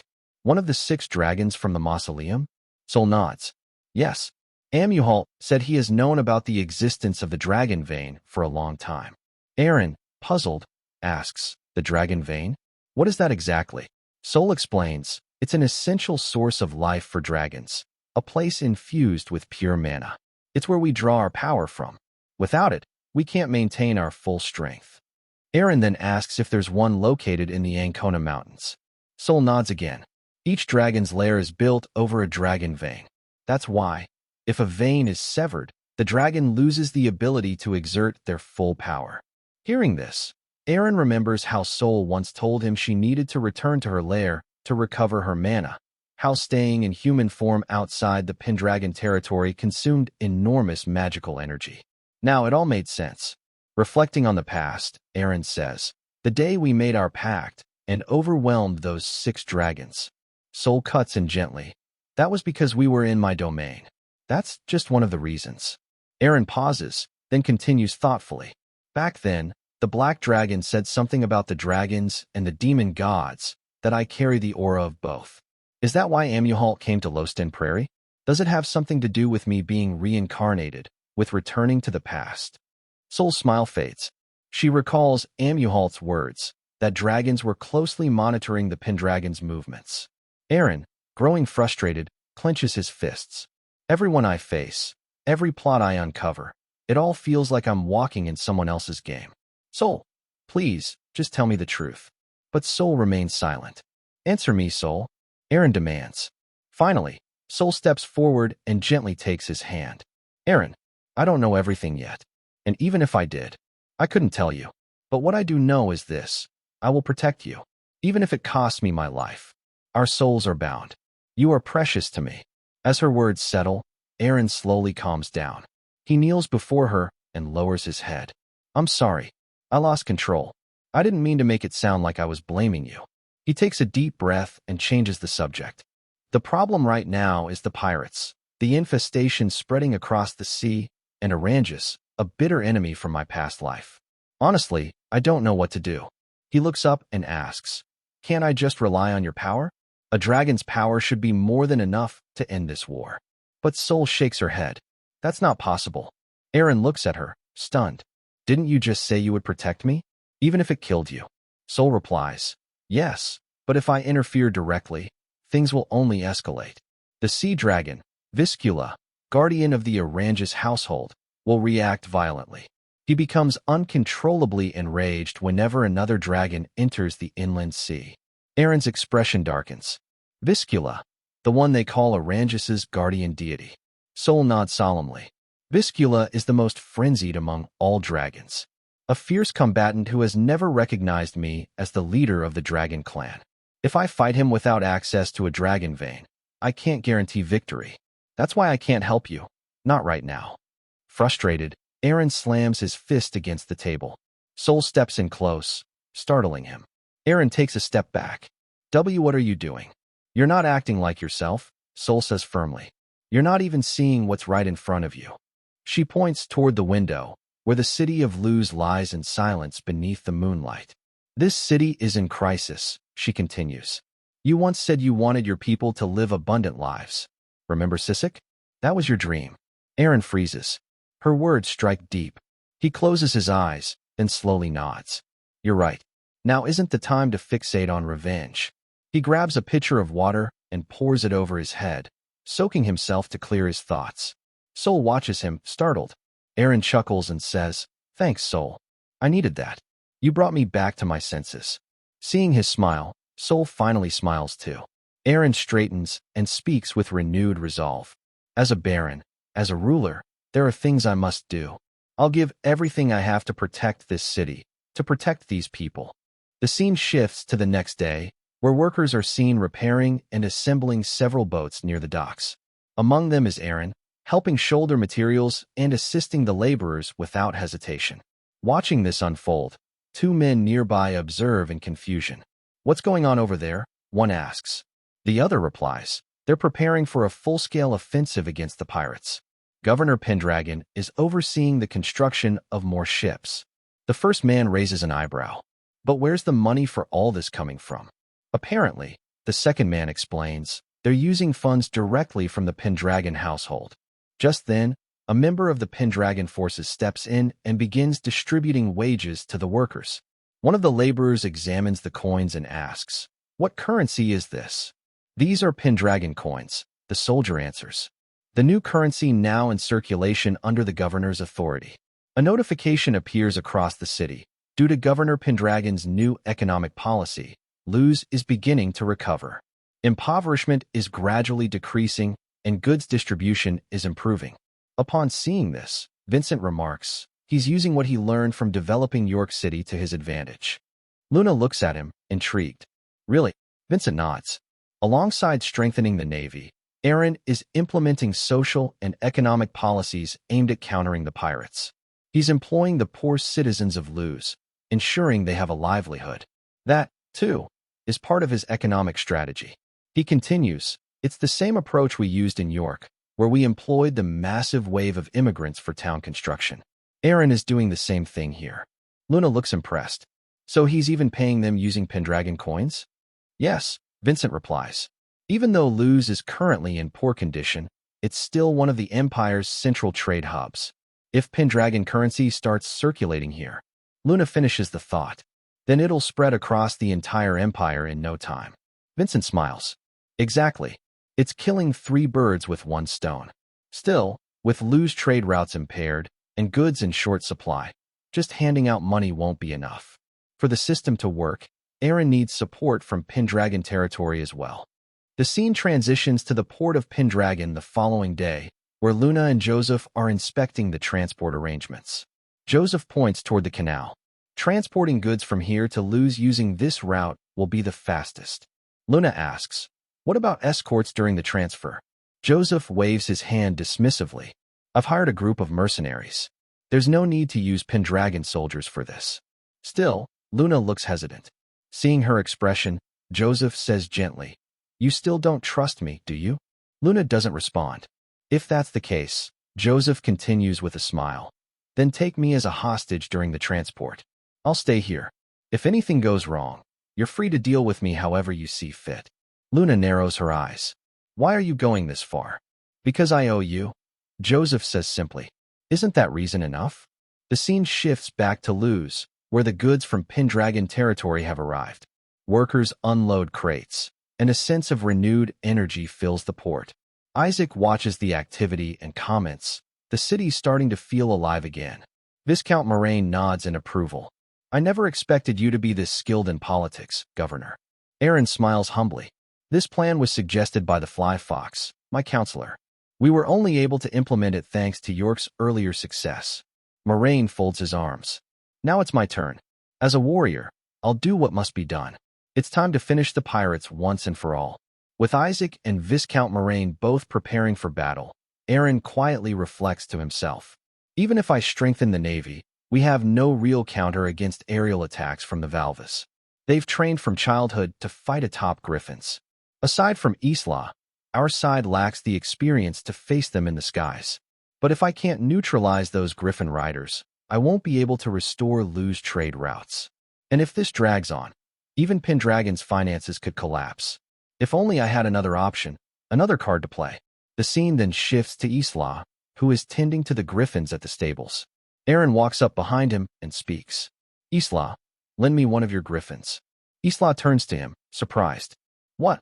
Before Isla can respond, the scene shifts again, this time to a remote island where members of the Winter Storm pirates are gathered. Suddenly, a shadow passes overhead. The pirates look up in disbelief. A griffin. John Myers, the captain of Winter Storm, steps forward, eyes wide with shock. No way. The governor of Luz actually came here alone? As Eren lands on the island, all the pirates of the Winter Storm crew draw their weapons, ready to strike. The scene then shifts to a few moments earlier, when Eren first asked Isla to lend him a griffin. I can't do that, Isla replied firmly. If you're going there, then take me with you. Eren remained silent, prompting Isla to continue. I've said it before, I'm your sword. That's exactly why I can't take you with me, Eren answered quietly. Isla looked stunned. Eren elaborated. If I draw my sword, the pirates will draw theirs. I'm going alone, unarmed. If I take you with me, that promise is broken. Frustration welled up inside Isla. A sword used in battle is meaningless, he thought. As Eren turned to leave, he gave one final order. Stay here. Just then, Isla called out. Wait. At least take my most trusted companion with you. Hearing that, Eren smiled gently, and with a nod, he left. Isla could only watch in silence, clenching his fists in restrained anger. Back in the present, Eren now stands before John Myers, captain of the Winter Storm Pirates. I came to talk, Eren says calmly. But before John can respond, one of the pirates steps forward, mocking Eren, causing the others to burst into laughter. Eren remains completely silent, unfazed. Annoyed by Eren's composure, another pirate punches him hard across the face. Jonathan, Scylla, and Gus watch in shock, expecting retaliation. But even after being struck, Eren doesn't flinch. He simply stares at the pirates, expression steady and resolute. Then, Eren calmly turns to John. I said I came to talk. The pirates begin to unsheath their swords, but John raises a hand to stop them. There's no need for that, he says. Then, with a smirk, he adds, the new governor of Luz went to all this trouble to come here. Let's hear what he has to say. Let's talk business. The scene shifts to the interior of the pirate ship, where Eren presents John with a pouch of Pendragon coins and lays out his proposal. John listens carefully as Eren explains the entire plan. After a pause, John says, You understand the position you're in, and yet you still say all this with complete seriousness? Eren nods. I'm only doing what I believe is best for the people of Luz. John stares at him for a long moment, then chuckles. You're an interesting man. Later that night, inside the governor's palace, Viscount Moraine slams his fist on the table, outraged. You allied with pirates? Eren replies calmly. To navigate through this crisis, those pirates are the allies I need. I've taken every measure possible, but unless we eliminate the Valves Knights, Luz will never recover. They're crippling trade routes and slowly exhausting our resources. Viscount Moraine shakes his head in disbelief. And to do that, you sided with criminals. I doubled the amount of gold Tolio Arangis gave to the Winter Storm pirates, Eren continues. John saw right through the real goal, developing Lu's shipbuilding industry through circulation of Pendragon coins. Soon, these coins will have immense value and dominate the Empire's economy. He adds, John is sharp. In the event of our victory, the Winter Storm pirates will receive trade rights in these waters. Viscount Moraine stiffens. You're granting trade rights to traitors who defy the Empire? And what of your honor as a Navy officer? Moraine demands. What will become of the Empire's pride? Eren looks him directly in the eyes. Can honor feed the people of Luz? The words strike Moraine like a blow. He falls silent. I'm not fighting for pride, Eren continues. I'm fighting to give my people a life of abundance. And for that, I must make choices, difficult ones. Viscount Moraine, visibly frustrated, slowly begins to understand. With clenched fists, he turns and walks away without another word. As the room falls quiet, Eren turns to the night sky and mutters under his breath. Tolio Orangus, just wait. Your time is coming. The scene shifts to a remote island, where one of the orc's subordinates rushes to deliver urgent news to Tolio. He reports, a ship is preparing to depart from Luz, carrying a massive amount of gold coins. Tolio, the orc leader, perks up with interest. That's quite a haul, he mutters with a wicked grin. Tell me, are those the new Pendragon coins? The subordinate nods. Yes, sir. That's what the scouts confirmed. Tolio's expression hardens slightly as he begins to think. So Eren is trying to distribute those coins in bulk to the southern regions, expanding his influence while doing so. The messenger adds, if this plan succeeds, even your father may be affected. Tolio's expression turns grim. The real headache in the south right now is that man, the so-called Gold King, Karl Mandy. He's currently working under the Orangus household, funding their military efforts. In the end, everything comes down to money. He clenches his fists. If Pendragon coins become widespread and Karl decides to switch allegiances, betraying Orangus, it could throw the entire balance into chaos. With a cruel smirk, Tolio rises to his feet. This is the perfect opportunity to show some filial piety. He raises his voice and shouts, sink that ship. A roar erupts from the orcs as they cheer their leader. Tolio continues, and every last coin aboard will belong to you. The orcs erupt again, pounding their weapons and howling in excitement. The scene shifts to the governor's palace in Luz, where Eren is in the middle of a strategy meeting with his key commanders. Eren addresses the room. The ship carrying the Pendragon coins will be escorted by Admiral Moraine's fleet. As expected, the pirates will aim for it. While the Admiral draws them in and leads them into pursuit, our Luz naval fleet, under my command, will remain hidden and wait in ambush. He pauses, letting the anticipation build. The moment the pirate ships enter the rocky region, Eren continues, they'll be trapped. Winter Storm, under Captain John, who has now turned against the other pirates, will strike them from the rear. We'll be hitting them from 3 directions at once. The room falls silent for a beat before erupting into excitement. Commanders nod in approval, murmuring with confidence. The formation is as follows. Pendragon's fleet will deploy 20 warships, Admiral Moraine will lead 60 from the Empire's navy, and Captain John will contribute another 20 ships, facing off against Tolio's formidable fleet of 60 vessels. With this strategy, Eren declares confidently, we can overwhelm them. Victory is within our grasp. The mood in the war room turns resolute. The final battle for control of the sea and the fate of Luz was about to begin. The scene shifts to later that day, where Eren and the Pendragon forces are preparing to depart for battle. On the docks, Eren's younger sister rushes forward and throws her arms around him, tears streaming down her face. Please, return safely, no matter what, she pleads. Eren smiles gently and pats her head. Don't worry. I've always come back in one piece, haven't I? As he pulls away, his eyes fall on Lindsay, who stands nearby. Walking up to her, Eren says with a soft smile, I'm leaving my sister in your care. Lindsay nods with determination. I'll be praying for your success. They embrace briefly, an unspoken exchange of trust and affection. Eren then looks up at the rooftop of a nearby building, where Sol sits quietly, watching over them all. Sol, Eren calls out, I'm counting on you to take care of everyone here. Sol nods silently, her expression unreadable. At that moment, Killian rallies the Pendragon forces. Let's move out. With our strength and the protection of the White Dragon, we will return victorious. Carta grins and pumps his fist. I'll crush every last one of those pirates who dared to stand against us. As the fleet begins its departure, Isla stands at the edge of one vessel, keeping a sharp lookout. Nearby, he watches Argos and Leon sparring on the deck. Leon spots an opening and lunges at Argos with a strike, but Argos swiftly blocks the blow. As Leon attempts a follow-up attack, Argos ducks, sweeping low and kicking Leon off balance. Leon stumbles but quickly recovers, leaping into the air, grabbing a nearby rope, and swinging gracefully to the upper deck. Without pause, Leon springs down from above, aiming a kick directly at Argos. To his surprise, Argos raises his arm and blocks the kick with ease. Leon gasps. You blocked it. Argos smirks. You've already mastered the basics of fighting aboard a ship. Thank you, sir. Leon responds excitedly, though his face falls. But I still couldn't land a single clean hit. Argos chuckles. You kept shouting during your attacks. There's no use striking from a blind spot if you announce your every move. Leon scratches his head in embarrassment. In a real battle, Argos continues. Useless movements like that will only get you killed.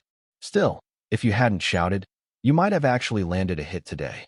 With that, Argos removes his armored arm guards and hands them to Leon. These are the divine fists of Taramis, the dragon of justice's sacred arm guards, Argos says.